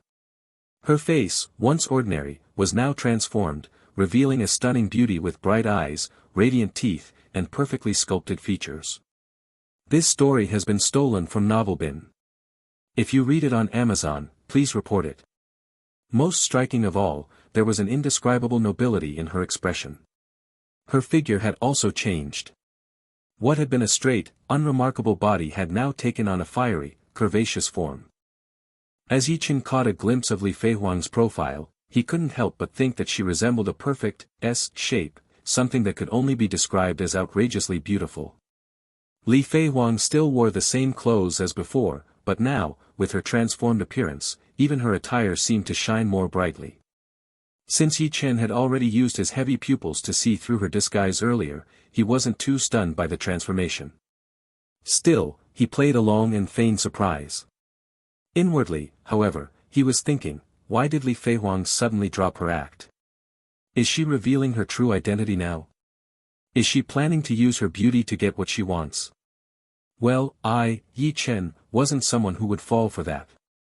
As Li Feihuang returned to her true appearance, she noticed Ye Chen's amazed expression and a smile tugged at the corners of her mouth. She was well aware of her own beauty. Every cultivator, upon seeing her for the first time, would be astonished. Moreover, considering her previous ordinary appearance, the shock from revealing her true form was bound to be even greater. "Fellow Taoist Yi, no need to stand there, please take a seat." Li Feihuang, feeling that she now had the upper hand, spoke with a smile, taking the initiative. Ye Chen, hearing this, finally sat down, his eyes filled with confusion as he looked at Li Feihuang. "Fellow Taoist Li Feng, what is this?" Li Feihuang smiled gently. "Li Feng is just an alias. My true name is Li Feihuang. I am not some independent cultivator, but the last bloodline of the Great Chu dynasty's previous emperor, the only princess of the Great Chu dynasty." When she spoke her name and revealed her identity, pride shone in her eyes. This time, Ye Chen truly was surprised. He knew of the Great Chu dynasty. It was a power on the same level as the Divine Will sect. Both were forces with nascent soul-level strength. However, unlike most sects, the Great Chu dynasty operated as a royal family, a rare path in the cultivation world. For Li Feihuang to be a princess of the Great Chu dynasty, it made sense that she had a 300 times multiplier. She definitely had some weight to her. Seeing Ye Chen's silence after she revealed her identity, Li Feihuang assumed he didn't believe her. Li Feihuang had no intention of coercing or enticing Ye Chen. As the princess of the great Chu dynasty, she held her pride. How could she resort to such methods? Even if she needed something, it would be done with dignity. She intended to use the grand and noble way of the royal family to win Ye Chen's respect and have him willingly give up the direct disciple slot. So, Li Fei Huang didn't attempt to explain or prove anything. Instead, she stood up, her body floating slightly as she fully activated her fire phoenix spirit body. In an instant, Li Fei Huang's pupils turned golden, her gaze filled with an air of disdain and dominance. Behind her, a massive fire phoenix erupted, the air itself seeming to burn with a surreal heat. This fire phoenix was far more terrifying than the spell they had used during the battle on the platform. Li Fei Huang hovered half a meter above the ground, her golden eyes calmly gazing at Ye Chen. This is my fire phoenix spirit body, accompanied by the southern radiant fire. The fire phoenix spirit body can only be awakened by the royal bloodline of my great Chu dynasty. When we fought on the platform, I didn't fully activate my fire phoenix spirit body. Otherwise, with a flick of my hand, I could have suppressed you effortlessly. Now, do you believe my identity as a princess of the great Chu dynasty? Ye Chen. You're lying. When we fought on the platform, you clearly activated the southern radiant fire. And, suppressing me with a flick of your hand? Wait, what grade is your southern radiant fire? How does it compare to my 7th grade myriad star fire? And how does this fire phoenix spirit body compare to my myriad star body? You dare to say you could suppress me? Not to mention your eyes. What's so impressive about them being golden? Would you like to see something even more powerful? During the battle on the platform, Ye Chen hadn't used his myriad star fire or his heavy pupils. In fact, he had been holding back. He was afraid that one slap might seriously injure Li Fei Huang, and that would be too much of a blow to her. It might make it hard to get anything from her afterward. So now you're acting like this, huh? Though Ye Chen grumbled internally, he didn't feel the need to expose her. She had gone through all the trouble of putting on this act, so he would naturally play along. After all, it was 300 times. He had to give her some face. With that in mind, Ye Chen put on a shocked expression and said, yes, yes, of course. Yes, yes, of course. Li Fei Huang, now with her fire phoenix spirit body activated, listened to Ye Chen's words and couldn't help but curl the corners of her mouth in a slight smile. See? The moment her fire phoenix spirit body was revealed, Ye Chen was already so shocked he could barely speak. But this was just the beginning. Her fire phoenix spirit body was only the start. In the future, she would ascend to the moon phoenix body. However, Li Fei Huang didn't dwell on these thoughts. She withdrew her fire phoenix and sat back down across from Ye Chen. Although Ye Chen wasn't on her level, she still considered him a talented individual. Li Fei Huang believed she would eventually reclaim the great Chu dynasty and become its empress. As an emperor, she would naturally need a reliable support base. Ye Chen seemed decent enough and could assist her in the future, standing behind her. An emperor must have not only authority but also grace to manage their subordinates. Using both benevolence and severity was the true way of leadership. So after impressing Ye Chen with her fire phoenix spirit body, Li Fei Huang thoughtfully decided not to speak further, giving him time to calm down. What Li Fei Huang didn't expect was that Ye Chen regained his composure far quicker than she imagined. In the next moment, Ye Chen was back to normal and, looking at Li Fei Huang, spoke seriously, "Fellow Taoist Li, you are indeed powerful. I, Ye Chen, am sincerely impressed. However, I wonder, what is the purpose of your visit to me?" Ye Chen truly didn't want to watch Li Fei Huang continue with her show. He just wanted to get to the point quickly. Li Fei Huang, seeing how calmly Ye Chen accepted the reality that he wasn't her match, couldn't help but admire him more. He was unshaken by victory or defeat, and his mindset was as exceptional as his talent. Li Fei Huang believed she had already taken the initiative, seized control of the rhythm, and completely suppressed Ye Chen. She had also studied imperial tactics with her father. Her father always said that a true emperor, even when in a dire situation, should still carry the aura of a king within their chest. To openly speak of one's struggles wouldn't be seen as a weakness or something to be looked down upon. In fact, it would make others feel honored, as if they had gained the emperor's trust, and they would be moved, eager to support the emperor's rise. Li Feihuang believed her father's words were absolutely correct. So, when Ye Chen asked her a question, Li Feihuang didn't hesitate to speak frankly, revealing her situation without any concealment. My father encountered an accident and has passed away. And my ancestor is currently in closed-door meditation, attempting to break through to the late stage of the nascent soul. After my father's death, within half a month, my father's younger brother, the champion king, seized power without hesitation. He even attempted to have me imprisoned and disposed of. I fled the great Chu dynasty with the help of loyal subordinates and came to the Divine Will sect to seek the phoenix blood. My father spent 20 years of effort, gathering countless treasures and materials to help me upgrade my physique. Once I obtain the final drop of phoenix blood, I can not only break through to the golden core stage, but also advance my fire phoenix spirit body to the moon phoenix body. And with the moon phoenix body, I can return to the great Chu dynasty and reclaim everything that belongs to me. After all, the ancestor is still alive, and the rules must be upheld. When an emperor dies, if the ancestor does not designate a new emperor within 7 years, the imperial throne contest must be held, allowing all family members to participate, with the emperor chosen by strength. Reading on this site. This novel is published elsewhere. Support the author by seeking out the original. The champion king wants to become emperor, so he must face me in a duel after 7 years. If I can awaken the moon phoenix body, I will crush him from every angle. When she mentioned the champion king, Li Feihuang's eyes filled with murderous intent, and she paused for a moment before continuing. Ye Chen, right now, I am indeed trapped in a shallow pond. But if you give me the Divine Will sect's direct disciple qualification, you will have helped me greatly. It will be a service to the dragon. When I awaken the moon phoenix body, defeat the champion king, and reclaim everything that is mine, becoming the empress of the great Chu. I will make you the golden dragon marquis, with command over all the military forces of the great Chu dynasty.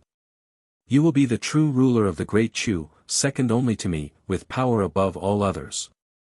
Li Feihuang finished speaking and looked at Ye Chen with unwavering determination in her eyes. Ye Chen was truly stunned this time. He understood Li Feihuang's background clearly. A princess in exile, huh? That wasn't rare in the cultivation world. Power struggles within sects and families were quite common in the cultivation world as well. After all, greater power meant access to rarer resources. Everyone would want a piece of that. In fact, the power struggles in the cultivation world were even more brutal than those on Earth. There were stories of sects, where elders who held power suddenly died, and entire families were wiped out overnight, their bloodlines erased. There were also occasional tales of side branches betraying the main family, slaughtering them to the last person. So Li Feihuang's experience made sense. As for Li Feihuang wanting Ye Chen's direct disciple spot to improve her physique, Ye Chen could understand that as well. Initially, Ye Chen almost believed everything she said. But then, the last part of her speech made Ye Chen want to laugh out loud and nearly burst into sarcastic commentary. All she needed was for him to give up his Divine Will sect direct disciple qualification. Then, once she became the empress again, he would be made a marquis. A marquis second only to 2 people, above all others. Powerful enough to control the court. That pitch, the déjà vu was too strong. It was almost identical to the scam emails Ye Chen received in his past life. Ye Chen had encountered plenty of female cultivators trying to get something from him in the cultivation world after he transmigrated. But Li Feihuang's approach was unique. What made it even more surprising was that she seemed completely serious. Ye Chen was genuinely at a loss for words. Li Feihuang had clearly run into the wrong person. He had a system, so whether what she said was true or not didn't matter. If she wanted it, he could give it to her. If he had met a normal person, it would be impossible to get a direct disciple spot out of him. And what in the world was this Golden Dragon Marquis business? Could it sound any worse? He was definitely going to give away the direct disciple spot. However, Ye Chen thought to himself that he should drag this out a bit to make sure Li Feihuang would end up getting a solid blow. Otherwise, just like with Yui, if Li Feihuang thought it was natural for him to hand over the spot without any consequence, that would be a huge loss for him. Ye Chen showed a hint of hesitation before finally speaking. Is it possible for the divine will sect to allow the transfer of the direct disciple qualification? Li Feihuang immediately responded, in principle, it's not allowed, but for me, it's possible. After all, what the divine will sect needs is talent. I am exactly the kind of person who meets their requirements. Ye Chen couldn't help but twitch the corner of his mouth. This exiled princess, Li Feihuang, revealed her true form, flaunted her special physique, and talked about her impressive background. And now she expected him to fall on his knees and submit. If it weren't for her 300 times multiplier, Ye Chen would have been tempted to call her a basic girl by now. After a few more back-and-forth exchanges, Ye Chen, afraid he might not be able to hold back his sarcasm, finally spoke seriously. Fellow Taoist Li, your aspirations are grand, and your talent is extraordinary. Your identity is so noble, yet you are still so candid and open, with no concealment at all. I am truly honored and deeply impressed. Fellow Taoists desire to restore the glory of the great Chu dynasty. I, Ye Chen, cannot stand aside. I am willing to give my divine will sect direct disciple qualification to fellow Taoist, without any compensation. Upon hearing this, Li Feihuang's eyes instantly widened. To be honest, Li Feihuang had been nervous earlier. She was afraid Ye Chen might refuse. Even more so, she feared that Ye Chen might leak the news to the outside world, exposing her whereabouts to the great Chu dynasty. But what she hadn't expected was that Ye Chen agreed so easily.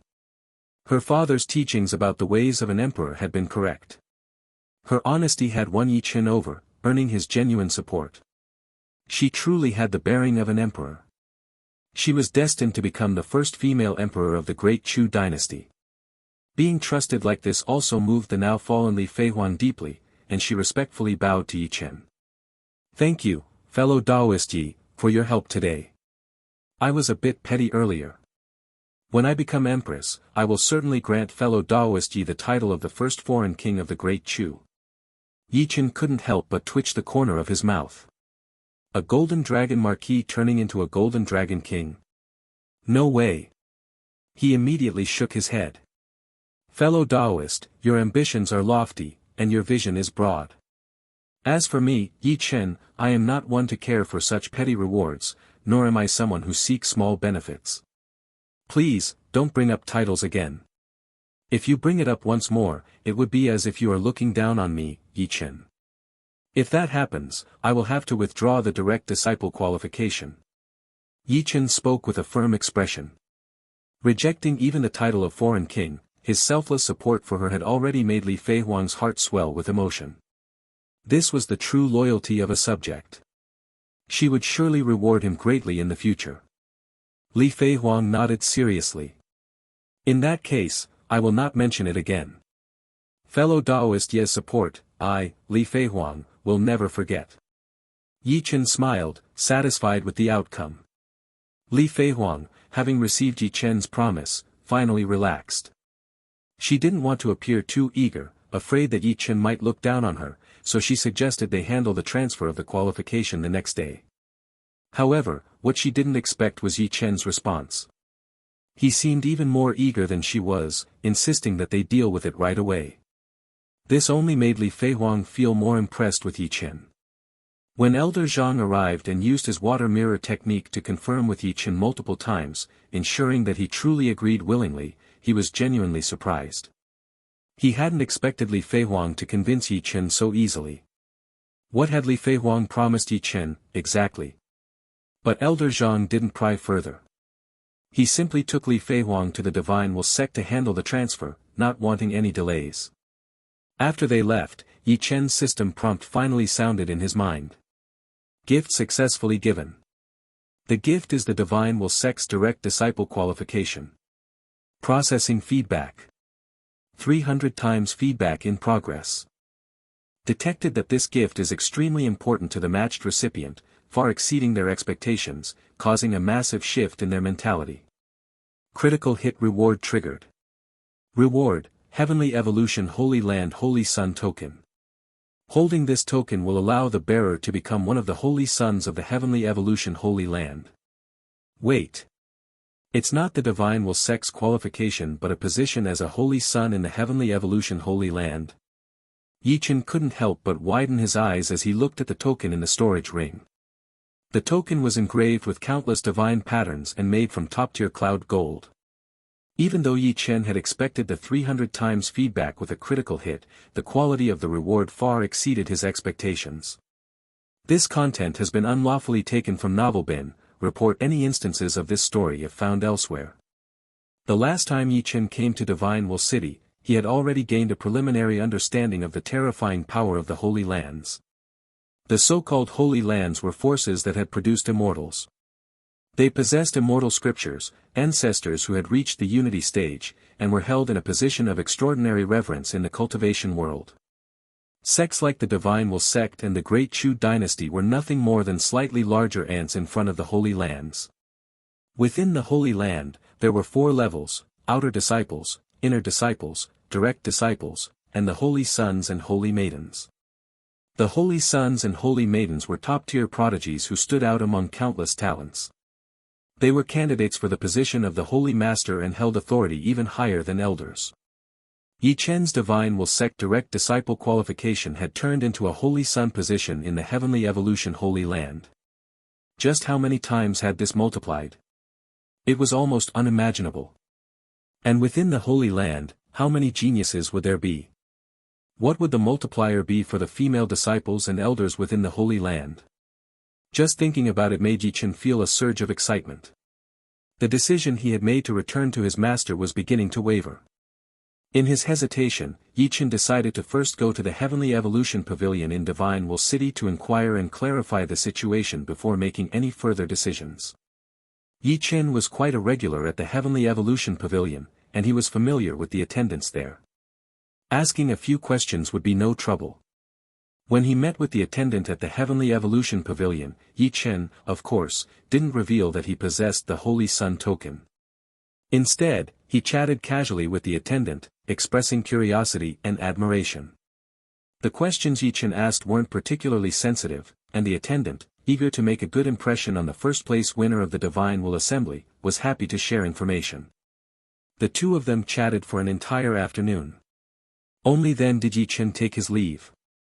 On his way back, Ye Chen frowned slightly. The position of Holy Son in the Heavenly Evolution Holy Land was far more transcendent than he had originally thought. The Holy Sons and Holy Maidens of the Heavenly Evolution Holy Land were usually at the nascent soul stage.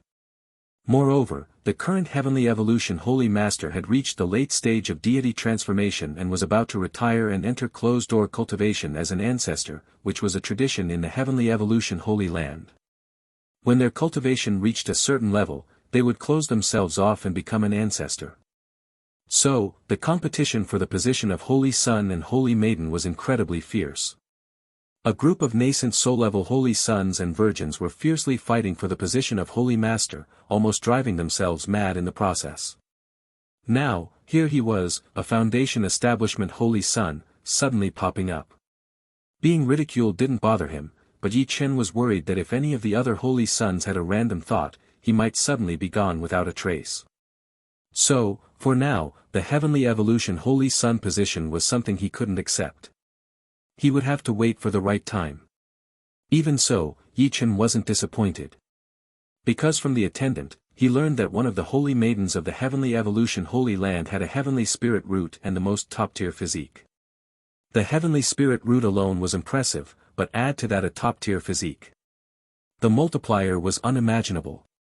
When he reached the late stage of Golden Core, or even the nascent soul stage, he could go and lick his way to success.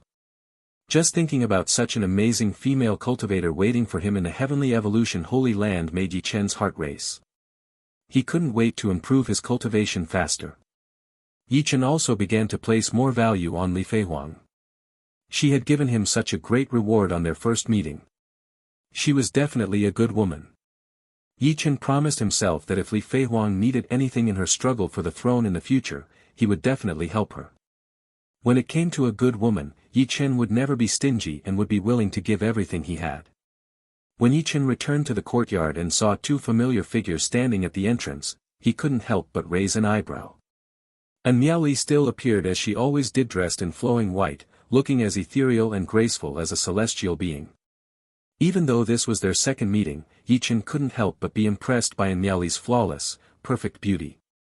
Last time, Ye Chen had not even entertained the slightest thought of disrespect toward her. But now, perhaps because his strength had increased, and having seen someone with a 300 times multiplier, Miaoli no longer seemed as untouchable. Looking at her now, Ye Chen found himself thinking more boldly. Standing next to Miaoli was her niece, Yue, who was glaring at him with intense anger. Ye Chen, however, paid little attention to her. A 100 times multiplier wouldn't trigger a critical hit. What was there to look at? But what were these two doing here? With curiosity in his eyes, Ye Chen turned to look at Miaoli. "Greetings, Signorin." Ye Chen cupped his hands in greeting. As for Yue, he couldn't help but wonder what had gotten into her as she glared at him angrily. Ye Chen decided to simply pretend he hadn't seen it. This blatant disregard only seemed to make Yue's eyes widen even further. She immediately opened her mouth, ready to say something. But Miaoli gently raised her hand, stopping Yue from speaking. "Fellow Taoist Yi, might I trouble you to come inside for a conversation?" Ye Chen smiled and nodded in agreement.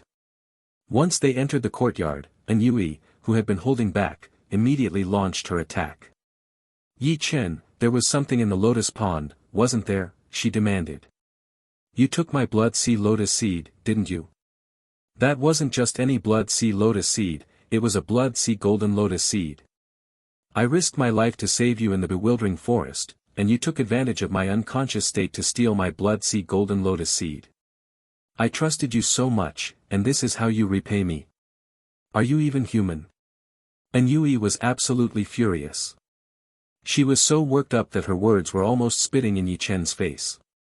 Ye Chen quickly took a few steps back to avoid getting drenched. However, Yue's words made Ye Chen raise an eyebrow. This girl was smarter than he thought. She had actually guessed that it was the blood sea golden lotus seed. But as for saving his life, Ye Chen chuckled inwardly. If he weren't a second-grade alchemist, would Yue have wasted her time saving him? Besides, it was her teammates who had tossed him into the bewildering forest in the first place. Wasn't she supposed to save him? She really knew how to make herself look good. However, Ye Chen had anticipated that the events from before might be questioned once he arrived in Divine Will City. So, he had already prepared a response for this situation. Faced with Yue's accusations, Ye Chen's expression darkened. "Fellow Taoistan, such baseless accusations against me are somewhat hurtful," he said coldly. Yue sneered, "Then swear an oath to heaven. Swear that the lotus pond didn't have the blood sea lotus seed or the blood sea golden lotus seed. If you lie, may your cultivation be forever stagnated, may your heart be plagued by demons, and may you never meet a peaceful end." Upon hearing this, Ye Chen narrowed his eyes. Swear an oath to heaven. What a load of nonsense. Seeing Ye Chen remain silent, Yue grew even more convinced that Ye Chen had stolen her things. "What, feeling guilty and too afraid to swear an oath," she taunted. "Ye Chen, you must give me an explanation for this." Yue pressed him relentlessly. Miaoli's brow also furrowed slightly. While it was true that treasures in the world were often unclaimed, the blood sea lotus seed's discovery had been made by a divine will sect elder who had been going through ancient texts. The opportunity to go to the lotus pond was something Miaoli herself had helped secure for Yue. As for Ye Chen, he was an assistant from the lower sect, with contributions to be made. Logically and emotionally, there was no reason for him to take it. If Ye Chen had indeed taken it, he would need to provide an explanation. However, Ye Chen ignored Yue entirely and turned directly to Miaoli. "I ask that Senior and examine my spiritual root. Once you have seen it, everything will become clear. But please, Senior, keep this matter confidential and do not let anyone else know." Upon hearing this, a strange look appeared in Miaoli's eyes. Could it be that Ye Chen was still a third-grade spiritual root and wanted to prove his innocence with that? But a third-grade spiritual root couldn't possibly have such talent or strength. Unauthorized content usage. If you discover this narrative on Amazon, report the violation. After a brief moment of hesitation, she nodded. She was willing to give Ye Chen the chance to prove himself. Meanwhile, Yue couldn't help but sneer. She thought to herself, let's see how you try to explain your way out of this. Ye Chen extended his palm. Miaoli, with a delicate movement, extended a jade-like finger and gently pressed it into the palm of Ye Chen's hand. Ye Chen activated his spiritual root, releasing the restriction so Miaoli could investigate. The moment Miaoli sensed the grade of Ye Chen's spiritual root, her normally indifferent gaze, seemingly always untouched by the world, widened to its fullest extent. For the first time, a shocked expression appeared on her flawless face. You are. Miaoli almost spoke the words aloud, but recalling what Ye Chen had said earlier, she stopped herself and swallowed the rest of her sentence. Ye Chen nodded slightly. Thank you for keeping your word, Signorin. I trust that I've now proven my innocence. Miaoli nodded quietly, still processing the shock in her heart. She had never imagined that Ye Chen would be a heavenly spirit root. Even if the blood sea golden lotus seed had been in the lotus pond, it would have been useless to Ye Chen. After all, the blood sea golden lotus seed could only potentially upgrade a cultivator's spiritual root to the earth grade. As for why Ye Chen's records clearly stated a third-grade spiritual root, yet he possessed a heavenly spirit root, Miaoli didn't dwell on that. In the cultivation world, many sects concealed the true potential of their geniuses to prevent enemies from targeting them, which could lead to premature death. Clearly, Ye Chen was one such genius. Turning to Yue, Miaoli spoke, I have confirmed that Ye Chen did not use the blood sea lotus seed, and as for the blood sea golden lotus seed, it's impossible. Yue, hearing this, was filled with disbelief. Impossible, if he didn't use the lotus seed to enhance his spiritual root, how could he possibly have claimed first place in the Divine Will Assembly? Miaoli shook her head inwardly. Ye Chen possessing a heavenly spirit root and claiming first place was perfectly reasonable. Since she had promised Ye Chen not to reveal the truth, she didn't say anything directly but calmly responded, fellow Taoist, ye should have had such strength from the beginning. He simply concealed it. Yue, I've looked into this matter thoroughly. Let it go now. After finishing her words, Miaoli gave Ye Chen a light nod of respect. She was ready to leave with Yue. Yue couldn't accept any of this. She trusted her aunt's words. Since her aunt said Ye Chen truly had that strength, it must be true. But if they just left like this, it meant she wouldn't get the Divine Will Pool qualification, and her future would have no chance of obtaining the Phoenix blood. She couldn't accept that.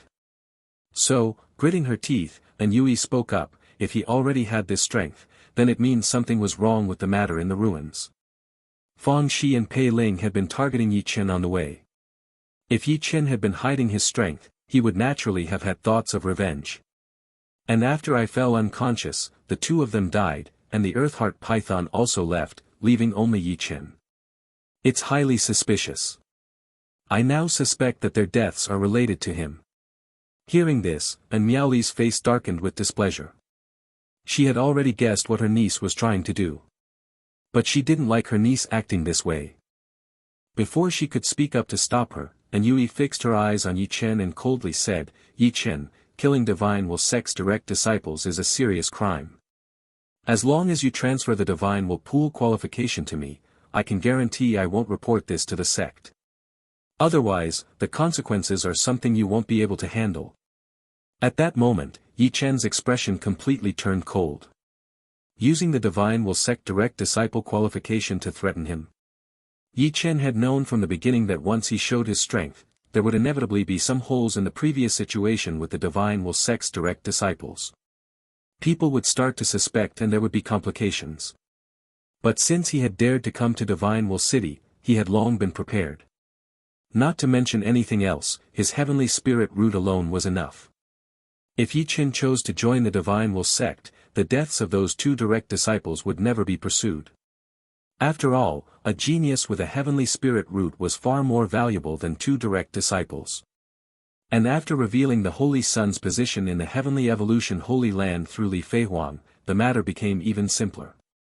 He could just show the Holy Sun token. Would the Divine Will Sect dare to pursue the responsibility of a Holy Sun? Therefore, facing Yue's threat, Ye Chen didn't flinch in the slightest. In fact, he almost wanted to laugh. But still, the necessary procedures had to be followed. Ye Chen looked at Yui, his face showing a mix of disappointment, anger, disbelief, and other complex emotions. Under Ye Chen's gaze, Yui, for some reason, felt uneasy. In the next moment it was as if Ye Chen had come to a realization, his lips curling into a cold smile. Why bother, fellow Taoistan, with all these speculations? If you really want to know, then let me show you with your own eyes. This way, fellow Taoistan can report exactly what happened to the sect. Ye Chen's expression caused both Miaoli and Yui to furrow their brows slightly. Could it be that there was something they didn't know about the situation? Ye Chen looked at Yui with disappointment and coldly spoke, "Please watch this. Water mirror technique." The next moment, Ye Chen raised his hand. A pre-recorded water mirror technique appeared before them.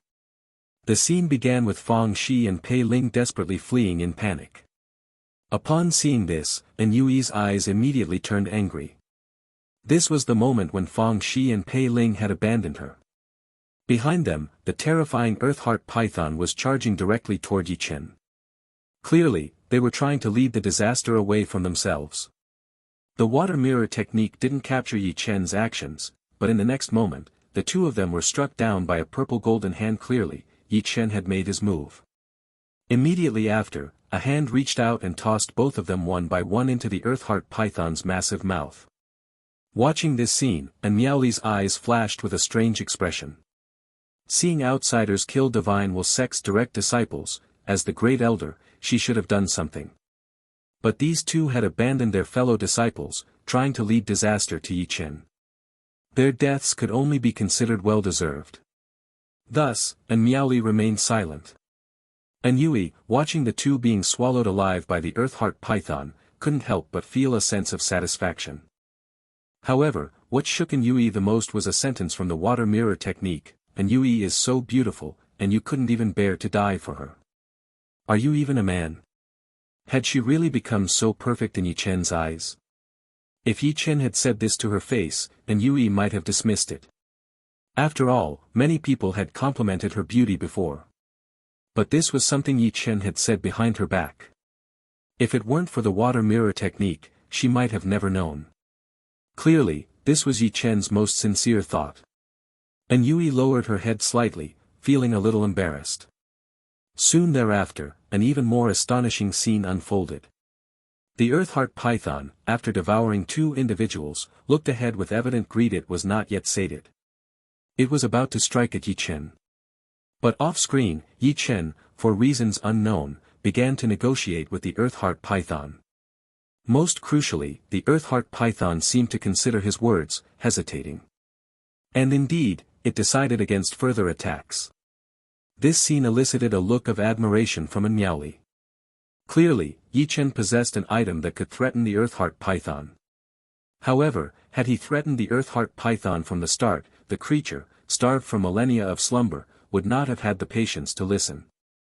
But Ye Chen fed Fang Shi and Pei Ling to the Earthheart Python first, then negotiated. The result was unexpectedly effective.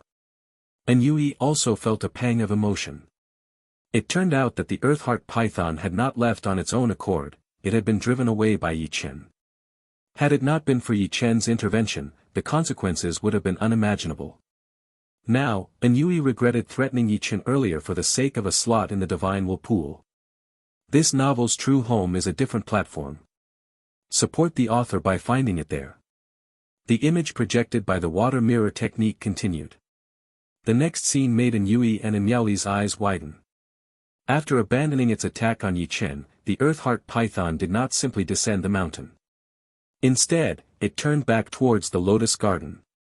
This sent a jolt through both of them. They both knew that Yui was unconscious in the Lotus Garden at that moment. Yui's heart pounded.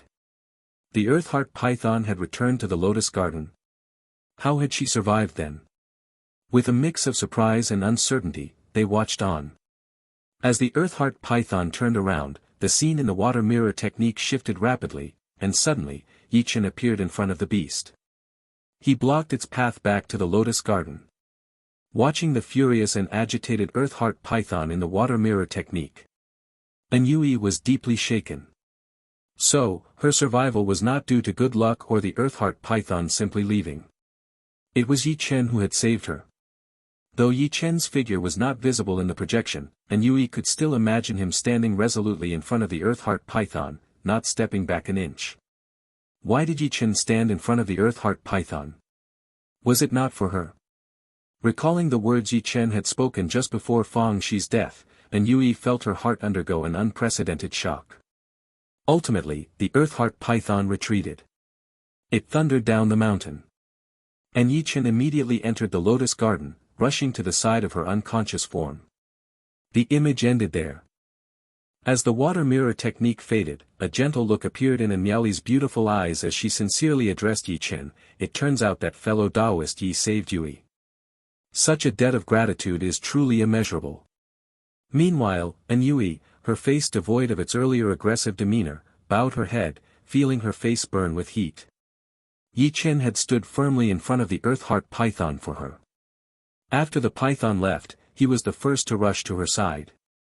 Ye Chen had protected her without regard for his own life. Yet she had doubted him, accused him of stealing her blood sea lotus seeds, and used the incident with Fang Shi and Pei Ling to threaten him, trying to wrest his slot in the divine will pool from him. Was she even human?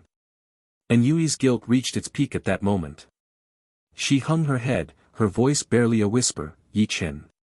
I'm sorry, I didn't know you had done so much for me. I thought since I saved your life, you repaid me by stealing my blood sea lotus seeds. It turns out, I was the one who repaid kindness with enmity. I'm truly sorry. I will make it up to you. However, Ye Chen scoffed, now that you've seen it, I killed Fang Shi and Pei Lingo report me to the Divine Will sect. Ye Chen's attitude caused Yui to hastily wave her hands in panic. I won't report you, they deserve their fate. You've done nothing wrong. It was me who was wrong. Ye Chen still wore a cold, mocking smile. Didn't you want the Divine Will pool slot? Go ahead and report me, it's yours if you do. Are you not curious how I managed to force the Earthheart python to retreat? That's because I have a golden core sword talisman. Fellow Taoistan, I'm sure you want it too, don't you? Go ahead and report me. If I die, all the treasures will be yours. Ye Chen's words made Yui feel even worse. With red eyes, she weakly tried to explain, I didn't. I wasn't. Ye Chen's face contorted with disgust. What's wrong? Feeling guilty now? If you're not going to report me, then just leave. Ye Chen showed no mercy. As she saw the undisguised disgust on Ye Chen's face, Yui completely collapsed. Her actions had been far too much. She had driven Ye Chen, the man who would protect her at all costs, to despise her like this. And Miaoli, observing the scene, sighed quietly. Her niece had truly gone too far this time. She wanted to speak up to comfort Ye Chen, but after seeing what Yui had done, she couldn't find the words. After all, if she had done so much for someone, even saving their life, only for them to turn around and threaten her, she too would never forgive them, she might even be angrier than Ye Chen. And Miaoli could only glance apologetically at Ye Chen. Fellow Taoist Yi, I truly apologize for this. I will make amends with you later. Fellow Taoist, I can see you're upset, so we shall take our leave now. We'll come back to bother you another time. She gently helped the tearful Yui to her feet and began walking toward the courtyard exit. Before stepping out, Yui looked back with hope, wishing Ye Chen would forgive her. But all she saw was Ye Chen's cold, indifferent back. Hearing the sound of footsteps fading away, Ye Chen's cold expression finally disappeared. The VCR naturally could not continue playing. If it kept going, it would turn into a confession video. Honestly, there wouldn't have been much of a problem if things hadn't gone this way. Green Cloud sect had the 200-fold of his master. The Divine Will sect had the 300-fold of Li Feihuang. The 100-fold of Yui was truly unnecessary. It was like a side dish, insignificant. But her aunt, Miaoli, was quite a different matter. So, Ye Chen's earlier actions had nothing to do with Yui, they were all for Miaoli. As long as he could avoid making Miaoli harbor any ill feelings toward him, that was all that mattered. However, to his surprise, the VCR had an astounding effect. It not only made Miaoli grateful to him, but it seemed that even Yui, this little princess, was feeling a bit guilty. Ye Chen would rather give away the divine will pool slot than keep it for himself. However, having just given away the direct disciple slot to Li Feihuang, the system cooldown would take another week. This gave Ye Chen a perfect opportunity to see how Miaoli would thank him for saving her niece. It would be a good chance to build a relationship with her, making it easier in the future to bypass Yui and deal directly with Miaoli. As Ye Chen pondered, there was a knock on his door. He initially thought it might be Li Feihuang or the aunt and niece. But when Ye Chen expanded his spirit sense, he smiled. The visitor was his guide, Kai Dai. He opened the door to see Kai Dai, with her delicate, graceful appearance, standing outside. Her gaze held a determined resolve, as though ready to take a chance. The month-long arrangement had technically ended today. Ye Chen had told her the day before that she didn't need to come today. But Kai Dai was unwilling to let go of such a generous senior. Not to mention that she had witnessed Ye Chen sweeping through the Divine Will Conference, securing first place and becoming the revered direct disciple. She might even become a golden core powerhouse in the future. Kai Dai asked herself, a senior with such a promising future could very well be the highest level person she could ever come into contact with. If she missed this chance, it would be a regret she'd carry for the rest of her life. So, she had spent the entire afternoon preparing and now knocked on the door. When Ye Chen saw the anxious yet hopeful expression on Katie's face, he immediately understood what she was thinking. Ye Chen was someone who always cherished delicate beauty and couldn't bear to see a girl suffer from rejection. Besides, this week's gift had already been given to Li Feihuang. Next week, he would most likely offer the Divine Will Pool slot to Miaoli. In such circumstances, whether Kai Dai could return the favor no longer mattered. Ye Chen gazed at Kai Dai and nodded calmly. Since you've come, then please, come in. Upon hearing this, a joyful expression immediately appeared on Katie's face. She hurried to Ye Chen's side and hooked her arm around his. However, just as Ye Chen was about to wave his hand to close the gate, his brows slightly furrowed. For the next moment, another graceful figure appeared at the entrance of the courtyard. It was none other than Yun Qianyue, who had previously guided Ye Chen. The author's content has been appropriated. Report any instances of this story on Amazon. Yun Qianyue had suspected something earlier. But Kai Dai remained vigilant, never allowing Yun Qianyue to discern anything.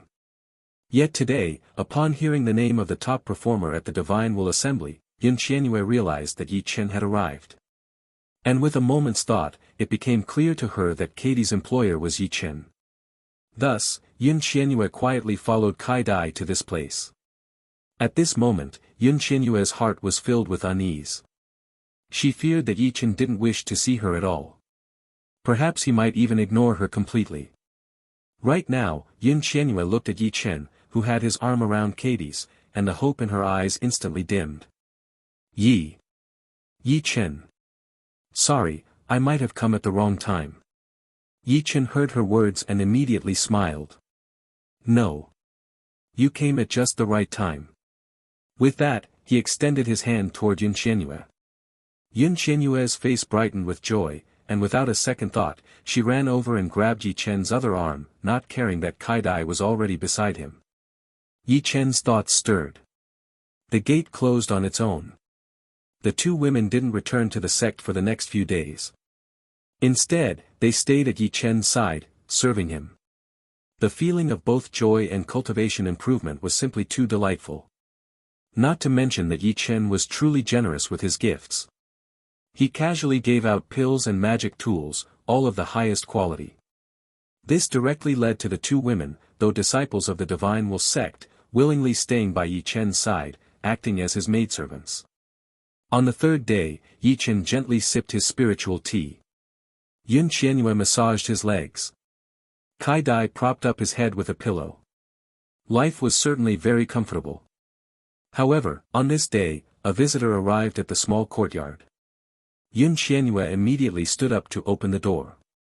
But when she saw the visitor's face, her eyes widened in surprise. Senior Sister An. The visitor was none other than An Yui. And Yui glanced at Yun Qianyue and frowned slightly. She could sense Ye Chen's aura on Yun Qianyue, as well as the aura of another woman. What this implied was obvious. This discovery made Yui quite unhappy. But recalling that her purpose for coming today was to seek Ye Chen's forgiveness, Yui suppressed her anger and coldly spoke, "I'm here to see Ye Chen." Yun Qianyue naturally recognized Yui, as she was the niece of the Grand Elder. However, before Yun Qianyue could announce her arrival, Ye Chen's cold voice sounded.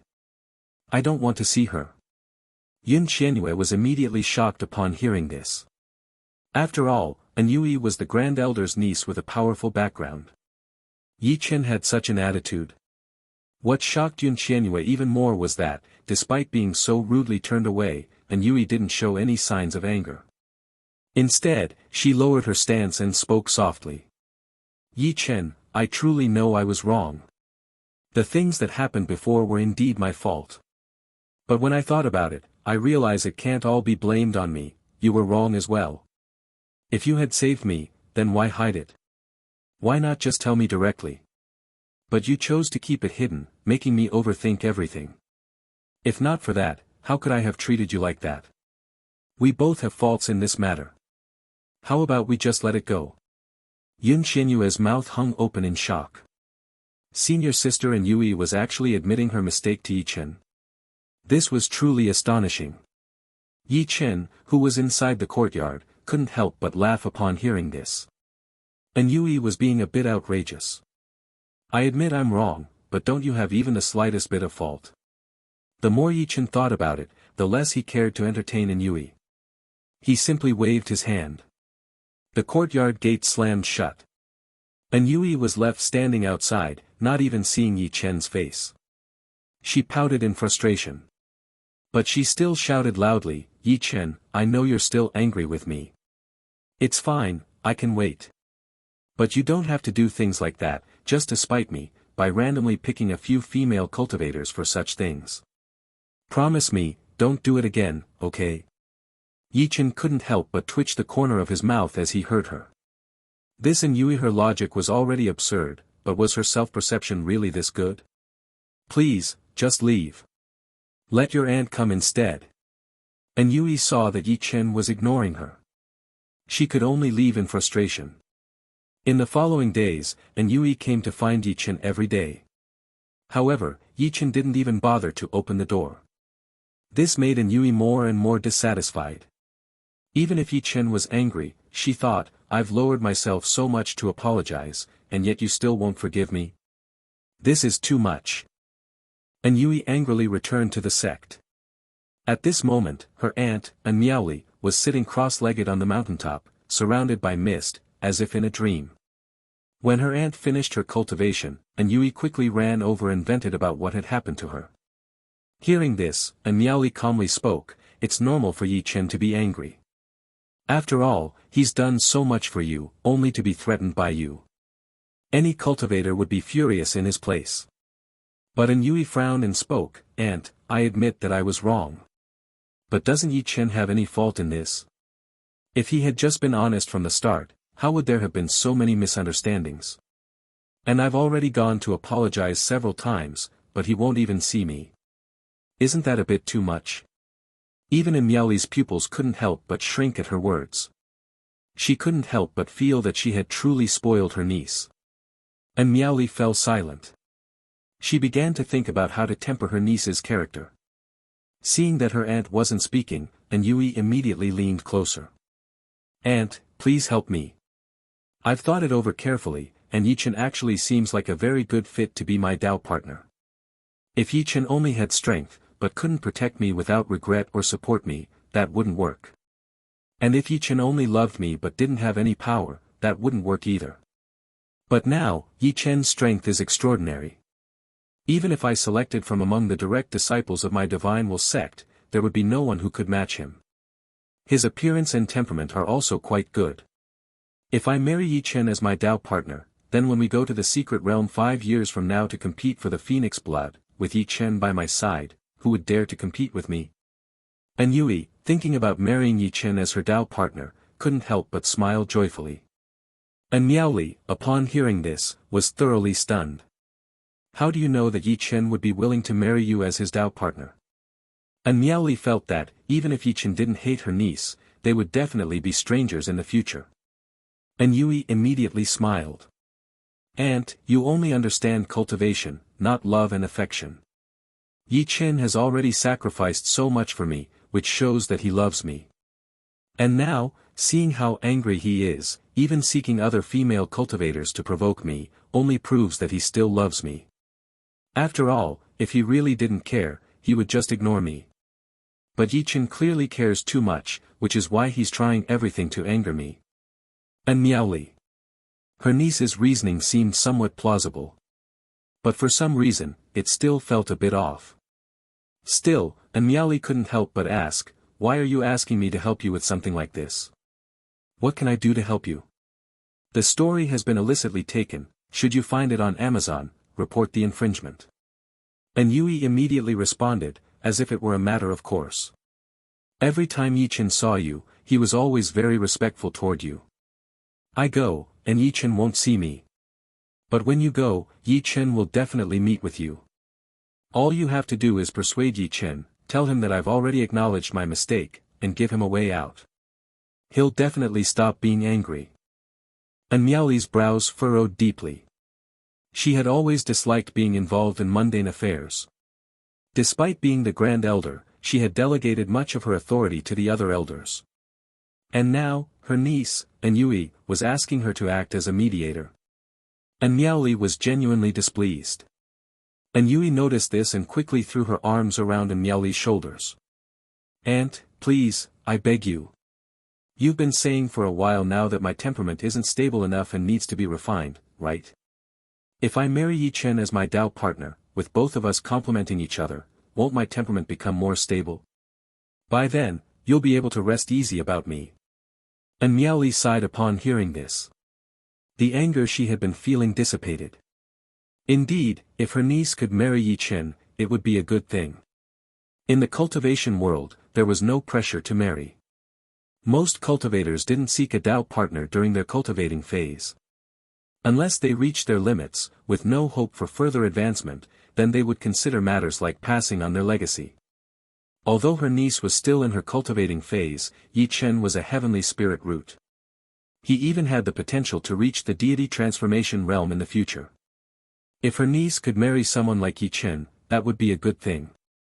At that time, not only would she be able to rest easy, but she could also focus on secluding herself to break through to the nascent soul stage. If her late brother were to know that his niece had married a genius with a heavenly spirit root, he would definitely be comforted. So, this was indeed a good thing with no downsides.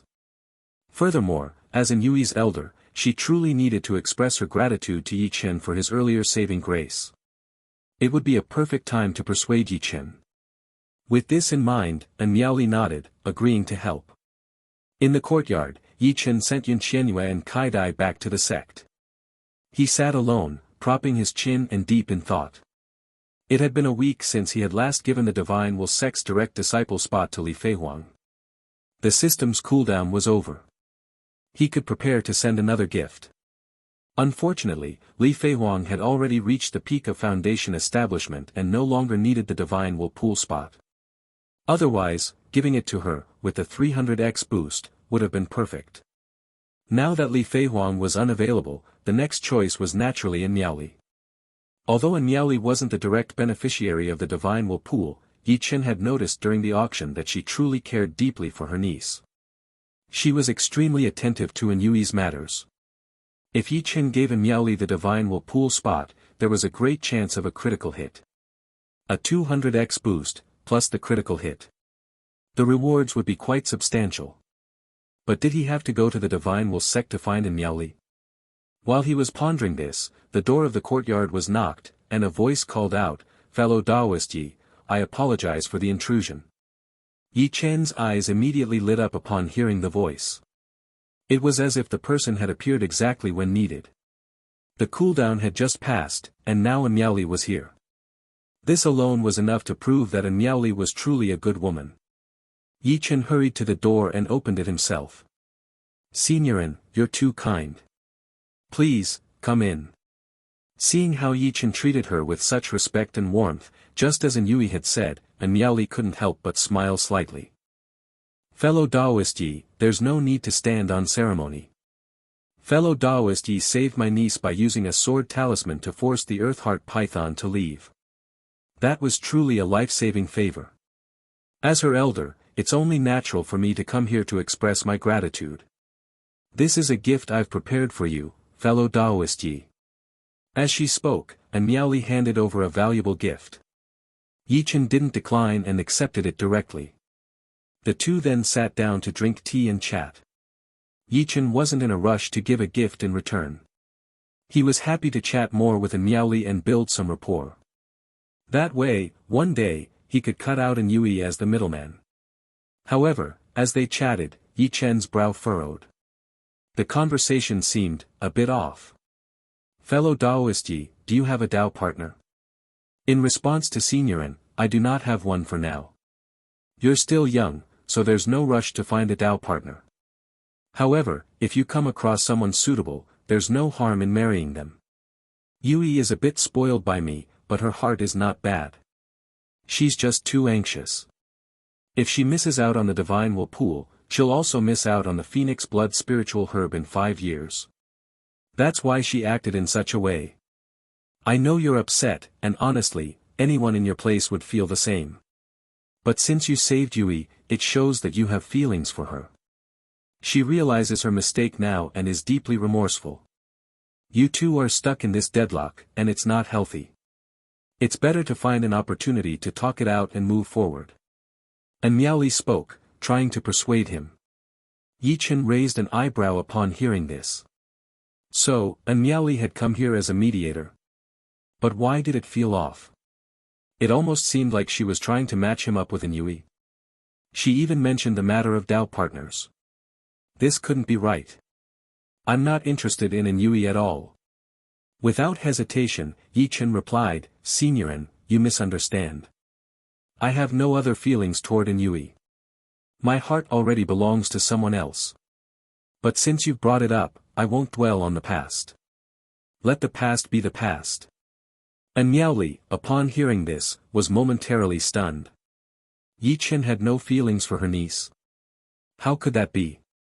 He had stood in front of the Earthheart Python without hesitation to protect Yui. If he didn't like her, how could Ye Chen possibly do that? But looking at Ye Chen's expression, it didn't seem like he was lying. And Miaoli became a bit anxious. Previously, she had never considered finding a Tao partner for her niece. But when her niece brought it up, Miaoli also thought it was a very suitable idea. Her niece would certainly be able to find a male cultivator as a Tao partner. But Miaoli was worried that the male cultivator might have ill intentions or would simply seek to curry favor. If something were to happen to her one day, her niece's future would be uncertain. But Ye Chen was different. He had strength, character, and talent. And he seemed quite well off. Not to mention, he genuinely liked her niece, willing to face danger and not retreat for her. Ye Chen seemed like the perfect choice to be her niece's Tao partner. Yet Ye Chen claimed he didn't like Yui. What was going on? And Miaoli immediately asked, fellow Taoist Yi, do you already have someone you like? Ye Chen nodded in response. And Miaoli, receiving a clear answer, furrowed her brows slightly. Then why did you save Yui? And Miaoli was very clear. Ye Chen wasn't the kind of person driven purely by a sense of justice. If Ye Chen didn't like Yui, why would he risk his life to save her? This book's true home is on another platform. Check it out there for the real experience. Ye Chen didn't answer this time. He took a sip of tea and looked at the large tree beside him. Seeing that Ye Chen was unwilling to answer, and Miaoli didn't press further. But she couldn't help feeling a bit regretful for her niece. And Yui's behavior recently clearly showed she cared a lot for Ye Chen. Yet Ye Chen had someone he liked. She wondered if her niece could accept that. It might be best not to tell her niece about this. Since that's the case, I'll take my leave, fellow Taoist Yi. And Miaoli stood up, preparing to leave. Ye Chen immediately spoke up, Signorin, please wait. I heard from you earlier that Yui really needs the divine will pool spot, it seems to be closely related to her Tao path. And Miaoli was slightly stunned upon hearing this, worried that Ye Chen might have misunderstood and thought she had come for the divine whirlpool spot. She quickly explained, "Fellow Taoist Yi, please don't misunderstand. Yui has already realized her mistake and will no longer have any ulterior motives regarding your spot." However, Ye Chen shook his head with a smile and said, "It's fine, senior. You know my spiritual root. The divine whirlpool is merely a bonus for me. But for an Yui, it is extremely important, directly related to her future in Foundation establishment. Since that's the case, I'm willing to give the divine whirlpool spot to you, senior." Ye Chen was actually offering the spot voluntarily. This. And Miaoli was truly shocked this time. Considering everything that had happened, Ye Chen was already generous enough not to hold any grudge against her niece. She hadn't even considered the divine whirlpool spot for herself. And yet, Ye Chen was suddenly offering it to her. This was completely unexpected. And Miaoli was about to open her mouth to refuse, but Ye Chen spoke first. "Actually, if an Yui had come to ask for the spot, I would have given it to her for your sake. But an Yui threatened me, which made me angry. However, after meeting you today, my anger has dissipated. You may take the spot, senior." And Miaoli looked at Ye Chen, who appeared completely sincere. For the first time, her face showed an expression of surprise. She felt like something wasn't quite right. "For Senior An's sake, I will give her the spot. After meeting Senior An today, my anger has dissipated. I don't like an Yui. I already have someone I care about." As she replayed their conversation in her mind and saw the expectation in Ye Chen's eyes at this moment, and Miaoli couldn't shake the feeling that something was wrong. She began to think back on what had happened earlier. The first time they met at the auction, she remembered Ye Chen's stunned, surprised, and hopeful expression when he saw her. Then, after she explained her purpose, Ye Chen didn't hesitate at all in giving her the star thunder sound technique. Now, he was offering her the divine whirlpool spot, a rare and precious opportunity, to someone who had just made a mistake in Yui. Yet, Ye Chen was only in the middle stage of Foundation establishment. He clearly needed it too. Something wasn't right. Something was really off. Feeling uneasy, and Miaoli recalled something else. Earlier, when she asked Ye Chen why he saved an Yui if he didn't like her, after all, Ye Chen didn't seem like the type to act purely out of kindness. Ye Chen, always so honest and responsive, had remained silent. But now, and Miaoli's mind started to form an unbelievable thought. Ye Chen had chosen to confront the Earthheart Python and saved an Yui. It wasn't because he liked an Yui. It was because he liked her. It was because an Yui was her niece that Ye Chen saved her. Thinking it over, and Miaoli didn't need to think any further, she knew this must be the case. Only this could explain everything that had seemed unclear before. But the problem was this absolutely couldn't happen. An Yui had shown so much care for Ye Chen recently, even bringing up the idea of a Dao partner. If an Yui found out that Ye Chen didn't like her, but instead liked her aunt, and Miaoli couldn't even imagine her niece's reaction. And Miaoli felt like she had never had such a headache before. She looked at Ye Chen with a complex expression. She couldn't help but feel the urge to ask him, "I'm a late-stage golden core cultivator. How dare you?" Ye Chen's boldness was undoubtedly beyond Miaoli's expectations. It even made her feel a hint of anger, as if she had been slightly offended by a stronger individual. But she quickly realized she shouldn't be angry. After all, Ye Chen had never done anything that offended her. Whenever Ye Chen met her, he showed the utmost respect. He even extended kindness by giving her cultivation methods. He had protected an Yui. And now, he was even willing to offer the divine whirlpool spot voluntarily. Yet despite all that Ye Chen had done, he never boasted about it. He never used it as leverage, nor did he seek to gain any advantage in return. What right did she have to be angry? Simply because Ye Chen liked her. But liking her wasn't Ye Chen's fault. And Miaoli, though she had never experienced romantic feelings, understood that love and affection often arise and fade unexpectedly. And Miaoli looked at Ye Chen with a complicated expression and immediately shook her head. "And Yui doesn't need it. Fellow Taoist, ye should use it for yourself. If she hadn't realized Ye Chen's feelings, Miaoli might have accepted the offer. Then, she would have given him other precious items in return as compensation. But now that she was fully aware of his feelings, she could not accept it. Otherwise, what would that make her? And Miaoli rejected the offer firmly. However, Ye Chen's attitude was even more resolute. I have matters to attend to, and I will be leaving Divine Will City soon. I won't be able to wait for the Divine Will Pool to open. If Seniorin doesn't want the spot, no one else will take it. It will remain vacant. Ye Chen's stance was clear and firm. After all, whether it was the previous Divine Will Sect direct disciple spot or the current Divine Will Pool spot, neither were easy to give away. If Ye Chen went to the streets to find a random cultivator to give it to, Divine Will Sect would never recognize them. Only people like Li Feihuang and An Yui, who already had connections to Divine Will Sect, were qualified to accept such a spot. Since Li Feihuang didn't need it, An Yui was the only option. This spot had to be given away. And Miaoli furrowed her brows slightly upon hearing this, as though she wanted to say something more. But before she could, Ye Chen spoke directly.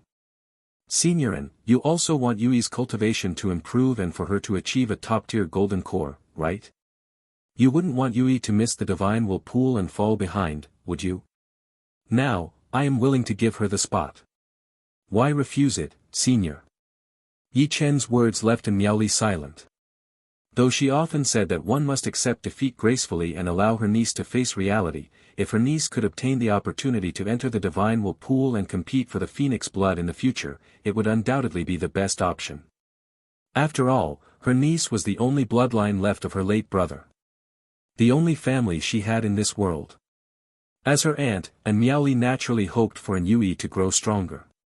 The cultivation world was ever-changing, unstable, and dangerous. And Miaoli couldn't guarantee that she would be able to protect her niece forever. In such circumstances, the stronger An Yui became, the better. After thinking this over, Miaoli fell silent.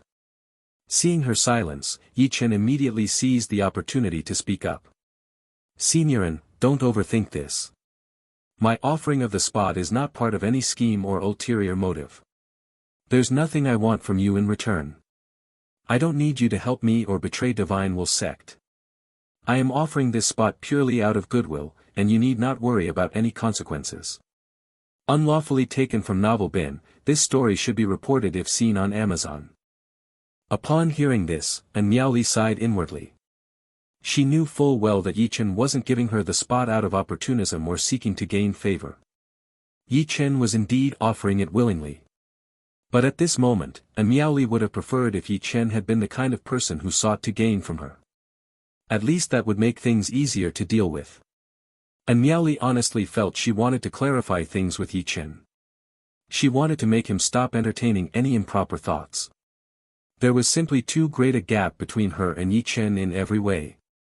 And with An Yui standing in between, it was completely impossible.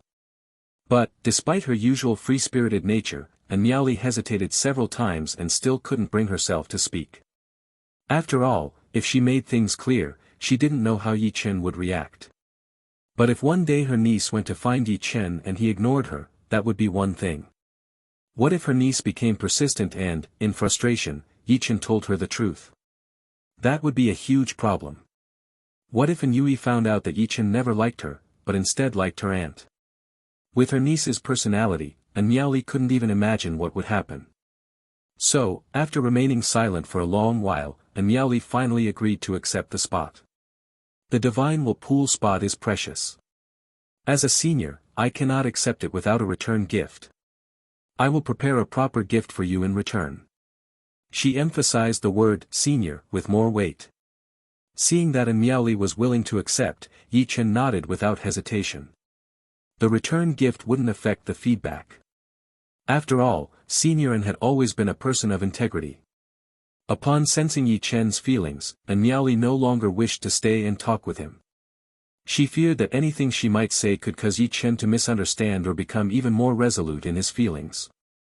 After using the water mirror technique to record Ye Chen's voluntary decision to give up the Divine Will Pool spot, Miaoli solemnly thanked him and then bid him farewell, leaving. Back at Divine Will sect, Miaoli immediately went to the Internal Affairs Hall and showed them the water mirror recording. The Internal Affairs Hall quickly registered the transfer and allocated the Divine Will pool spot to Yue. Her niece finally had the spot, and in the future, she would have the chance to compete for the Phoenix Blood and potentially achieve a top-tier golden core. Miaoli should have felt happy. But at this moment, her emotions were deeply conflicted. She was thinking about what kind of precious item she should prepare as a return gift for Ye Chen. Upon returning to the Immortal Peak, Yue had been eagerly waiting. The moment she saw her aunt, she ran over, beaming. "Aunt, did Ye Chen forgive me?" Miaoli calmly nodded. "Yes, he forgave you. He even gave you the Divine Will pool spot." Upon hearing this, Yue's eyes immediately widened, and the joy in them was nearly overflowing. The Divine Will pool spot was incredibly important to her. But what made Yue even happier was that Ye Chen had chosen to give it to her. This spot, which was undoubtedly valuable to Ye Chen as well, implied something significant. Yue's heart swelled with happiness, and feeling a bit shy, she asked, "Aunt, did you bring up the matter of the Tao partner?" Miaoli fell silent. She had always disliked lying. But looking at her niece, clearly in the throes of youthful infatuation, she couldn't bring herself to tell her that Ye Chen didn't like her. Ye Chen only wanted to be her uncle. After hesitating for a moment, Miaoli shook her head. "I didn't bring it up. You're still young, and right now, your main focus should be on improving your cultivation. I don't want you to rush into a Tao partnership so soon. Once you reach Golden Core, you can travel the world and invite Ye Chen to join you. By then, you'll both experience many challenges and dangers together. Naturally, you'll become Tao partners. Wouldn't that be better?" Miaoli had no other solution to offer. She could only hope that Ye Chen would eventually abandon his bold ideas and slowly come to appreciate her niece's qualities. Upon hearing her aunt's words, Yue felt a pang of disappointment. But after hearing her aunt's reasoning, she thoughtfully nodded. Indeed, when everyone reached Golden Core, she and Ye Chen could travel together outside Divine Will sect. They could slay demonic beasts and explore ancient ruins together. Through all these experiences, they would naturally come closer. It seemed like that might actually be better. Yue, who had been uneasy for the past few days, was now filled with joy, her face radiating with a bright smile. And seeing her niece so happy only made Miaoli feel even more troubled. Meanwhile, in Divine Will City, Ye Chen had been waiting for a long time, and finally, the system's notification sounded in his mind. Gift successfully given. The gift is the Divine Will pool spot. Returning rewards. 200x feedback in progress. Detected that the gift given by the host is extremely important to the recipient, far exceeding their expectations, and causing a significant shift in their state of mind, triggering a critical hit reward. Reward, 10 bottles of glazed purification water. Glazed purification water, a sacred water from the Buddhist sect. Drinking it can purify the body and mind, enhance cultivation, and strengthen spirit sense. Consuming it at the peak of foundation establishment can purify everything, bringing one to their optimal state, increasing the success rate of foundation establishment, and enhancing the grade of the golden core upon formation. Reading the description, Ye Chen's eyes brightened. Not only was Miaoli a person of refinement, but she also insisted on giving a return gift. And she had triggered a critical hit reward twice. She was definitely a great woman. And this glazed purification water was undoubtedly worth many times more than the Divine Will pool spot. There were no downsides to it, it could directly enhance foundation establishment cultivation. But it didn't just enhance cultivation, it could also increase spirit sense strength. However, these weren't even the most important aspects. After all, cultivation could be improved over time, and spirit sense could be gradually enhanced. But increasing the chances of forming the golden core and raising its grade was something that could only be obtained by rare opportunity. This glazed purification water was truly one of the top-tier auxiliary elixirs for foundation establishment cultivators. Its value was immeasurable, but what made it most valuable was its rarity. Not to mention the Divine Will sect's direct disciples, even direct disciples from the Heavenly Evolution Holy Land would struggle to acquire a single bottle of glazed purification water. And even disciples from the Buddhist sect had only a few people who were qualified to receive it. Yet, Ye Chen had received 10 bottles all at once. Not only could he use them himself, but his master could also use them to enhance their chances of forming the golden core and raise its grade. It was truly perfect. Ye Chen's face was filled with a smile. His trip to Divine Will City had definitely been worthwhile. The direct disciple spot had traded for a position as the Holy Son of the Heavenly Evolution Holy Land. And the Divine Will Pool spot had traded for 10 bottles of glazed purification water. The rewards were unbelievably great. Now that Ye Chen had the glazed purification water in hand, he couldn't wait any longer. He immediately used an array to call for a servant and booked the small courtyard for another month, instructing that he not be disturbed. Once everything was arranged, he activated the courtyard's protective array and made sure all was secure. After all preparations were complete, Ye Chen sat cross-legged in the quiet room. From his storage ring, he took out a bottle of glazed purification water. The jade bottle was crystal clear, with a delicate blue lotus drawn on its surface. He gently opened the cap, and a unique fragrance instantly filled the entire quiet room. Just inhaling the scent, Ye Chen felt his spirit surge with vitality. Looking at the liquid inside the bottle, it appeared as pure as mountain spring water. Yet, through his spirit sense, Ye Chen could clearly perceive a unique power within the liquid. Without further hesitation, he drank it in one gulp. In an instant, an incredibly gentle flow of spirit qi surged through Ye Chen's body, quickly converting into spiritual power at an astonishing rate. A case of theft. This story is not rightfully on Amazon. If you spot it, report the violation. At the same time, a peculiar force entered Ye Chen's sea of consciousness. A faint, holy glow emanated from his body, giving him an otherworldly, sanctified aura. Ye Chen immediately began to circulate his cultivation technique, the Western Empress scripture, and began his focused meditation and practice. Ye Chen entered seclusion from that moment on. The second day, Kai Dai and Yin Qianyue came together, wanting to serve their senior. The seventh day, An Miaoli arrived, bringing in Yui, who was about to enter the Divine Will Pool, to thank Ye Chen. The 10th day, Li Feihuang, who had already become a direct disciple, planned to visit and pay her respects to the future Golden Dragon King, hoping to foster a relationship. However, none of them were able to meet Ye Chen. And after the 15th day, Ye Chen, still sitting cross-legged in the quiet room, opened his eyes slowly with a faint smile on his face. As he sensed his current condition, he was extremely satisfied. In just 15 days, Ye Chen had gone from the middle stage of foundation establishment to the peak of the late foundation establishment stage. Both his magical power and spirit sense had reached their fullest potential. He was just one step away from reaching the golden core stage. In merely half a month, Ye Chen had achieved what would take most cultivators decades of hard work. The potency of the glazed purification water was evident. And Ye Chen still had 9 bottles of it remaining. I'll keep one for when I break through to golden core. I'll give one to my master. One for senior sister. The little demoness, though her multiplier is lower at 50 times, she's still a demonic cultivator and has special needs, so I'll give her one to boost her power, so she doesn't fall too far behind and miss out. As for the maidservants, each of them can have one. But even then, there are still a few bottles left. I'll keep them for now. They may come in handy later. Ye Chen pondered the distribution of the glazed purification water. If the outside world were to know, they would undoubtedly scold him for wasting such a valuable treasure, calling him a prodigal son. Others measured glazed purification water drop by drop. Ye Chen already had an absurd number of bottles, and yet he planned to give them away casually. Even his maidservants would receive a share. If this news were to spread, it was likely that even the direct disciples of the Holy Lands, female disciples no less, would come crying, eager to become Ye Chen's maidservants. However, Ye Chen's grand plans were not made to flaunt wealth. The primary reason was that he had the gift feedback system in hand.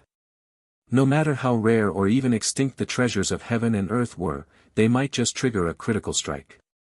In such a case, a mere bottle of glazed purification water was hardly something Ye Chen would regard as precious. After closing the formation, his attendant immediately arrived to inform him that someone had come to visit during his seclusion. Upon learning the identity of the visitor, Ye Chen merely nodded. He had no intention of meeting them. Though Li Feihuang and An Miaoli had high rates, he currently had no suitable gifts for them. As for An Yui, Ye Chen completely ignored her. It had nothing to do with her high-born temper, nor the threats she had made last time. It wasn't even about her remark, "Don't you think you were wrong?" The main issue was that An Yui's rate was only 100, and there had been no critical strikes. No critical strike was the greatest flaw.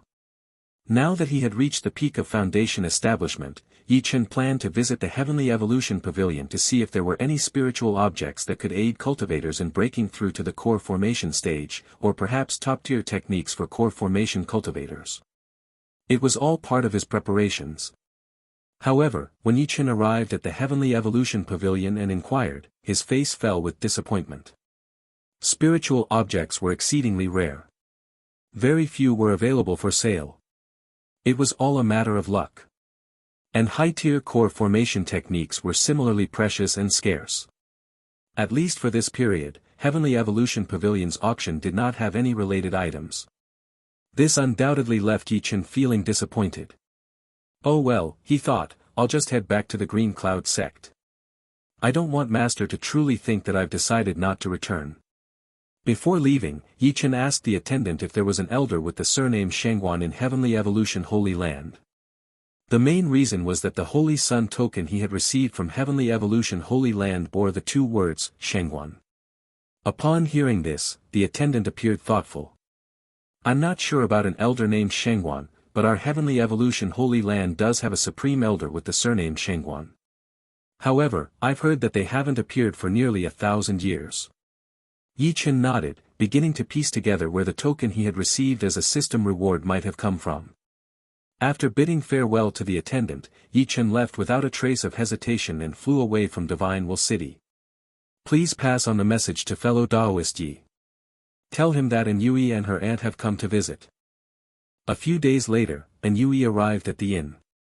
Her face was filled with joy. During her recent trip to the Divine Will Pool, with the help of the spiritual fire and various auxiliary pills prepared by her aunt, her conversion efficiency had increased dramatically. Her cultivation had risen swiftly. She had forcefully broken through from the mid-foundation establishment stage to the late foundation establishment stage. Now, she was not far from reaching the peak of foundation establishment. In just a year's time, she could reach perfection. And Yui had come this time to thank Ye Chen. However, she was still a little afraid that Ye Chen might not see her, so she insisted on bringing her aunt along. An Miaoli, on the other hand, had a somewhat helpless expression. She really didn't want to come. She was afraid her niece would notice that it was her that Ye Chen liked. If that happened, things would become troublesome. But unable to resist her niece's pleading, she had no choice but to come along. It was also a good opportunity to deliver a return gift and express her thanks.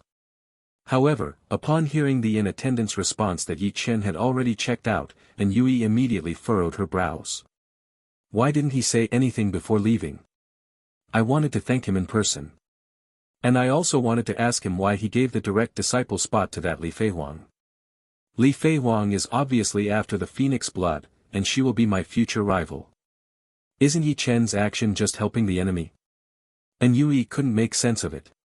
But An Miaoli had guessed why Ye Chen had left quietly. It was obvious that Ye Chen didn't want to accept her return gift. He simply wanted to give without expecting anything in return. This reminded her of what happened at the auction. If she hadn't forcibly left him the technique, Ye Chen would have never accepted it. With a sigh in her heart, An Miaoli's eyes, shrouded in a mist like water, flickered with complex emotions.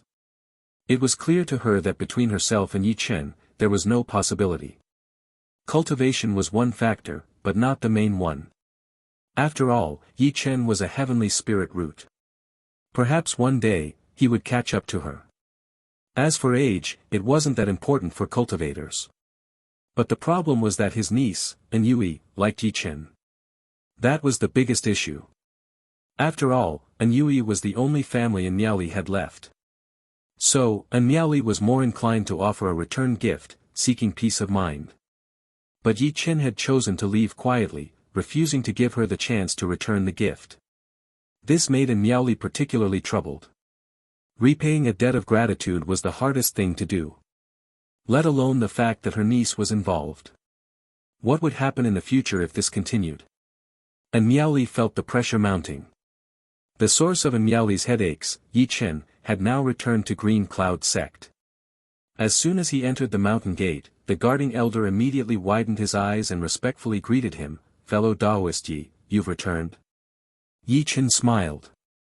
Seeing the elder's reaction, he knew the news of his victory at the Divine Will Assembly had already reached the sect.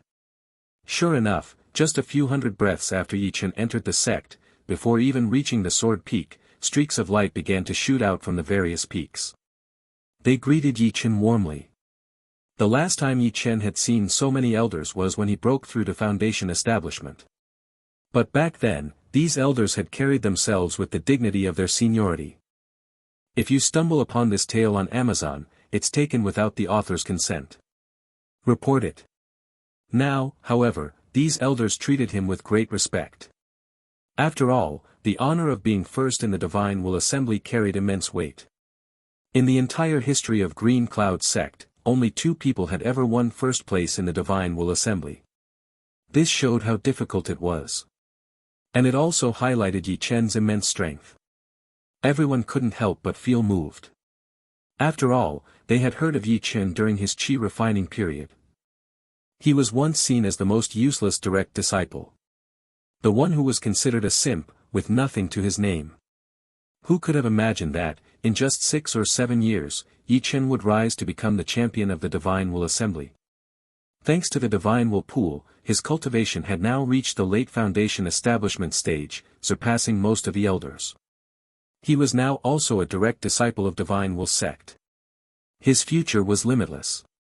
Ye Chen's extraordinary performance had also led everyone to respect Gu Yunyun even more. Who said Gu Yunyun only knew how to cultivate? She casually took on a disciple and crushed countless geniuses. Now that was truly impressive. Ye Chen couldn't be bothered to put on airs with the elders. So, he merely gave a brief response and flew straight to Sword Peak. The first thing he did upon returning to the sect was, of course, to visit his master. When Ye Chen landed at the entrance of his master's courtyard, the gate was already open. A smile immediately appeared on Ye Chen's face as he entered the courtyard.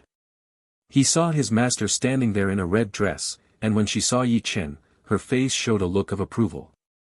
"I never expected you to really take first place in the Divine Will Assembly. How long will you be staying this time?" Upon hearing this, Ye Chen smiled and immediately replied, "What is master saying? Green Cloud sect is my home, of course, I won't leave. As for the direct disciple spot from Divine Will sect, I've already given it to someone else." Gu Yunyun's stunning face showed a look of surprise. Though Ye Chen had said before leaving that he would never stay in Divine Will sect, Gu Yunyun still thought Ye Chen would remain. After all, the resources Divine Will sect could offer its disciples were incomparable to those of Green Cloud sect. Ye Chen hadn't understood this before. Once he realized it, he would definitely choose to stay. But what Gu Yunyun didn't expect was that Ye Chen, in order to avoid staying in Divine Will sect, had directly given away the spot. Ye Chen's wasteful action caused anger to rise on Gu Yunyun's beautiful face. Gu Yunyun knew that Ye Chen did all this because he wanted to stay by her side. But to give up such a promising future for such a ridiculous reason? This was simply treating the immortal path as a joke. It was truly infuriating. Seeing that his master wasn't happy, Ye Chen quickly smiled and said, "Just like master promised, I will always be the only one. For me as well, in this life, you are the only one.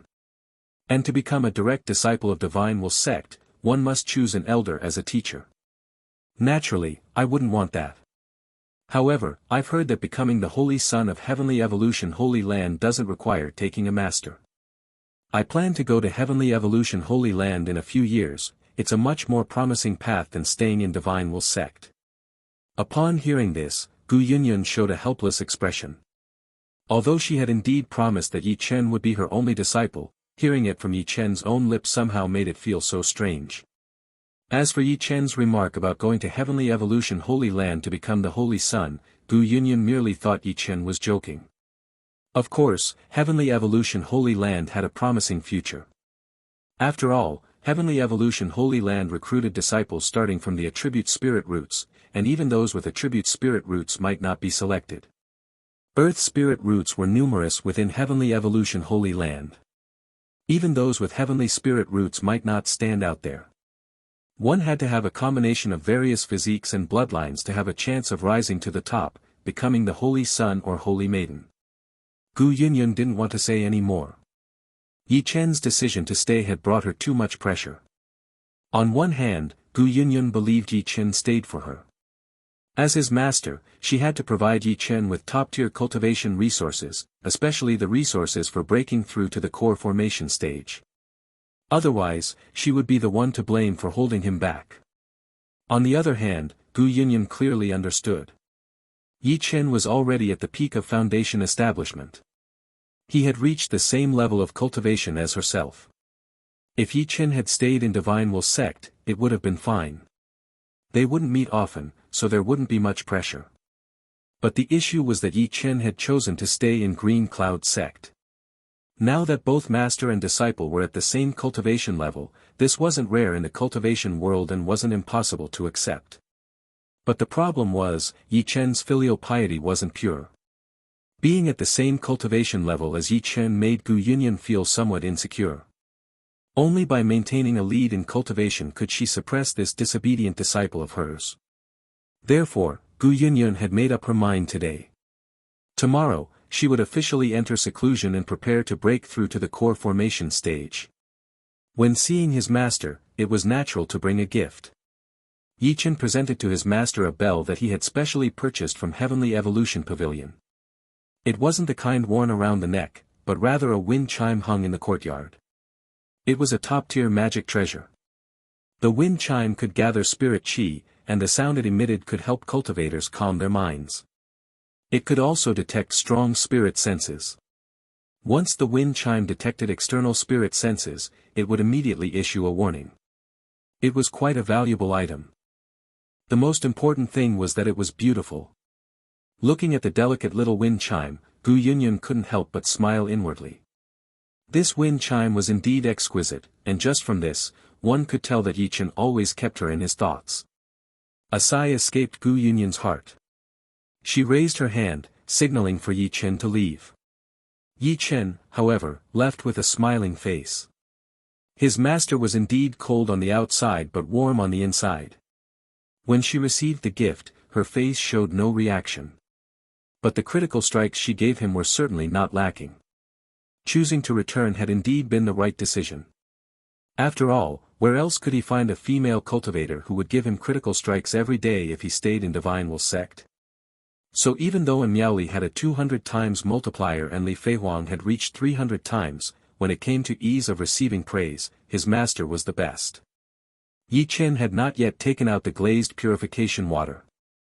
He decided to wait a couple of days before presenting it, giving him a chance to see his master more.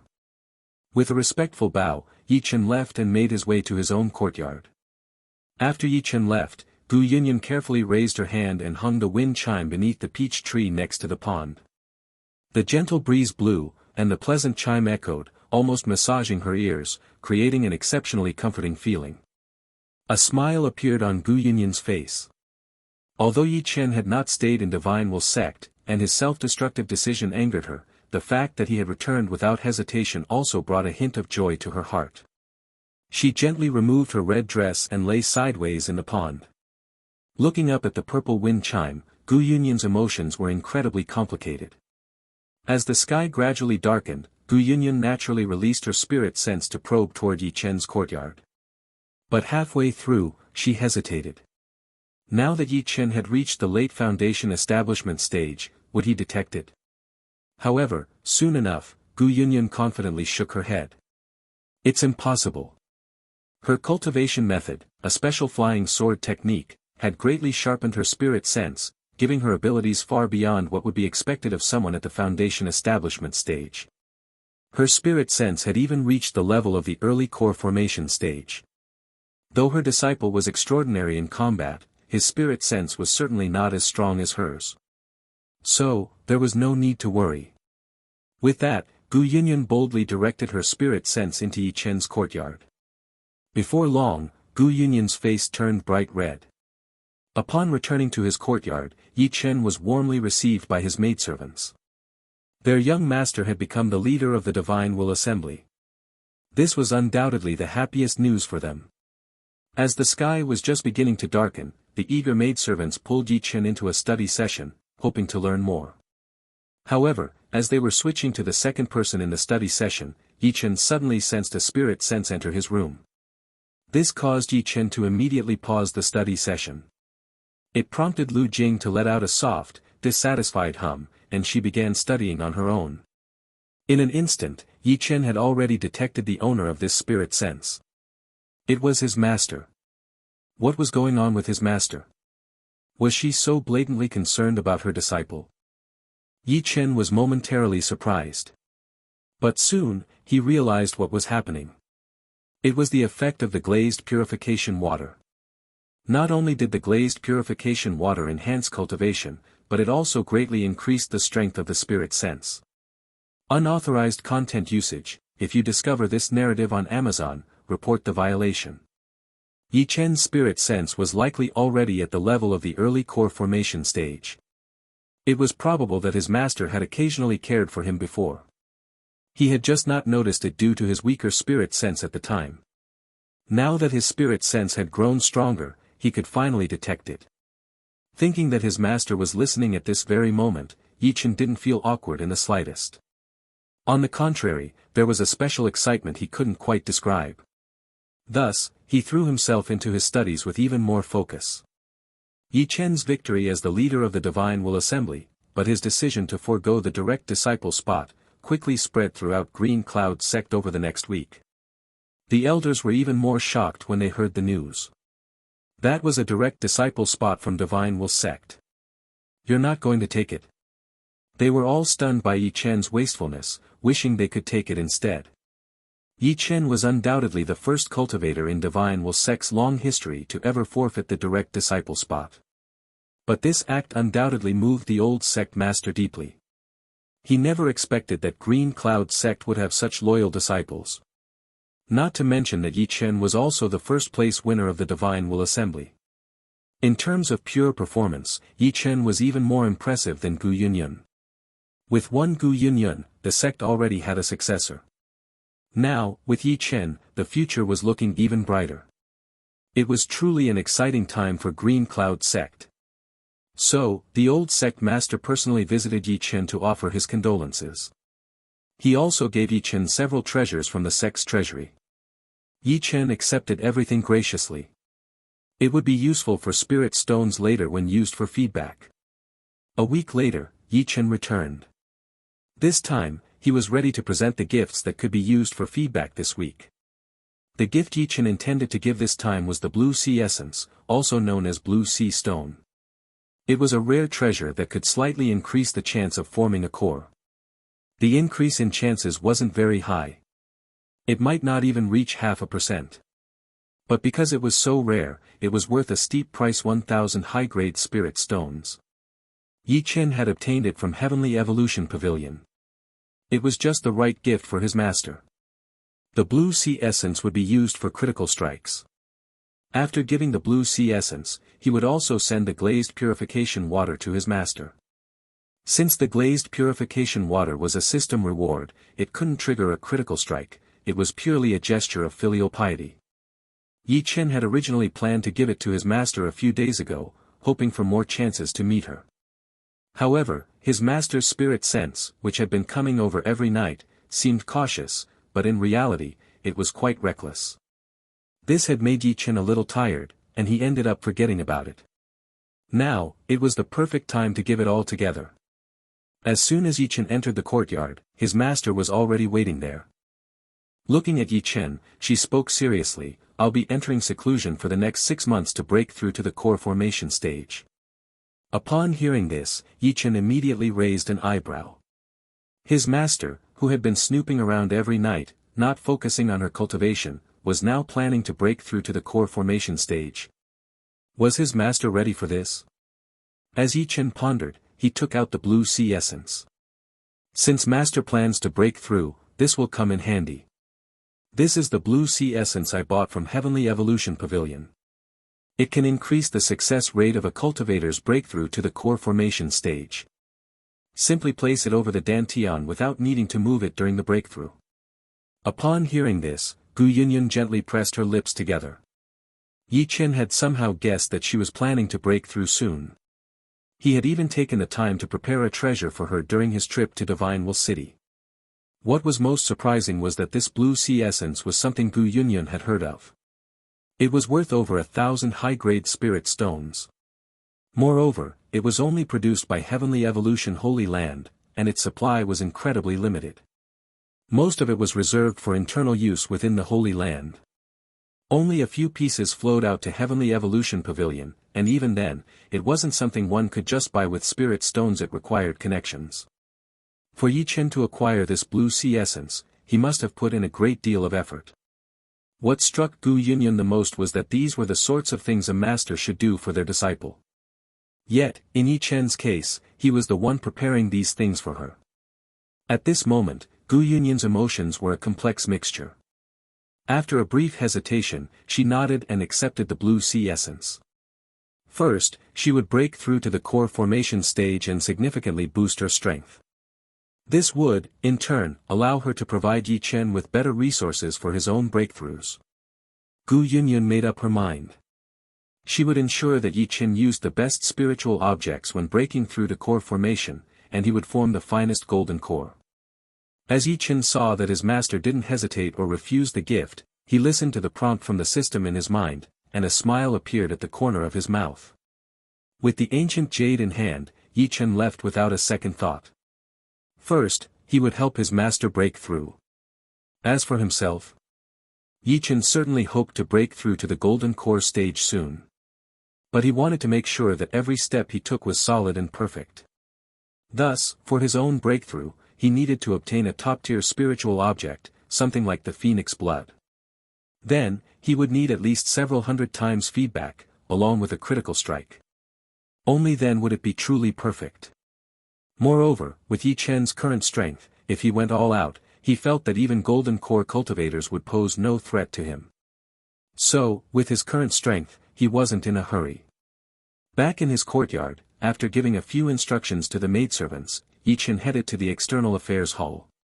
There, he accepted a task to go to Middle Mountain. The Earthheart Python there had already been dealt with by a Divine Will Sect elder. They had even reached the core area.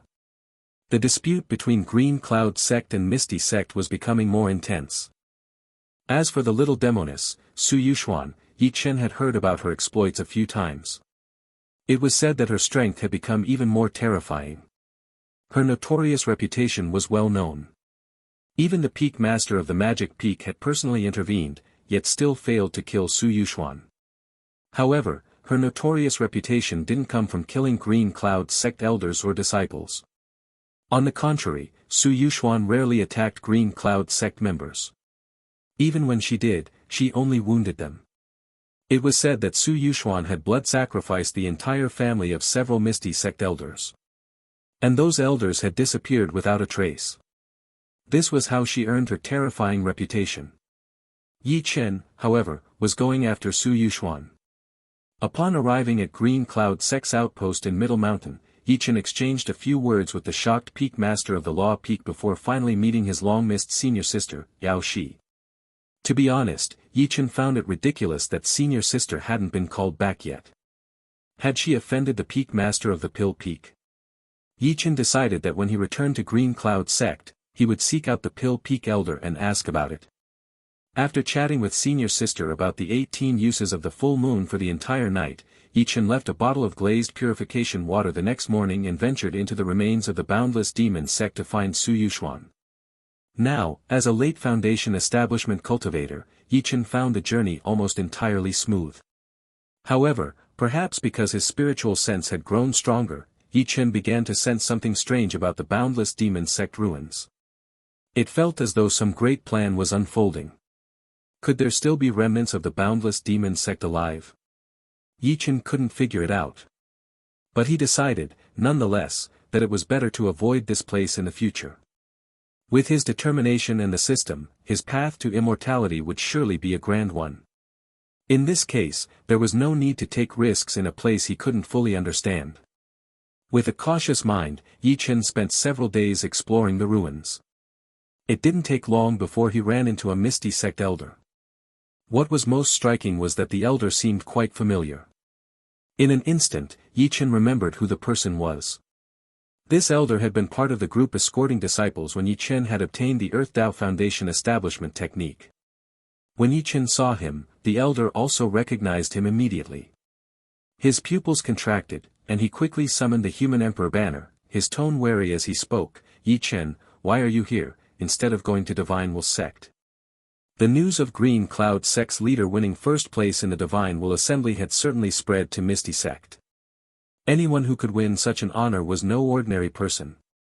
As a result, he did not plan to take action. Ye Chen smiled and immediately asked, "Where is Su Yuxuan?" Without hesitation, the elder pointed in a direction. Seeing the elder's genuine demeanor, Ye Chen couldn't help but smile. Why wasn't he cackling like the last time? Ye Chen shook his head without hesitation. "I don't believe you." The elder's face immediately darkened. At this point, it was clear to him that Ye Chen was looking for trouble. "Ye Chen, your victory in the Divine Will Assembly truly shows you're exceptional. But relying on the Divine Will pool to break through to the late Foundation establishment stage, you'll need at least a year, because the Earth Fiend Chi can't unleash its full potential. So I advise you not to court death, otherwise, my human emperor banner will have another main soul." The elder's demonic aura erupted, creating a small, infernal domain around him. The human emperor banner in his hand emitted rolling black smoke. Ye Chen's eyes immediately lit up as he took out his own human emperor banner. However, the black mist was obviously less intense than the elder's.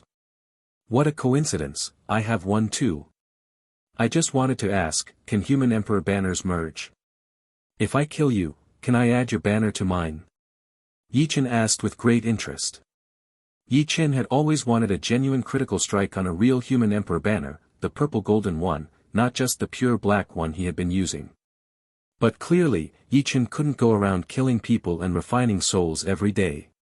If the human emperor banner could directly steal the souls from other human emperor banners, Ye Chen would be in for a treat. The elder's face turned completely grim at that moment. "You're asking for death." In an instant, several pitch-black, cold, bone-like chains shot out from the black mist with fierce speed. Ye Chen smiled faintly. "If you won't tell me, I'll find out myself." Several dozen breaths later, the scene fell silent. In Ye Chen's hand, the human emperor banner now had the faces of Kong Xiangli and the Black Soul Elder, along with a new main soul. "Su Yuxuan is in that direction. It's about half a day's journey. There's a ruined hall there." Ye Chen once again asked for Su Yuxuan's location. When he confirmed with the main soul, the direction it pointed to was still the same. Ye Chen felt a bit guilty. He had wronged the elder after all. But since the person was dead, his guilt didn't matter anymore. He could only return the human emperor banner and let it continue to torture and accumulate resentment.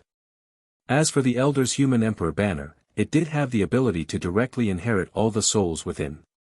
However, it would take some time. So, Ye Chen decided to deal with that later. After gathering his spoils, Ye Chen flew toward Su Yuxuan's location. You could be reading stolen content. Head to the original site for the genuine story. Boom. Boom. Boom. Explosions of spiritual energy echoed outside a grand hall. Su Yuxuan. Do you really think you'll end well? The day you form your core will be the day you die. A mid-stage Foundation establishment elder from the Misty sect, now reduced to nothing but a disembodied head, screamed in despair. But Su Yuxuan remained expressionless, not even sparing him a glance. She brought her foot down. Boom. The head exploded into pieces. Her delicate foot remained untainted by a single speck of filth. Without pause, she lifted her leg to step into the hall. Just as she was about to enter, Su Yuxuan suddenly paused. She turned her head slightly, surprise flashing in her eyes. In the distance, a handsome male cultivator was looking at her with clear distaste. To be precise, he was eyeing her foot with disdain. That look instantly brought back memories. Su Yuxuan recalled the last time she had been trapped in this very hall, when she had begged Ye Chen to give her his eyes, and all the things she'd done to get them. Now, staring into those bright eyes that held nothing but contempt, Su Yuxuan ground her teeth. Ever since Black Soul Elder failed to return to the sect, she had known Ye Chen was still alive. Later, she even heard he had taken first place at the Divine Will Assembly. That only confirmed Su Yuxuan's suspicion. Back then, when Ye Chen had kept his eyes closed, he had been faking blindness all along. Ye Chen definitely had some kind of spell to regrow his eyes. It might even be an innate divine ability tied to the eyes themselves. Once again, she had been played by him. And to think she truly believed he was dead. She had even gone so far as to blood sacrifice the entire clans of those elders who had contributed to that illusion. And suffered heavy punishment because of it. At that thought, the memories she had tried to bury came flooding back. That disgusting taste still seemed to linger on her lips. Her dainty foot felt strangely uncomfortable as well. Turning her head, she refused to even look at Ye Chen and made to leave. Ye Chen, however, smiled in satisfaction as he watched Su Yuxuan.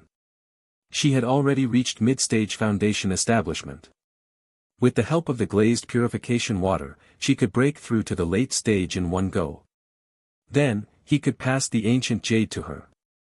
So, with a cheerful grin, Ye Chen flew over and called out, "Last time we met, you were so eager for my eyes that you said you'd stay by my side for life. But the moment you got them, you ran off without looking back and left me behind. I almost got beaten to death because of that.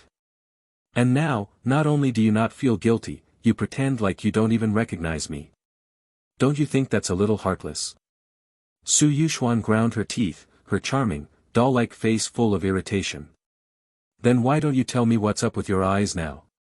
Ye Chen replied matter-of-factly, "Destruction breeds creation. I didn't expect that after giving them to you, I'd actually grow a new pair. And they're even stronger." Su Yuxuan curled her lips in disbelief. She didn't believe a single word coming from Ye Chen anymore. "Then give them to me again." Ye Chen immediately laughed. "You're dreaming. Give them again, and he really would be blind." He changed the subject without hesitation. "Believe it or not, that's on you. I came to this ruin just to find you. I have something good to give you." As he spoke, Ye Chen took out a jade bottle. Su Yuxuan looked at him with deep suspicion. She knew Ye Chen's nature far too well. He was practically a demon when it came to manipulating people's hearts. If the Misty sect had a proper holy son, they'd be the laughingstock of the cultivation world. But if it were Ye Chen in that role, he would have been the perfect fit. Ye Chen did like her, that much was clear. And he was indeed willing to give her good things. But it was always after tormenting her a little or a lot. Now he was handing something over without a price. She didn't believe it for a second. Seeing Su Yuxuan's guarded expression, Ye Chen could only sigh inwardly. This little demoness is way too defensive. He had given her his eyes, and she still didn't trust him. Ye Chen glanced at the hall nearby and said, "Let's talk inside. It really is a treasure." With that, he stepped in first. After a moment of hesitation, Su Yuxuan followed. Once inside, Ye Chen tossed down an array disc that prevented outside detection, then casually threw the jade bottle to her. Su Yuxuan didn't catch it with her hands, but used spiritual energy to hold it mid-air, then opened the lid. The moment the scent reached her, her pupils contracted. Just from a single whiff, she could feel her spiritual power starting to boil. Her spiritual sense surged as well. Could this really be a treasure?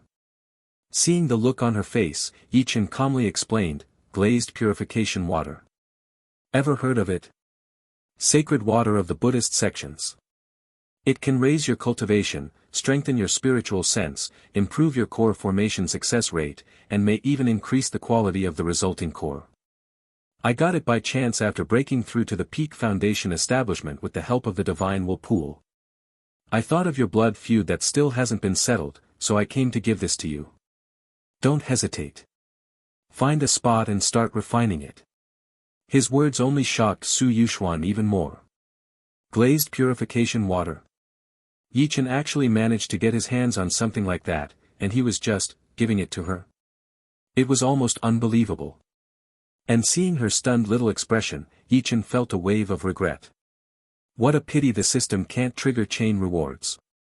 Otherwise, who knew what kind of treasure he might have pulled from this glazed purification water? Is this really glazed purification water? You're seriously letting me use it? Su Yuxuan's little heart thumped wildly in her chest. Her doll-like face flushed red, the color blooming like watercolor in clear spring water breathtakingly beautiful. For a cultivator, concealing one's expression was a trivial matter. Which only made her current excitement all the more apparent. After all, Su Yuxuan had a genuine, burning desire to increase her cultivation as quickly as possible. These past few years, she had practically lived in the ruins. Even during the time when the Earthheart python occupied the site, she had clenched her teeth and remained, stubbornly continuing her exploration. On one hand, the inheritances and treasures hidden within the ruins were beyond her master's knowledge. Only by acquiring those could she one day strike back. On the other, the blood crystals produced by the blood fiend aura in the ruins were incredibly beneficial to someone with a blood spirit root like her. Her obsession with cultivating stronger was clear as day. And this glazed purification water could potentially save her years or even decades of painstaking effort, directly pushing her to the peak of foundation establishment. How could she not be thrilled? Seeing the look on her face, Ye Chen once again sighed at the pity that his system couldn't stack rewards like nesting dolls. Still, he nodded. Yes, this is indeed glazed purification water. And yes, I'm giving it to you. But I do have a tiny little condition. At those words, Su Yuxuan finally relaxed a bit. If Ye Chen hadn't named any conditions, that would have made her uneasy. With conditions, at least it's normal. But when she saw Ye Chen's eyes glance at her little feet again, she ground her teeth. Once, twice, and now again. What's a third or fourth time? They weren't exactly clean anymore anyway. Might as well let it happen again. However, when Ye Chen finally spoke, she froze. Because Ye Chen's expression was completely serious as he said, "Promise me if you're going to kill someone, just kill them. Don't go stomping their heads with your foot anymore. I know nothing really sticks to you, but it really kills the mood for me." Su Yuxuan couldn't stop herself from grinding her teeth again. You sure didn't have a problem when you were using them, and now you're complaining? Fine, I'll keep doing it. I'll stomp heads till you can't even look at a foot again. Still, despite muttering curses in her heart, Su Yuxuan put on a serious face and nodded. I promise I won't step on anything ever again. Over the years in the ruins, Su Yuxuan had gained many inheritances from the ancient boundless demon sect. And with Ye Chen's eyes, she'd even awakened top-tier ocular arts. Her combat strength had become absurdly powerful. Even late-stage foundation establishment elders in the Misty sect dared not provoke her. But when facing Ye Chen, Su Yuxuan still had a clear understanding of her limits. Perhaps if they were at the same stage, she might stand a chance. But Ye Chen was now already at late-stage foundation establishment. An entire realm above her. She couldn't win. So, whatever condition he raised, she would agree without hesitation. Because she had to obtain the glazed purification water. With it, her path to vengeance would draw that much closer. Ye Chen didn't really care whether the little demoness was being sincere or not. As long as she used it and triggered a reward for him, that was enough. So he pointed to a corner of the grand hall. Emicham, I believe you. Just use the glazed purification water here. If anyone finds out, the Buddhist sects might come running to cleanse evil and subdue demons. They'd love to purify a little demoness like you. Su Yuxuan frowned slightly. She didn't like cultivating while someone was nearby.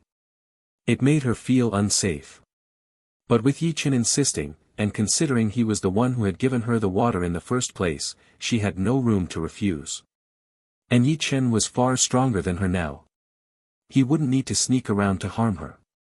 So after a brief pause, Su Yuxuan decisively sat cross-legged, uncorked the jade bottle, and downed the contents in one go. Ye Chen watched as she began refining the water, nodding with satisfaction. He didn't waste time either.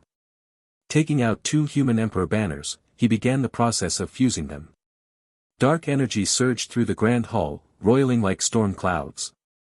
Su Yuxuan couldn't help but twitch her brow. "You're still trying to say you're not from the demonic path?" Half a month passed in a blink of an eye. During this time, Ye Chen focused on refining the human emperor banner. Once the refining was completed, he worked on consolidating his spells and divine abilities. He was preparing for his future breakthrough to the golden core stage. Suddenly, Ye Chen raised an eyebrow and opened his eyes. He saw Su Yuxuan beside him, now awake.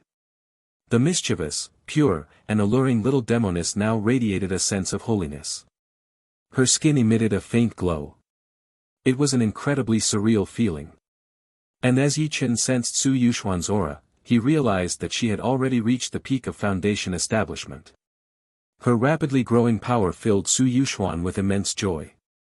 Her greatest obsession had always been to grow stronger. Previously, it would have taken at least several years, maybe even a decade, to break through to the late foundation establishment stage. But now, in just half a month, she had broken through to the peak of foundation establishment. She was just one step away from forming a golden core. Once she obtained the spiritual objects needed to form the golden core, she could break through to the golden core stage. Then, she would be able to kill her master and free her family's souls. How could Su Yuxuan not be ecstatic? "Thank you, senior brother Yi." Su Yuxuan stood up, her delicate little feet hovering in the air as she thanked Ye Chen. To be honest, even now, Su Yuxuan still found it somewhat unbelievable. Ye Chen had really come specifically to gift her the glazed purification water.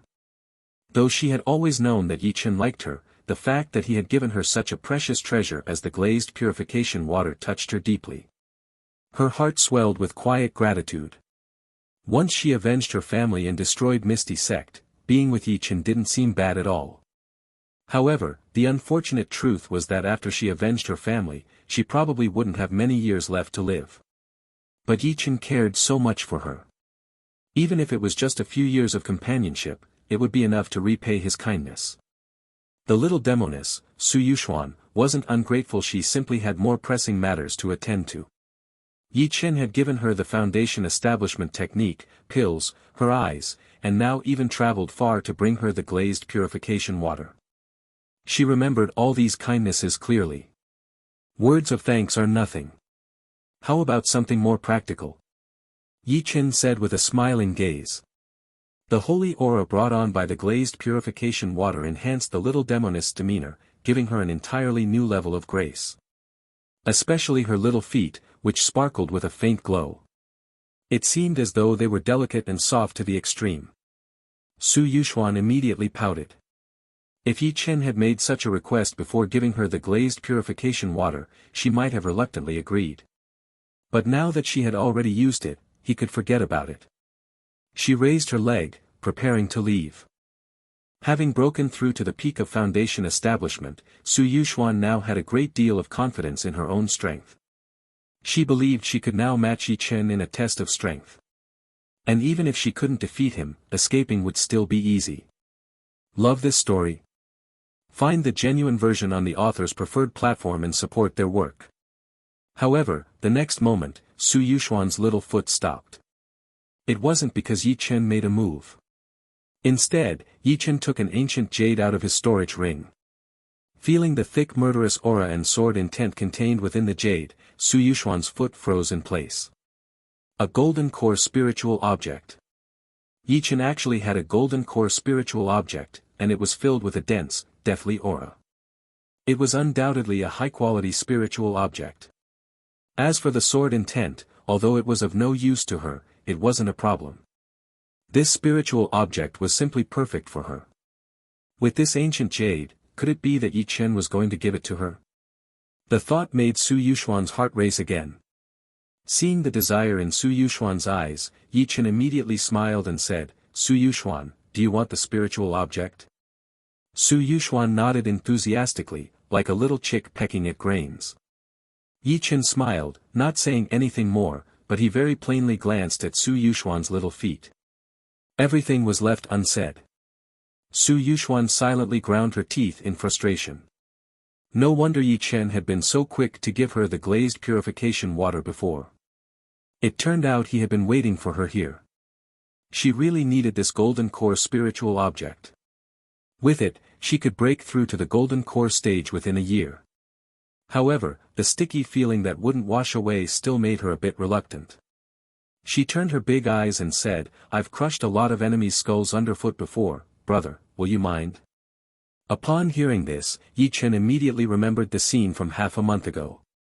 To be honest, he was a little repulsed, but it was also somewhat thrilling.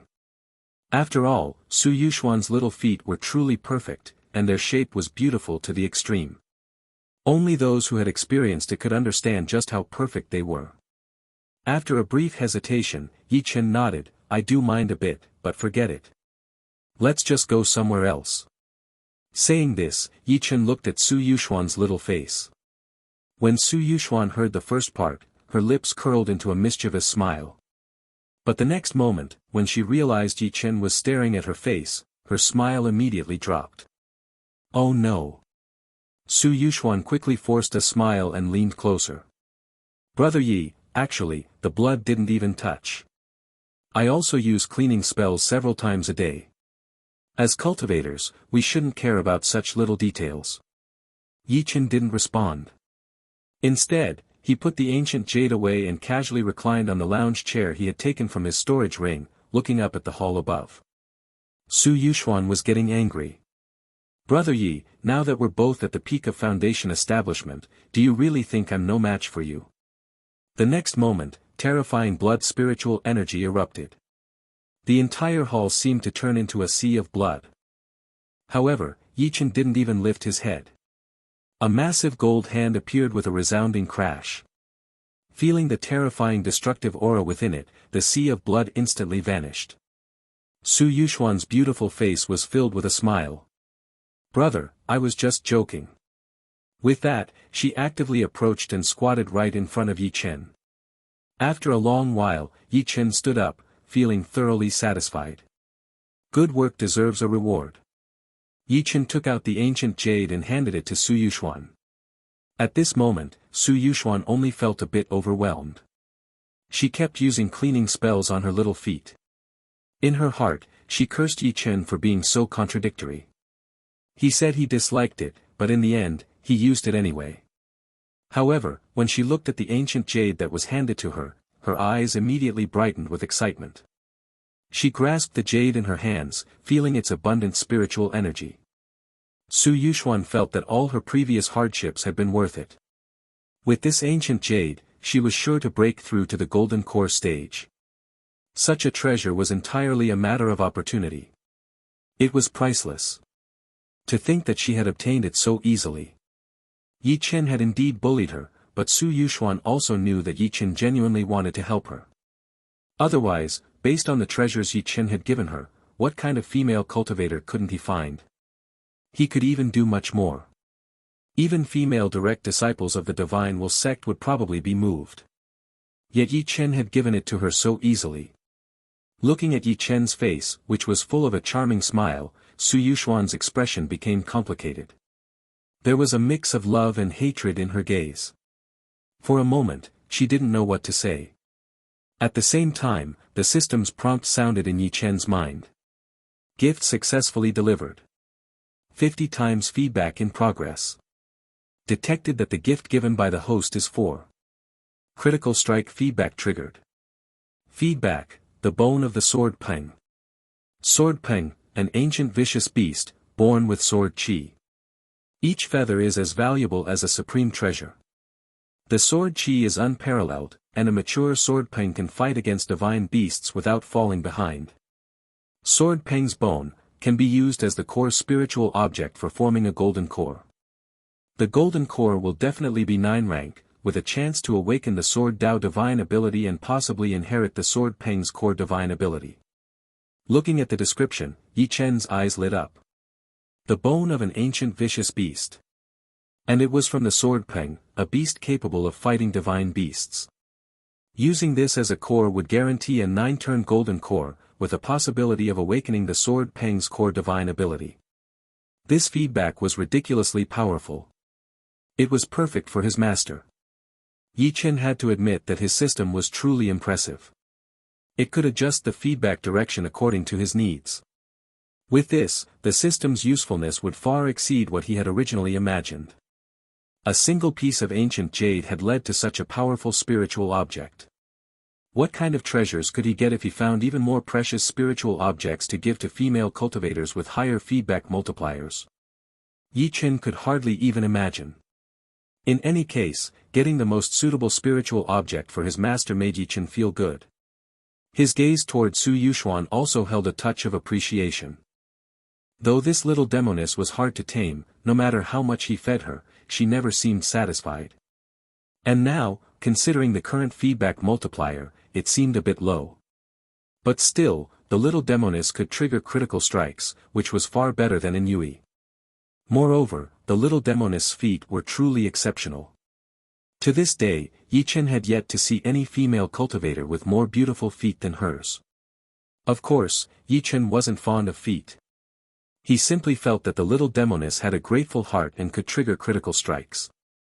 So, in the future, if there was anything that could enhance her spiritual roots or physique, he would definitely give it to her to boost her multiplier. Ye Chen felt thoroughly satisfied. He had enjoyed himself. The gift was given. The feedback had been received. With everything in place, Ye Chen decided it was time to return home. However, Su Yuxuan hesitated, standing still. Now that she had the golden core spiritual object in hand, the chance to take revenge by forming the golden core seemed so close. But to face someone like her master. Even though Su Yuxuan had made countless preparations, she still couldn't guarantee that she would succeed in her revenge. If she failed, she would lose everything, including her life. So, as she looked at Ye Chen, she rarely showed hesitation. Ye Chen had helped her so much. This farewell might be the last time they saw each other. Before she left, she should give Ye Chen the thing he desired most. It would be her way of repaying him. After all, ever since she met her master, her life had been cast into darkness. It was only from Ye Chen that she had felt even a bit of warmth. She didn't want to leave Ye Chen with regrets. Nor did she want to have regrets herself. Su Yuxuan spoke softly, "Senior brother, is this all that satisfies you? You wouldn't be incapable, would you? Unauthorized tail usage. If you spot this story on Amazon, report the violation." Ye Chen had originally planned to wave her off and leave. But upon hearing this, his eyes immediately widened. What man could stand being told he was incapable? Without hesitation, Ye Chen turned and walked back to Su Yuxuan's side. He grabbed her little foot. Su Yuxuan smiled. This time, it was truly repayment. She wasn't going to use any secret technique to drain Ye Chen. However, Su Yuxuan's expression soon changed. Half an hour later, Ye Chen floated away, leaving Su Yuxuan standing there with a slightly swollen stomach and a confused look on her face. She felt that ever since she started her cultivation journey, she had never been this full. It was truly absurd. In the end, Ye Chen hadn't given her the chance to make up for any regrets. He had simply proved just how capable he was. As for Su Yuxuan's more unreasonable demands, Ye Chen had left her with a single line: "Only those who reach the golden core stage have the right to be my woman." And then he floated away. Su Yuxuan couldn't make sense of it at first, but then she smiled. Ye Chen couldn't possibly know that once she reached the golden core, she would seek revenge, could he? Perhaps that was why he had used this method to encourage her to keep fighting to stay alive. With that thought, a rare warmth appeared in Su Yuxuan's cold eyes. Ye Chen truly cared for her. But unfortunately, even if she survived facing her master, she wouldn't have many years left to live. 3 years to reach perfection in chi refining, another 3 years to reach the peak of foundation establishment. Such a rapid cultivation speed would undoubtedly come at a great cost. And that cost was her lifespan. Originally, Su Yuxuan hadn't cared whether she lived or died. If her master killed her, it would all be over. But now, Su Yuxuan found that she hoped to survive.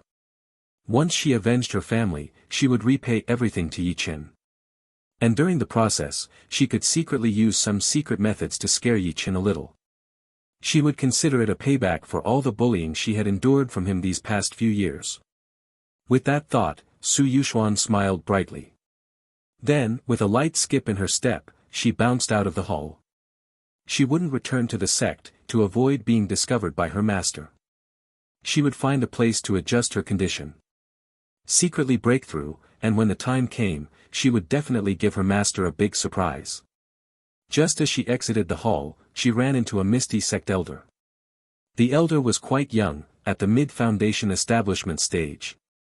Looking at Su Yuxuan's beautiful face, he couldn't help but be a bit moved, and he invited, "Fellow Taoist Su, would you like to explore the ruins with me?" Hearing this, Su Yuxuan smiled even more happily. Sure. However, before the elder could feel pleased, Su Yuxuan immediately made her move. A sea of blood exploded, surrounding the elder. In an instant, the elder was reduced to nothing but a pile of white bones amidst his agonized screams. "Your blood will do just fine to accompany me while I explore the ruins." Su Yuxuan skipped over to him. She had originally intended to kick the elder's head off with her little foot. But then she remembered the promise Ye Chen had made her swear. Su Yuxuan's raised foot paused, and she put it down again. "Forget it, if it's not necessary, then never mind. When I reach the golden core stage, and if Ye Chen is still at the foundation establishment stage, it'll be my turn to rule. Isn't he fond of feet? By then, I'll make him lick them 100 times. With that thought, Su Yuxuan turned around and leisurely made her way to the deepest part of the ruins. When she emerged again, she would undoubtedly be a golden core cultivator. As for Ye Chen, after leaving the ruins and passing through the middle mountain outpost, he discussed with senior sister once again the appearance of the full moon under different angles and varying forces. 2 days later, he returned to Green Cloud sect. He arrived at Sword Peak. "Master, I'm back." Ye Chen greeted with a smile. The courtyard door slowly opened on its own. Stepping inside, he noticed the purple wind chime hanging on the tree, its pleasant sound occasionally filling the air. Gu Yunyun stood beneath the tree, radiating a faint glow, her beauty beyond belief. As Ye Chen drew closer, he could even smell a faint lotus fragrance, which made him feel at ease and refreshed. This was the effect after using the glazed purification water. Su Yuxuan had experienced the same effect earlier. "You're back," Gu Yunyun said softly. "If you didn't manage to get a better spiritual object, it's alright. Spiritual objects are rare and must rely on fate." Ye Chen had been gone for less than a month, so Gu Yunyun assumed that his trip hadn't gone smoothly. She spoke gently. Hearing this, Ye Chen smiled and replied, "I didn't fail you. Master, take a look at this spiritual object, and let me know if it suits you." Gu Yunyun was slightly taken aback. Had Ye Chen really used the ancient jade to exchange for a better spiritual object? What could it be? With curiosity, Gu Yunyun took the jade box from Ye Chen's hand and slowly opened the lid. The next moment, accompanied by the cry of a pang, an extremely terrifying sword intent surged into the sky. The sheer intensity of the sword intent made Gu Yunyun's stunning phoenix eyes reveal a look of disbelief. What is this? For the first time, the mature and stunning face of Gu Yunyun showed genuine shock. She immediately closed the jade box, staring at Ye Chen in disbelief. She had always known Ye Chen had secrets. And she had suspected that since Ye Chen had taken the ancient jade from her, he must have been confident in obtaining a better spiritual object. But she never expected Ye Chen had actually obtained something of this level. This was absolutely on par with Phoenix blood, maybe even higher. What was most important was how perfectly it suited her. Just feeling the terrifying aura of the sword Dao made her cultivation tremble, as if she were on the verge of a breakthrough. It was impossible for Gu Yunyun not to be stunned. Ye Chen smiled softly. "This is the bone of the sword pang. If you refine it as the core for forming the golden core, you will get a 9-rank golden core and awaken the golden core's divine ability. The most important thing is, if you're lucky enough, Master, you may even inherit the sword pang's divine ability." Gu Yunyun's hands trembled as she held the jade box. The sword peng. This was an ancient vicious beast. Its rarity was beyond imagination. Ye Chen had actually obtained it and gave it to her. Gu Yunyun was still in shock when Ye Chen continued, "To be honest, this sword peng doesn't even make it into the vicious 10, it's a bit underwhelming. I was actually hoping to find something even better." Ye Chen truly felt a bit disappointed. After all, the little demoness multiplier was only 50 times. Even though it could trigger critical strikes, the feedback still wasn't enough. If it had been like his master's multiplier of 200 times, plus the critical strikes, he could have definitely gotten a spiritual object even stronger than the sword peng's bone. At this point, Gu Yunyun's lips twitched.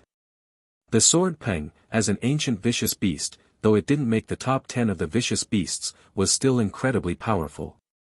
For Ye Chen to be dissatisfied with such a spiritual object. To be honest, Gu Yunyun, as the Grand Elder of Green Cloud sect, had never experienced what it was like to be poor or to be unworldly.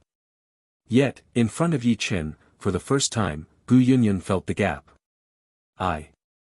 Before such a treasure, Gu Yunyun was almost at a loss for words. Ye Chen smiled, knowing that his master, who appeared cold but was warm inside, must be feeling embarrassed. He immediately reassured her, "Master, there's no need to overthink it. With Master becoming stronger, I'll naturally benefit from it too. Besides, this sword peng's bone isn't suited for me. If you don't want it, I have nowhere to return it to. So, please, Master, go ahead and use it." Hearing Ye Chen's words, Gu Yunyun bit her lip with force. She owed Ye Chen more and more. Even if she broke through to the golden core, it would be impossible to repay him. Could it really be that only by accepting Ye Chen's distorted filial piety could she ever repay him? But Gu Yunyun hadn't truly figured it out yet. She undeniably had feelings for this disciple of hers. But the issue was that the master-disciple relationship itself was a limitation, and it made Gu Yunyun hesitant. Moreover, Gu Yunyun had never considered sharing her Tao companion with another woman. Yet Ye Chen was affectionate with everyone. This made Gu Yunyun's heart even more conflicted. After a long silence, Gu Yunyun finally gave a serious bow to Ye Chen and thanked him. "Thank you. Support the creativity of authors by visiting Novelbin for this novel and more." Ye Chen immediately waved his hand. "No need to be so polite, Master." Gu Yunyun shook her head, silently sighing to herself. It was precisely because they were master and disciple that she had to be polite. If Ye Chen weren't her disciple, how much better would it be? Gu Yunyun's mind was in turmoil, and she decided not to dwell on it. Everything would be dealt with after her breakthrough. For now, she would go into closed-door meditation. Then I'll congratulate Master on a successful closed-door meditation in advance. Ye Chen sincerely congratulated her. Breaking through to the golden core stage usually took about 6 months. Thinking about not seeing his master for 6 months, Ye Chen felt a bit regretful. After seeing Ye Chen off, Gu Yunyun used a sound transmission talisman to inform the sect master that she would be entering closed-door meditation. The sect master arrived in the blink of an eye. His weathered eyes were filled with anticipation. That sword chi just now. Could it be the golden core spiritual object? For the sect master, Gu Yunyun's breakthrough to the golden core was the most important thing. He only had about 28 or 29 years left to live. If he couldn't nurture the next golden core cultivator during this time, Green Cloud's sect would inevitably decline. Gu Yunyun nodded. "I've obtained a better spiritual object for forming the golden core, so I'm preparing to go into closed-door meditation now." Upon hearing this, the sect master smiled brightly and looked Gu Yunyun up and down. Her spiritual energy was flowing smoothly, her spirit sense was perfect, and there was a faint, unique Tao rhythm surrounding her. Her chances of success in the breakthrough were extremely high. With a spiritual object even better than the ancient jade, once she formed the golden core, it would definitely be a top 3 rank. A top 3 rank golden core would vastly outperform a bottom 3 rank in combat power. The future held limitless possibilities. It would certainly allow Green Cloud's sect to advance further. However, the experienced sect master noticed something from the details, and his brow furrowed slightly. "Your heart isn't still enough. There's a strong chance that during the breakthrough, you might encounter a heart demon, causing your efforts to be in vain. Upon hearing this, Gu Yunyan fell silent. She was well aware of this herself. It's alright, I've prepared the best clear heart pills to ward off the heart demon. Upon hearing this, the sect master stopped speaking. He simply reminded her, as long as she was prepared, everything would be fine. Soon, the formation atop Sword Peak opened. It emitted a faint green glow. No one could approach. Ye Chen, sitting in his courtyard, looked up and knew that his master had officially entered closed-door meditation. Next, it was time for him to start preparing for his own golden core formation. With his heavenly spirit root, the myriad star body, the heavy pupils, and the exquisite heart, Ye Chen felt that even without spiritual objects, he could still form a 9-turn golden core. However, Ye Chen wasn't foolish enough to form the golden core directly.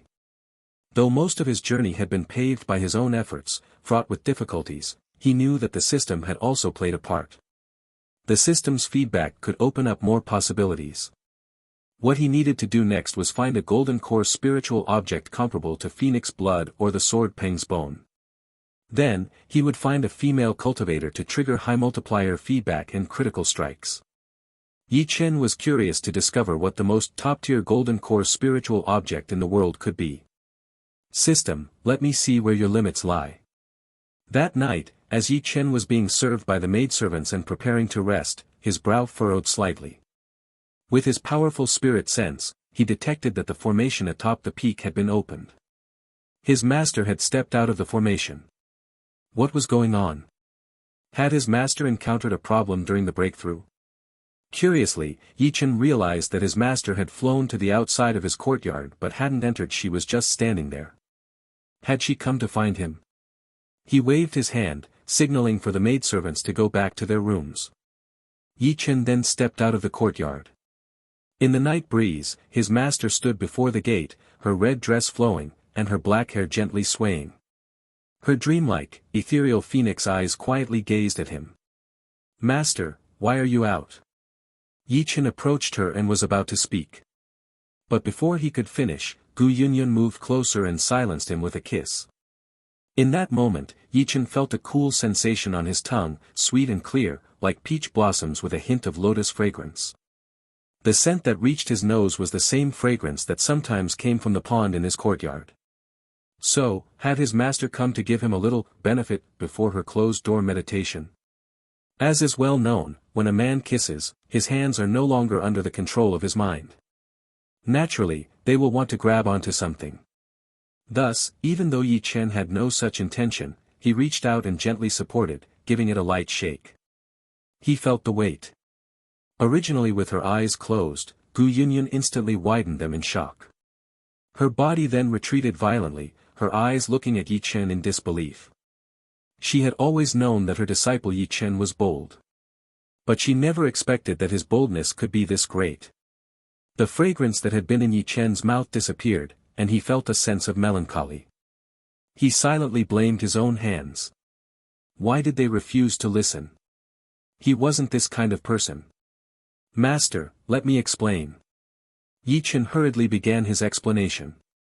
Gu Yunyan's delicate face seemed to be tinted with the colors of the evening sunset, her watery eyes giving Ye Chen a reproachful glance. At this moment, scolding seemed inappropriate. Yet, not scolding also felt wrong. Gu Yunyan could only mutter, "Unworthy disciple." Then, she turned and floated away. Although Ye Chen's actions had somewhat exceeded Gu Yunyan's expectations, she could already feel a sense of relief. Because she had followed her true feelings. No matter what the future held, at least at this moment, she had done what she needed to do. Next, she could officially break through to the golden core stage. Watching as master arrived quickly and left just as swiftly, Ye Chen still carried the lingering sweet fragrance in his mouth. He was somewhat baffled. What had suddenly happened to master? His mind replayed the heavy sensation from earlier, and Ye Chen's mood lifted. Although the benefits weren't abundant, it could hardly be considered over the top to say they were a bit plain. But after all, it was master. He couldn't be impatient. Once master broke through to the golden core stage, perhaps she would give him even better benefits. However, would Master come out again soon? With that thought, Ye Chen couldn't help but look expectantly toward the peak. In the following days, Gu Yunyun officially entered seclusion. She did not emerge even once. Ye Chen, on the other hand, settled down and began preparing for his own breakthrough to the Golden Core stage. First, he called back his senior sister, Yao Shi. Their daily routine involved feedback and enjoying the full moon. Later, Ye Chen made time to take Sun Ruoxin and Lin Ke to Green Cloud City to meet Sun Yi. Sun Ye's gaze toward his daughter was complex. He had been somewhat unwilling when his daughter became Ye Chen's maid. But under the pressure from Kong Xianli, he had no choice but to agree. He had hoped that his daughter would bear Ye Chen a son or daughter and eventually become a concubine. However, he had never imagined that after becoming a maid, his daughter's cultivation would not stagnate, but instead, she had broken through to the foundation establishment stage. Sun Yi had worked his whole life and, even after suffering injuries, never reached foundation establishment. Yet his daughter, by simply being a maid, had easily broken through. This made Sun Ye's emotions complicated. When Ye Chen arrived, he directly gifted Sun Yi a second-tier top-grade healing pill, as well as a foundation establishment pill. This left Sun Yi wide-eyed. If you come across this story on Amazon, it's taken without permission from the author. Report it. Green Cloud City is too small. After you break through to foundation establishment, I will take you and your daughter to Divine Will City. We'll open a branch there, and you two can manage it. As for the Yi boutique here, I'll leave it to Lin Ke. You should focus on teaching her well during this time. Ye Chen gave his orders directly. It was also perfect timing, as Ye Chen planned to visit Divine Will City after a while to see if there were any new goods in Tianyan Pavilion. The path of cultivation, once severed, was now about to be resumed. Looking at Ye Chen, who had reached the peak of foundation establishment in the blink of an eye, Sun Yi was filled with awe. He couldn't help but recall just 6 or 7 years ago, when Ye Chen still referred to him as senior at Silver Moon Market. It felt like a lifetime ago. Thank you, boss. I will not disappoint your expectations. However, business in Divine Will City may not be easy. We'll need to build a good relationship with the Divine Will sect to ensure stability. Otherwise, while business may flourish, trouble could come knocking. Sun Yi offered a reminder. Ye Chen, upon hearing this, waved his hand nonchalantly. The Grand Elder of the Divine Will sect was someone he had been courting. And the newly promoted direct disciple, Li Feihuang, was also someone he had been courting. Getting them to help with this small matter would be a breeze.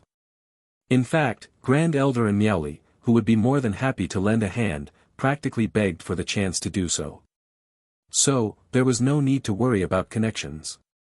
Before leaving, Ye Chen took with him various insights on the 6 arts of cultivation that Sun Yi was to collect. The 6 arts of cultivation consisted of alchemy, weapon refining, talisman making, formation, spirit plants, and beast taming. They ranged from first tier to second tier. As for the third tier, that was beyond what Green Cloud City could provide. He'd have to head to Divine Will City for that. In the following 3 months, Ye Chen gradually used the insights on the 6 arts of cultivation to elevate his own skills in all 6 techniques to the second-tier perfection stage. For a cultivator, the 6 arts of cultivation were undoubtedly valuable, often capable of saving one's life in critical moments and bringing untold wealth. Take alchemy, talisman making, and weapon refining for example. The use of formations played a massive role when exploring ruins. Mastering spirit plant techniques not only allowed one to identify all sorts of medicinal herbs, but also gave the ability to perfectly transplant immature treasures, maximizing their benefit. As for beast taming, it allowed one to tame demon beasts.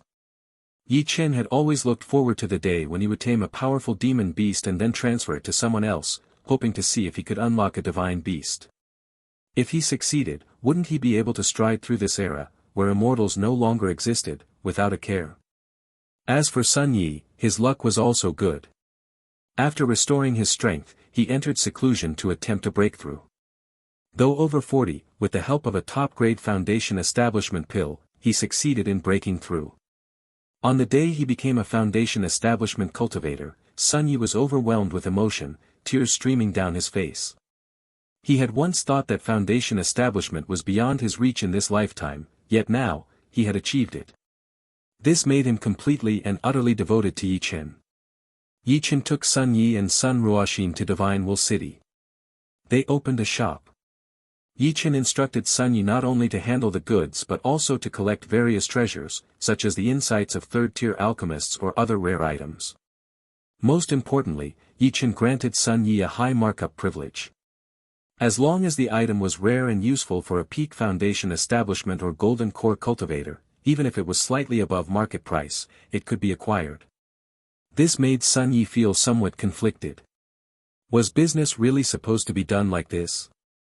But since the boss had said so, he naturally obeyed. For Ye Chen, of course, there was no possibility of loss. Any random gift from him would return tens or even hundreds of times in feedback, and if a critical hit occurred, the profits would be even greater. Under such circumstances, how could there be any loss? Unfortunately, during this trip to Divine Will City, Ye Chen still did not manage to obtain the elixir or treasure that could aid in reaching the golden core stage or enhance someone's spiritual root. It was a great disappointment. As for Li Feihuang and Miaoli and the others, Ye Chen did not meet them. He simply had the two maids from Divine Will Sect notify them to look after his shop. Then, he leisurely returned to Green Cloud Sect. He waited for Master to emerge from her seclusion, hoping that when she did, her good mood would result in even more generous benefits. To be honest, the time spent weighing things out last time was too brief. Ye Chen hadn't even fully realized just how heavy Master, who defied the force of gravity, really was. Upon returning to Green Cloud Sect, Ye Chen planned to calmly wait for Master to finish her seclusion. In Divine Will City, Ye Chen left a communication jade talisman with Sun Ruoxin. This was a critical hit item, capable of transmitting messages over long distances. If any high-grade golden core treasures appeared in Divine Will City, Sun Ruoxin would be able to notify him immediately. As for Lu Jing, she harbored no jealousy toward the two women handling matters. Instead, she secretly rejoiced. She absolutely loved the life where she didn't need to think about anything, with only her young master in her eyes. This kind of life made her feel blissful and at ease. The most important thing was, finally, no one bothered her to come down quickly in the evenings. Knowing that Ye Chen preferred meals over consuming fasting pills, Lu Jing made it a point to cook every day. She even went to the restaurants in Green Cloud City to hire a chef to teach her, just to ensure Ye Chen enjoyed his meals more. For Lu Jing, this life was already the dream she had longed for. Back when she lived in Silver Moon Market, her biggest dream had been to reach the 9th level of qi refining, master talisman making techniques, find a foundation establishment companion, and live a stable life. Now, her life had far exceeded those expectations. She had even reached foundation establishment herself. And her young master, now at the peak of foundation establishment, was on the verge of breaking through to golden core. This made Lu Jing treasure her current life more than ever. Whether during the day or night, she was full of energy, doing her best to ensure Ye Chen had the best experience. However, this blissful life didn't last long for Lu Jing. An elder from the External Affairs Hall came knocking. "Fellow Taoist Yi, there's been an issue at the remains of the Boundless Demon Sect. The Master of Magic Peak and 6 elders have been missing for half a month. We suspect something may have happened to them. Your master is in seclusion, and the other peak masters are also occupied.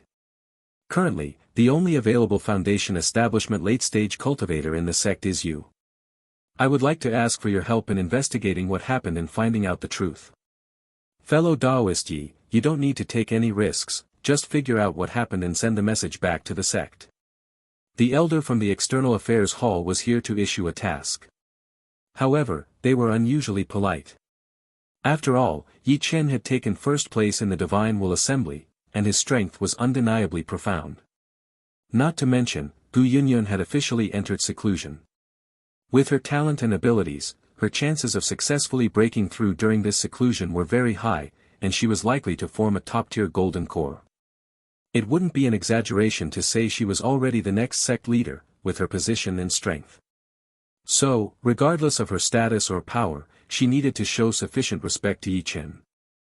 Upon hearing this, Ye Chen nodded. As a member of Green Cloud sect, one always had duties to fulfill. Since Master would likely be in seclusion for some time, and he would be waiting in Green Cloud sect anyway, he might as well go and check out the ruins. After all, it was the remains of the boundless demon sect. Perhaps, with some luck, he might find the top-tier spirit materials he needed. Ye Chen didn't hesitate. After saying a word to Lu Jing, he departed, leaving her reluctant gaze behind as he floated toward Middle Mountain. A day later, when Ye Chen arrived at the ruins, his brow furrowed slightly. The blood-red hue of the ruins had deepened compared to when he had been there last. This tale has been unlawfully obtained from Novelbin. If you discover it on Amazon, kindly report it. Ye Chen felt that ruins connected to demonic paths always carried an ominous aura. Perhaps a great boss was about to revive. The Magic Peak Master and the others had gone to the depths of the ruins. So, Ye Chen didn't linger around the outskirts and headed straight into the depths. But the further he flew in, the more tightly he furrowed his brow. Ye Chen sensed the aura of a golden core cultivator. He activated his heavy pupil for a clearer view. It wasn't just one golden core cultivator, there were two. One was fleeing, and the other was in pursuit, both flying deeper into the ruins. With a scan of his heavy pupil, Ye Chen could tell that both were in the early stages of golden core. This made Ye Chen breathe a sigh of relief. Although he had never fought a golden core cultivator before, with his heavenly spiritual root and heavy pupil, dealing with an early-stage golden core shouldn't be a problem. Moreover, he had prepared so many trump cards, and his 6 arts were all at second-tier perfection. If it really came down to it and he couldn't handle them, running away would also be an option. One of the auras, however, felt particularly familiar. The little demoness, Su Yuxuan. Su Yuxuan had already broken through to golden core. That was really fast. But was she being chased? Could it be that she truly had an enemy with her master? Did she immediately betray her master as soon as she broke through? That would be worse than what he had done. But, it seemed that Su Yuxuan hadn't fought back, she was the one being chased. Ye Chen ventured deeper into the ruins, determined to uncover what had happened. He wanted to see if the disappearance of the Magic Peak Master and the Elders was connected to Su Yuxuan. As he delved further into the ruins, the bloodthirsty aura grew denser. Most importantly, Ye Chen hadn't encountered a single cultivator along the way. This was highly unusual. Growing more cautious, Ye Chen concealed his aura and continued toward the depths. He was likely reaching the core area of the boundless demon sect now. The surrounding buildings were almost entirely blood-red. As he approached the Sky City, at the center of a massive square, Ye Chen spotted an elderly woman, her face filled with excitement as she guarded a large alchemy furnace.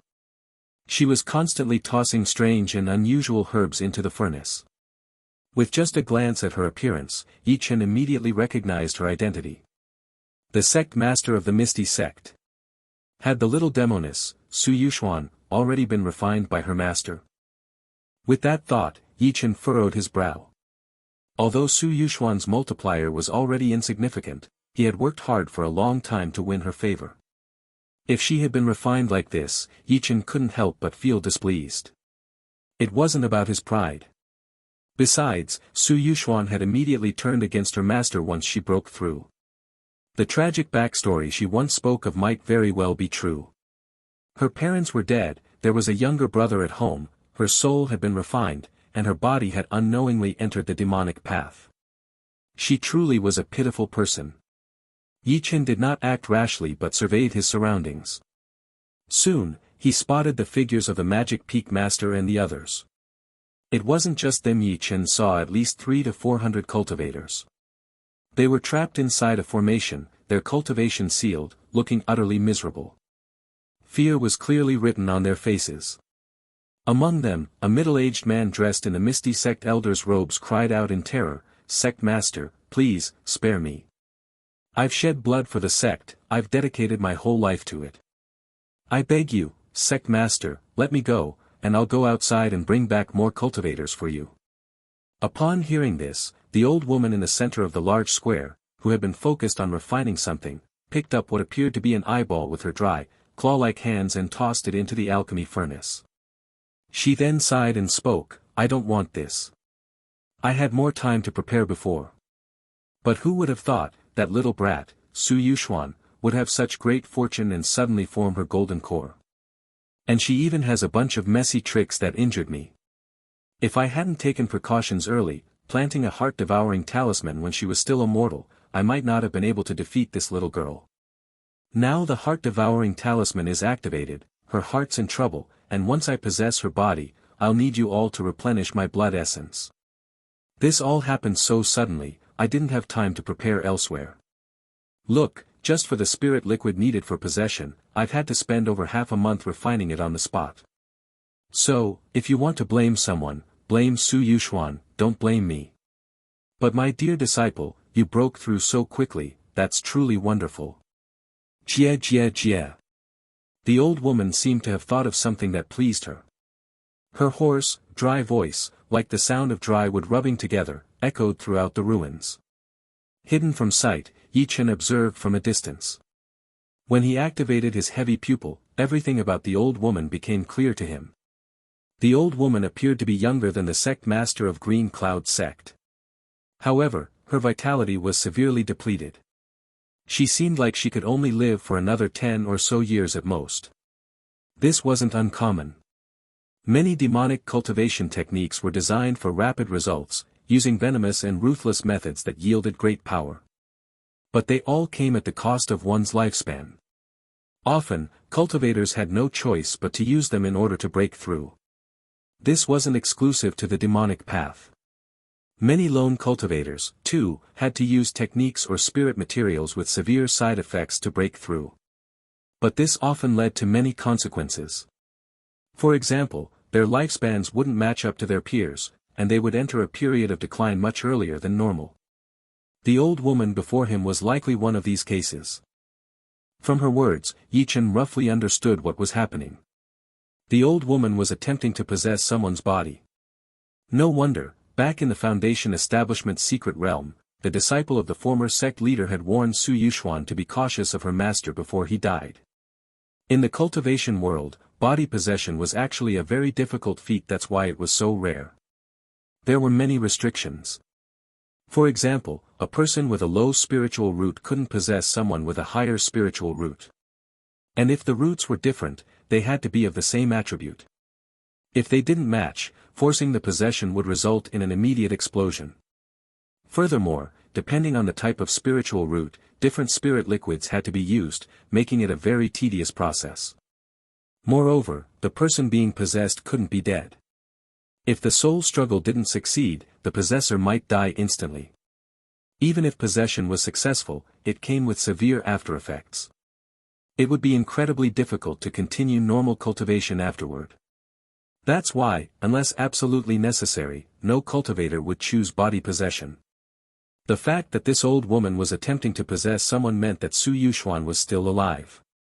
Ye Chen activated his heavy pupil and scanned the surroundings. As for the Magic Peak Master and the others, they wouldn't die before the old woman succeeded in her possession, so there was no rush to rescue them. Soon, Ye Chen spotted who he had been looking for, not far from the large square, atop a tall pavilion. Su Yuxuan.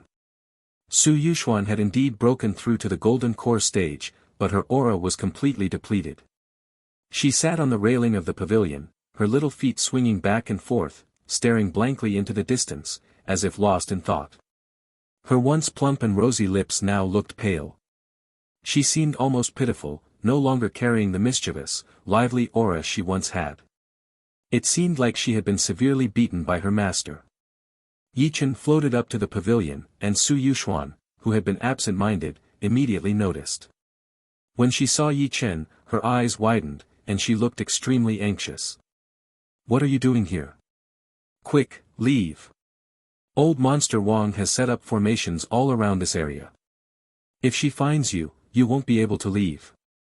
Meanwhile, the old woman, still refining the elixir in the distance, raised an eyebrow. Her gaze seemed to cut through the hall and directly land on Ye Chen. There's a little rat hiding here, and I didn't even notice. I'll deal with you after I finish refining this medicine. With that, the old woman returned to her work. A late-stage foundation establishment cultivator was nothing. With a flick of her hand, she could crush him. No need to worry. Su Yuxuan's face darkened when she heard this. Old Monster Wang is a top-tier second-grade formation master, and the formations she set up are extremely powerful. If you have a top-tier break seal talisman, you should try it now. Once she finishes refining the medicine, you really won't be able to run. The story has been taken without consent. If you see it on Amazon, report the incident. Ye Chen waved his hand. I came here after receiving a task to investigate the disappearance of some elders. I happen to forget my break seal talisman this time. By the way, what's going on here? The famous little demoness is looking so miserable this time. Ye Chen was truly unbothered. If he needed to escape, as a second-tier formation master, he could easily do so. Besides, why run? Su Yuxuan wasn't in the mood to chat. She didn't want Ye Chen to die here. But hearing that Ye Chen didn't have a break seal talisman, Su Yuxuan's face darkened. She looked ahead and spoke, I broke through to Golden Core a while ago and had planned to hide here for a while longer. Old Monster Wang also has a blood spiritual root. Over the years, she's been cultivating disciples with the sole purpose of possessing them. However, her luck has always been bad. Now, she doesn't have much time left.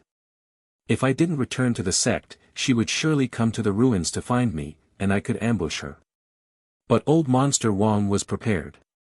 She placed a heart-devouring talisman on me when I was still a mortal, hiding it so deeply that I never noticed. The result was that the heart-devouring talisman activated, and I wasn't a match for her. After Old Monster Wang confirmed I wasn't much of a threat anymore, she started capturing people, setting up formations, refining medicine, and preparing to possess me once the heart-devouring talisman completely exploded. Upon hearing this, Ye Chen finally understood everything. The Magic Peak Master and the others had fallen victim to an unwarranted disaster, they were merely collateral damage. As for the heart-devouring talisman, Ye Chen was familiar with it. Once activated, the talisman would continuously consume the heart of the person it was cast on. While devouring the heart, it would also drain the cultivator's spiritual power, and the effects would worsen as the devouring progressed. Eventually, the victim would lose all ability to resist. Even for a golden core cultivator, the heart was vital. Once completely consumed, the person would last no more than 10 minutes before dying. Moreover, the heart-devouring talisman could only be removed if the caster actively relieve it, otherwise, it was nearly impossible to undo. No wonder Su Yuxuan hadn't fled. It seemed there was no point in running. However, Ye Chen was the kind of person who preferred mutual loss over single loss. If someone wanted to possess Ye Chen's body, he'd rather self-destruct than let them have their way. As if she had guessed what Ye Chen was thinking, Su Yuxuan, her full lips now particularly pale, let out a bitter laugh. My brother's soul is still in her hands.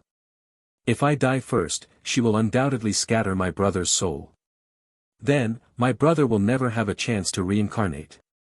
In the cultivation world, many immortals had sworn that there was indeed a netherworld. Thus, cultivators believed in the concept of reincarnation without a doubt. Ye Chen frowned slightly. So, she's one of those brother savers. There were actually quite a few female cultivators like this in the cultivation world. They would form Dao partnerships with someone, but their hearts would remain more focused on their family. If they had a younger brother, they would gladly pour resources into nurturing him. The problem was, the husband of such a female cultivator would never be willing to support this. This was likely one of the reasons why most cultivators nowadays weren't keen on marrying female cultivators in the first place. Su Yuxuan lowered her head, as if speaking to herself, when I was still a mortal, I had parents, an older brother, and a younger brother. My parents and brother treated me badly. When I grew up and became beautiful, they only cared about marrying me off for money. So, after carefully selecting, they chose a fool from a wealthy family. It said that this fool liked to torture people and had killed many women. But they paid the most money. My family just saw me as a commodity, never caring whether I would die the day after my wedding. It was only my younger brother, who, upon hearing about it, cried and hugged me every day. At just 8 years old, one night, he stole the savings my parents had hidden, packed a bag, and tried to run away with me. He was beaten so badly by my brother that he couldn't get out of bed for half a month. So, on the day of my wedding, when old monster Wang came to take me as her disciple. Actually, I was the one who killed my parents and brother, one stab at a time. But I hid my brother away. In the end, he was still found. Old monster Wang threatened me with my brother's soul. Before she died, if I didn't break through to golden core, she would make my brother's soul scatter. Then I began to cultivate with all my might, willing to pay any price, just to break through quickly and find an opportunity to save my brother's soul. My brother and you are the only two people in this world who made me feel warmth. Old monster Wang had already sworn an oath to the heavens, promising me that once she took over my body, she would release my brother's soul. My wish was almost fulfilled. But why did you have to come at this moment? Although you've always bullied me, you're just as bad as old monster Wang. But truly, I don't want you to die. At the end of her words, Su Yuxuan finally lifted her head. Tears streamed down her pale face. Listening to Su Yuxuan's tragic story, and seeing her face drenched in tears, especially when she said that he and her brother were the most important people to her, Ye Chen felt a slight twinge of emotion in his heart. But it wasn't much. The main reason was that Ye Chen didn't believe for a second that Su Yuxuan was crying like this just because she was involved with him. The emotion seemed a bit too exaggerated. It was a bit better than those young actors in his previous life, but still not by much. Ye Chen thought for a moment, then came up with a good idea. Why don't you threaten your master with your life and make her let me go? If she's going to possess a body, she needs to ensure that you're alive. I'm just an outsider, so I don't matter. Maybe she'll really let me leave the formation. Su Yuxuan was momentarily stunned upon hearing this. But soon, she lowered her head and replied, if it would save my senior brother, I would naturally be willing. But old monster Wang won't let anyone leave. Even the possession process will take time. She can't afford to let the news leak out, she wouldn't allow that failure. Sorry, senior brother, it's my fault for involving you. Ye Chen acknowledged this reason inside. Ah, I guess that means we can only wait to die. Su Yuxuan gazed at Ye Chen, lightly biting her full lips. Then, she dropped a formation disc, isolating them from external detection. Ye Chen was slightly surprised, looking at Su Yuxuan. She gently lifted her skirt, revealing her smooth, pale legs, and slowly walked toward Ye Chen. Senior brother, the medicine refining by old monster Wang will take at least 3 more days to finish. By then, this body will no longer belong to me. Old monster Wang is a lustful person and practices techniques to replenish herself. Many of the elders are her intimate guests. Since this body is destined to become impure, I'd rather offer everything to you while it's still pure. You've always liked me, haven't you? Come on. My heart can't last much longer, senior brother. Please hurry. With that, Su Yuxuan stood before Ye Chen, lifting her skirt higher. Along with her pale face, she exuded a different kind of aura. Her stunning beauty made Ye Chen's eyes brighten. It was purple. No wonder she was called the Little Demoness. Though beautiful, there was something about it that made Ye Chen feel strangely compelled, as if there was a need to act quickly. Ye Chen swiftly picked Su Yuxuan up. As Su Yuxuan awaited his next move, Ye Chen, however, seriously grasped her small foot and began brushing away non-existent dust. Junior sister, you're acting inappropriately. No one would be thinking about such things when spending their last moments with their loved one. For me, simply being able to accompany you through the final moments of your life is already enough happiness. Unfortunately, this ruin is underground, and we can't see the outside world. If only we could watch the sunset together, that would be the best. Su Yuxuan's face went completely blank, she almost wanted to curse. Did you think I only have feet? Can't you focus on something else?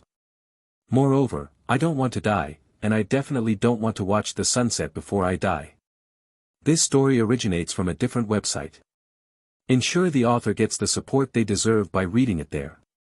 Su Yuxuan ground her teeth in frustration, feeling like she was about to snap under Ye Chen's unconventional behavior. Su Yuxuan didn't want to die. She hadn't resigned herself to fate. The moment she saw Ye Chen, she had thought of a new opportunity. She thought of a way to resolve the heart-devouring talisman. She had planned to make Ye Chen let down his guard, offering herself to him. At the moment Ye Chen reached his peak, she would drain him in an instant. Now that she had reached the golden core stage, she was confident she could drain Ye Chen in a heartbeat. She would use his blood and flesh to replenish her own deficits. Then, she would begin the heart replacement. This was one of the two ways to resolve the heart-devouring talisman. For cultivators, changing hearts was an incredibly difficult feat, but with her blood spiritual root, she had a chance of success. The only problem was, Ye Chen was not following the script she had imagined. This left Su Yuxuan in a moment of confusion. As Ye Chen seriously wiped her foot, Su Yuxuan felt a slight itch in her foot. But she held herself back from struggling. As if suddenly remembering something, she spoke up, "Senior brother, I just remembered the solution to the heart-devouring talisman. We might have a way to solve it." Ye Chen raised an eyebrow upon hearing this. Her true intentions are coming out now. Ye Chen, now a second-tier perfection talisman master, also understood the workings of the heart-devouring talisman. He had long suspected that with Su Yuxuan's personality, she couldn't have simply resigned to her fate. And now, it seemed, he was right. He continued wiping, his voice calm. "What's the method?" Su Yuxuan's face was full of difficulty. Besides the caster actively relieving the talisman, there's only one method, but, forget it, it's too difficult. It's impossible to do. It'll only add to your worries, senior brother." By the end of her words, her heart had been devoured further, and her already pale face grew even paler, letting out a deliberately suppressed groan. Ye Chen couldn't help but smile inwardly. Playing hard to get, huh? The little demoness really had some tricks up her sleeve. Of course, Ye Chen knew what the solution was. It was a heart transplant. The heart-devouring talisman targeted the heart. If you replace the heart, the issue would be easily solved. Su Yuxuan was trying to play it coy, hoping Ye Chen would ask. She wanted to offer it up herself. For Ye Chen, offering up a heart wasn't a problem. After all, he had already gained such powerful abilities, like the destruction eye turning into his heavy pupil. Ye Chen knew just how strong his heavy pupil was. Now, with the chance to get a new heart, he certainly wasn't going to miss it. A stronger heart would undoubtedly propel his cultivation forward, making it unstoppable. But offering a heart wasn't without risks. The reward had to be worth it. Ye Chen couldn't let Su Yuxuan have it too easily. So, in response to her subtle manipulation, Ye Chen sighed. "Since it's too difficult, then forget it. We'll quietly enjoy these final moments together. Dying together in the end would be the best choice. You're not following the script either." Su Yuxuan felt like her teeth were about to break from the pressure. "And your idea of enjoying the final moments is to just keep touching my feet until death, right?" But even though she was furious, Ye Chen wasn't playing by the usual rules, and she had to keep up the act. Her heart had already been devoured almost halfway, and the situation would only worsen from here on. On top of that, old monster Wang would finish refining the medicine in just a few days. In this situation, she had to get Ye Chen's heart as quickly as possible. So, lying in Ye Chen's arms, her face tilted up, she said, "Senior brother, the way to solve the heart-devouring talisman is to replace the heart. As long as I can change my heart, I'll never be troubled by the talisman again." Ye Chen paused for a moment upon hearing this, but then furrowed his brow slightly. "But your younger brother's soul is still in her hands. Regardless of whether you can resolve the talisman, you'll always be under her control. Since that's the case, why not just forget it? Even if old monster Wang succeeds in the possession, she'll still have to deal with the heart issue. Let her worry about that. We'll just quietly." Su Yuxuan lay in Ye Chen's arms, looking up at his neck. There was an almost overwhelming impulse to bite down. "Can't you think a little more normally? Would it kill you to cooperate a little? I want to live, I want old monster Wang to die. I want Misty Sect to be destroyed." Su Yuxuan couldn't hold back anymore. "Senior brother, cultivation is like swimming against the current, we must forge ahead. How can we just sink into despair and wait for death?" Ye Chen nodded, "You're right. But as a late-stage Foundation establishment cultivator, what can I do?" Su Yuxuan spoke seriously, "Senior brother, if you give me your heart, I can secretly rid myself of the heart-devouring talisman and gather strength. When old monster Wang finishes refining the medicine and comes to capture me, I'll strike her with a fatal blow." Ye Chen frowned slightly after hearing this, "But what if your ambush fails, and she uses our brother's soul to threaten you?" Su Yuxuan felt exasperated but still spoke earnestly, "We have to try. Besides, although old monster Wang swore an oath to the heavens, I still don't fully trust her. She promised to release my brother's soul from the human emperor banner, to let it return to nature. But who knows if she'll let someone else destroy my brother's soul? The heavenly oath has too many loopholes. So, rather than relying on others, relying on myself is better." Ye Chen nodded upon hearing this. This was the true nature of the little demoness. She had once promised to stay by his side forever, only to abandon him when it suited her. How could she trust anyone's words? Even the heavenly oath couldn't be trusted. Her earlier act had been far too unnatural. However, Ye Chen's face still showed hesitation, "But if I give you my heart, doesn't that mean I die?" "Who would want to die?" Su Yuxuan understood Ye Chen's hesitation. She gently placed her small foot into his hand, "But if you don't give it to me, we're both dead. If you give me your heart, I might still have a chance to live.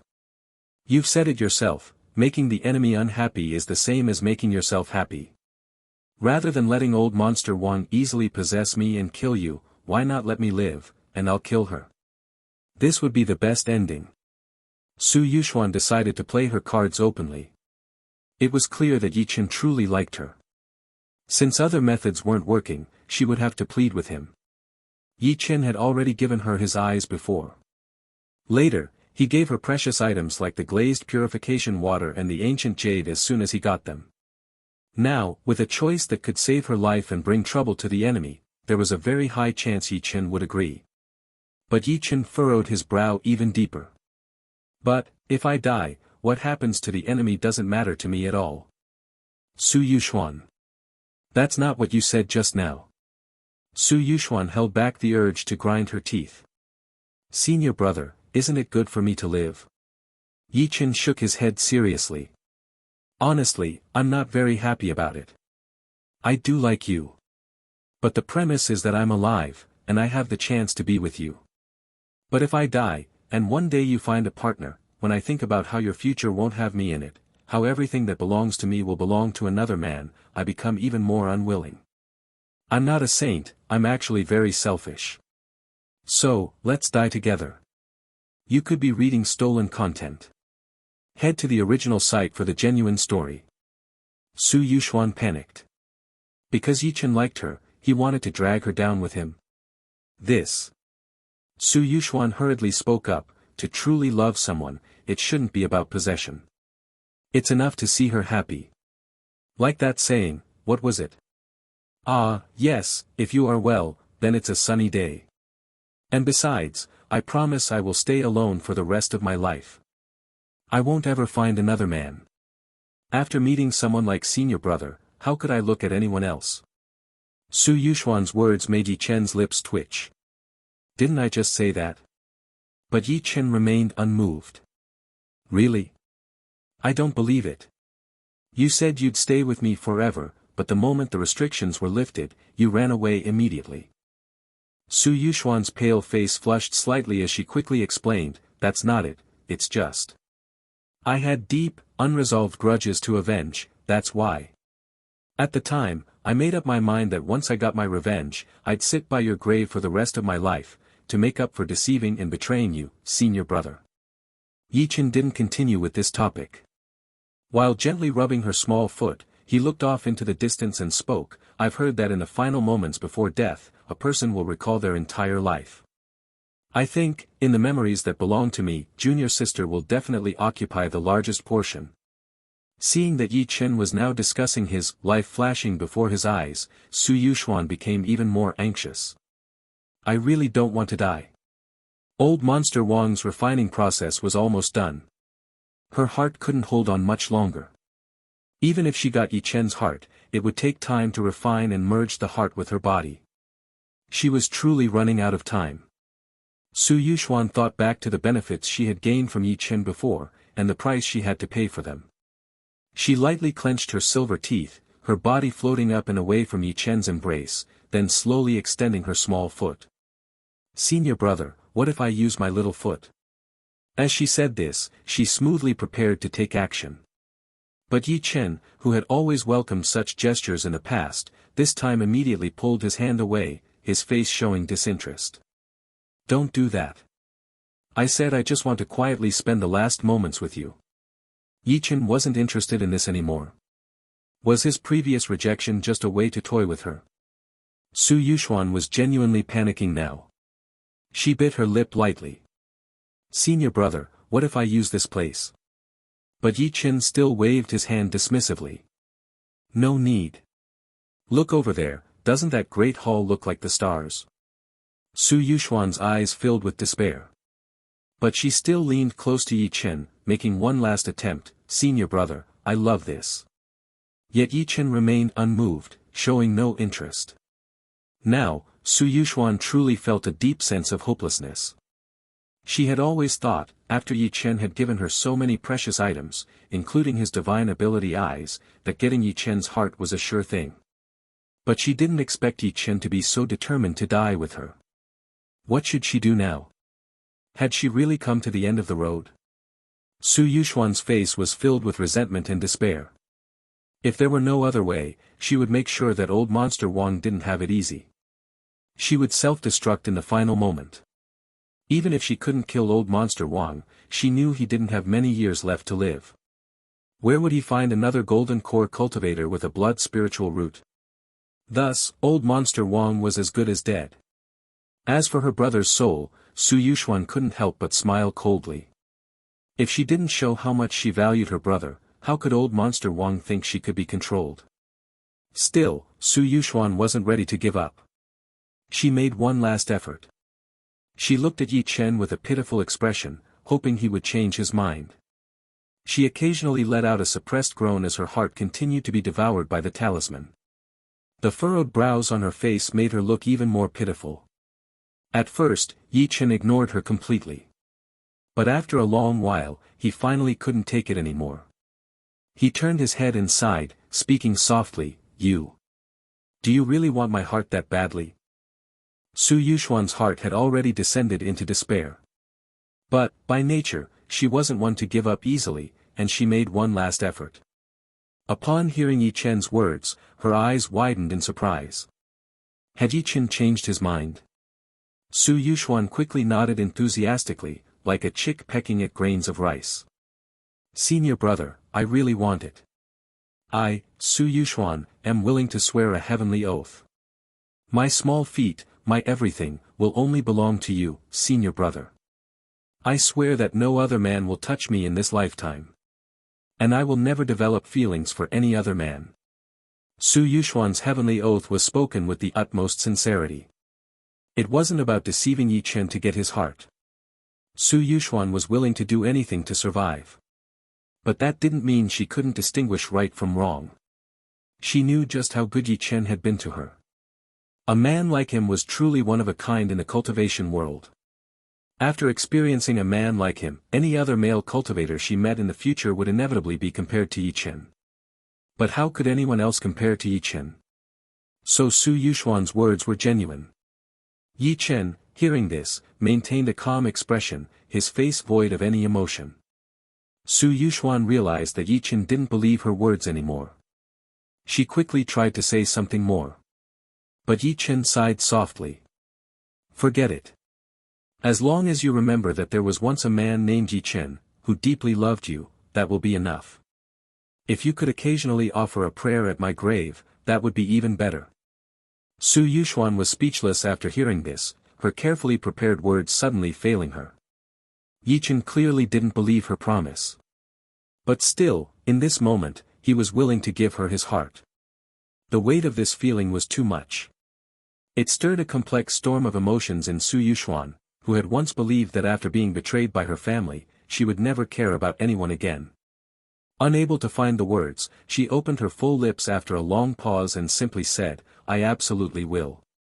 Ye Chen smiled in satisfaction. Mainly because he felt the timing was right. The previous hesitation was because he feared that after giving her the precious glazed purification water and ancient jade, Su Yuxuan would think that he would give her anything she wanted simply because he had valuable things. In case there was no critical hit, that 50-fold feedback from Su Yuxuan would not be enough. Now, the timing seemed to be just right. But there was still one last spark to ignite. Ye Chen stood up, opening his clothes. His perfect, steel-like chest muscles revealed themselves. A blood-red mark appeared on his chest. As the mark deepened, Ye Chen slowly spoke, "My heart has another name, exquisite heart. This heart can enhance the body's recovery, boost comprehension, amplify spells, and double their power. This book's true home is on another platform. Check it out there for the real experience." Su Yuxuan's eyes widened in disbelief. Another bloodline divine ability? How is this possible? The destruction I was one before. How talented does Ye Chen have to be to awaken 2 divine abilities by himself? Even though Su Yuxuan knew Ye Chen wouldn't joke about something like this, she still couldn't believe it. When Ye Chen opened his chest, showing no blood stains, a translucent heart, as flawless as a precious jewel, still beating strongly, slowly floated out. Su Yuxuan stared at the heart, feeling the immense power within it. Her mind was consumed with shock. Ye Chen's face turned pale, but he still managed a faint smile, his breath weak as he spoke, "Actually, thinking about it, giving you my heart isn't so bad. If I'm not here, at least my heart will remain, always with you. From now on, every heartbeat will be for you. Go ahead and refine it." Ye Chen's words, along with his pale face, made Su Yuxuan's eyes redden. For some reason, a feeling of regret began to grow in her heart. This was exactly what she had always dreamed of. It was even better than she had imagined.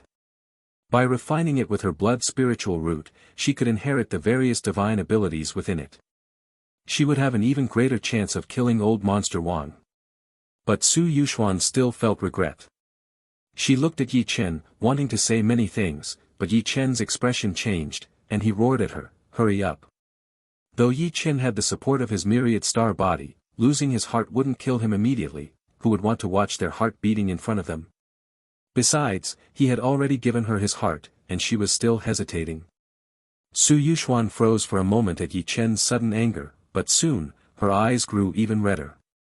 It wasn't out of grievance, but out of deep emotion.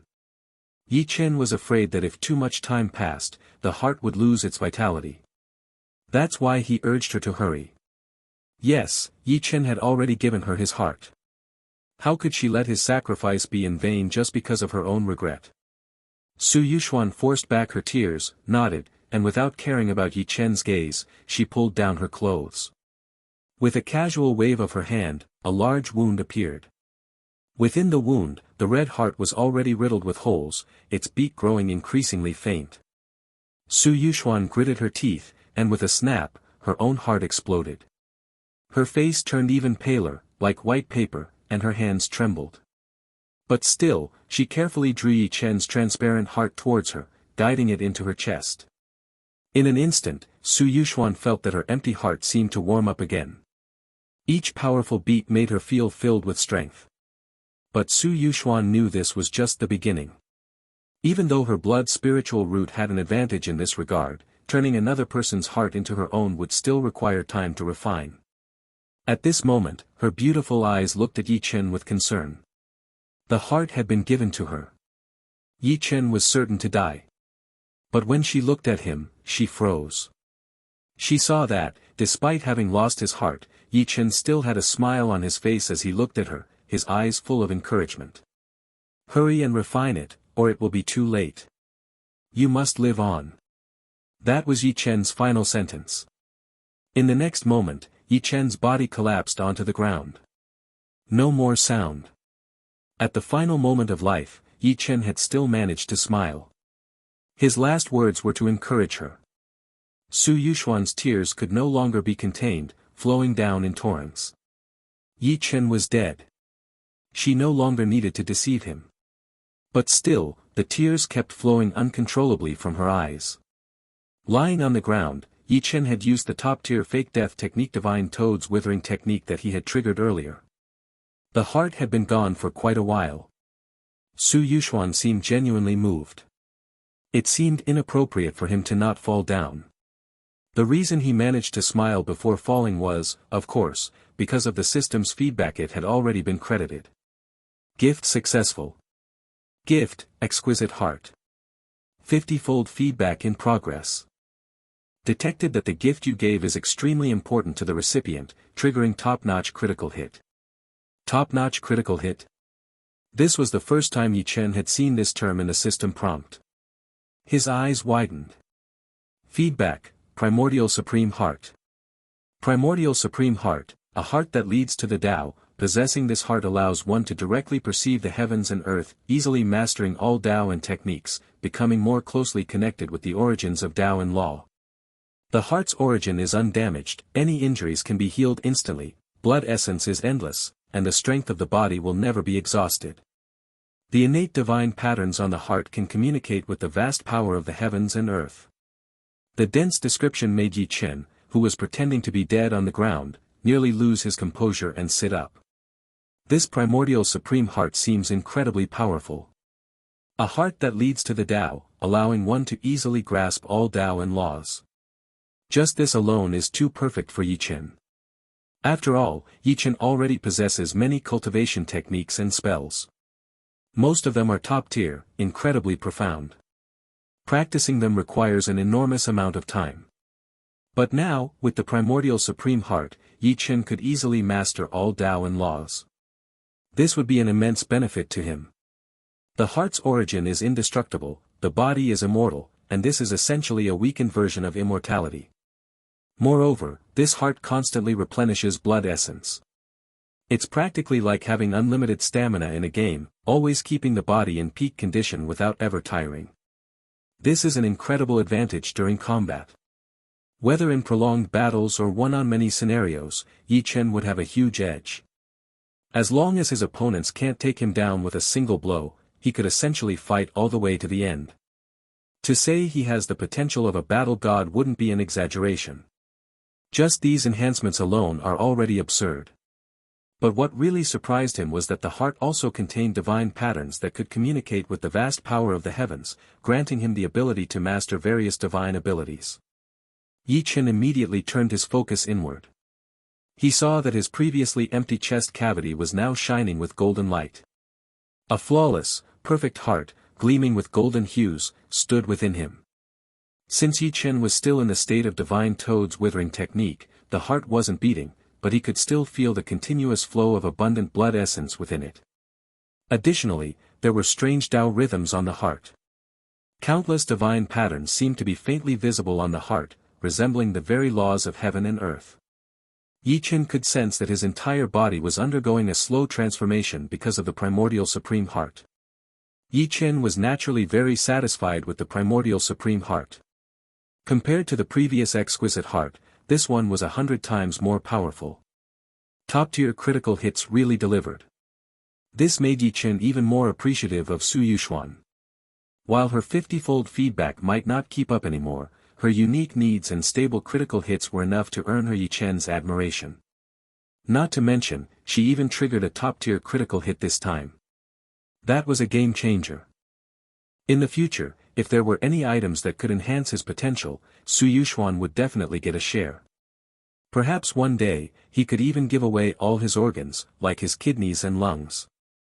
If every organ in his body was top-tier, not only would no one in the cultivation world be able to compare to him, but even in the immortal realm, no talent could match him.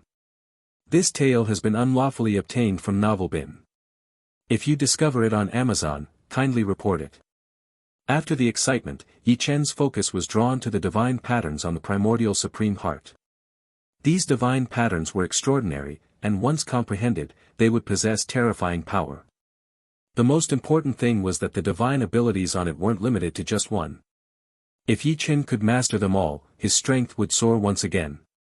Ye Chen originally planned to finish reviewing the rewards and get back up to surprise Su Yuxuan. But now, drawn by the divine patterns, he simply stayed lying down and focused entirely on comprehending them. Soon, the first divine ability represented by the divine pattern appeared in his mind. Heaven's calamity light.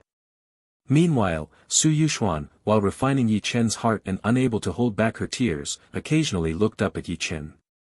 Her heart was filled with regret. Ye Chen's heart was too powerful. The time required for the refinement was far longer than she had anticipated. She might not be able to finish before old monster Wang did. If she couldn't completely refine it, trying to fight would only cause the heart to shatter. The result would still be certain death. So, Su Yuxuan regretted it. Ye Chen's heart might end up being wasted. Had she known this would happen, she wouldn't have begged Ye Chen. If she hadn't, at least Ye Chen would still be alive, and she could talk to him.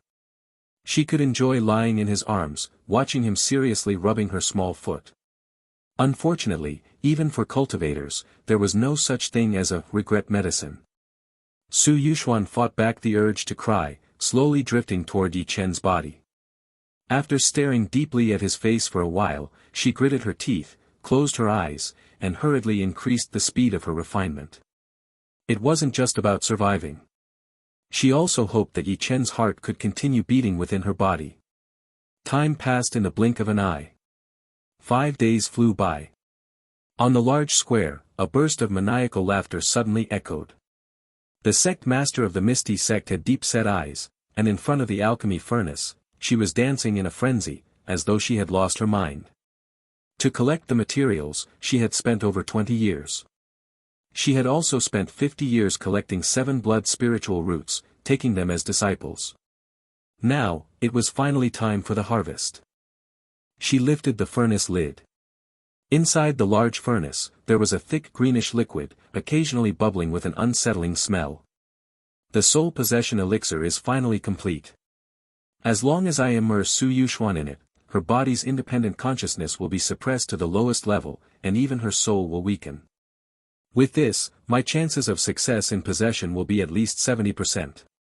Jie jie jie. Old monster Wang laughed maniacally. After confirming everything was ready, her frail, hunched body floated toward the direction where Su Yuxuan was located. Though Su Yuxuan had set up a formation that prevented her from detecting what Su Yuxuan was doing, as long as she confirmed she was still inside the formation, there was no need to worry. After all, Su Yuxuan had the heart-devouring talisman planted in her, and her brother's soul was in her hands.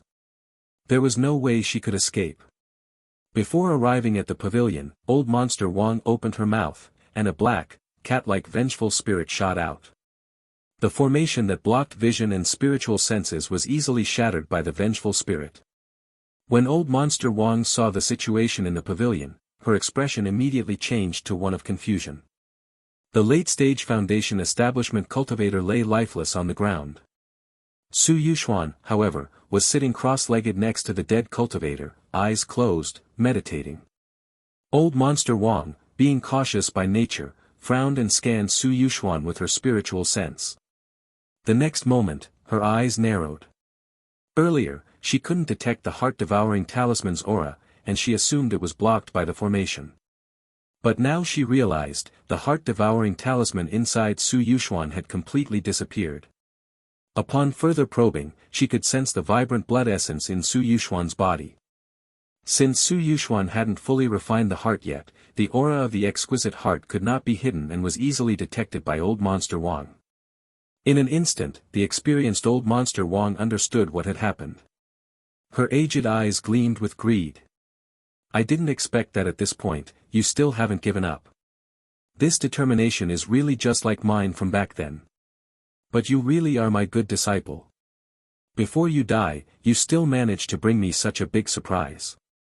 Such a perfect aura, such a powerful heart. This is the first time I've seen something like this. With this heart, even reaching the nascent soul stage is no longer out of reach.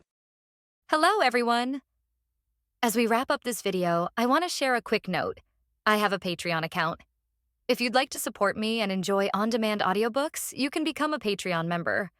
Alternatively, you can check out my Google Drive link, which has 500+ novel audiobooks available through my Ko-fi or Patreon shop. I appreciate your support.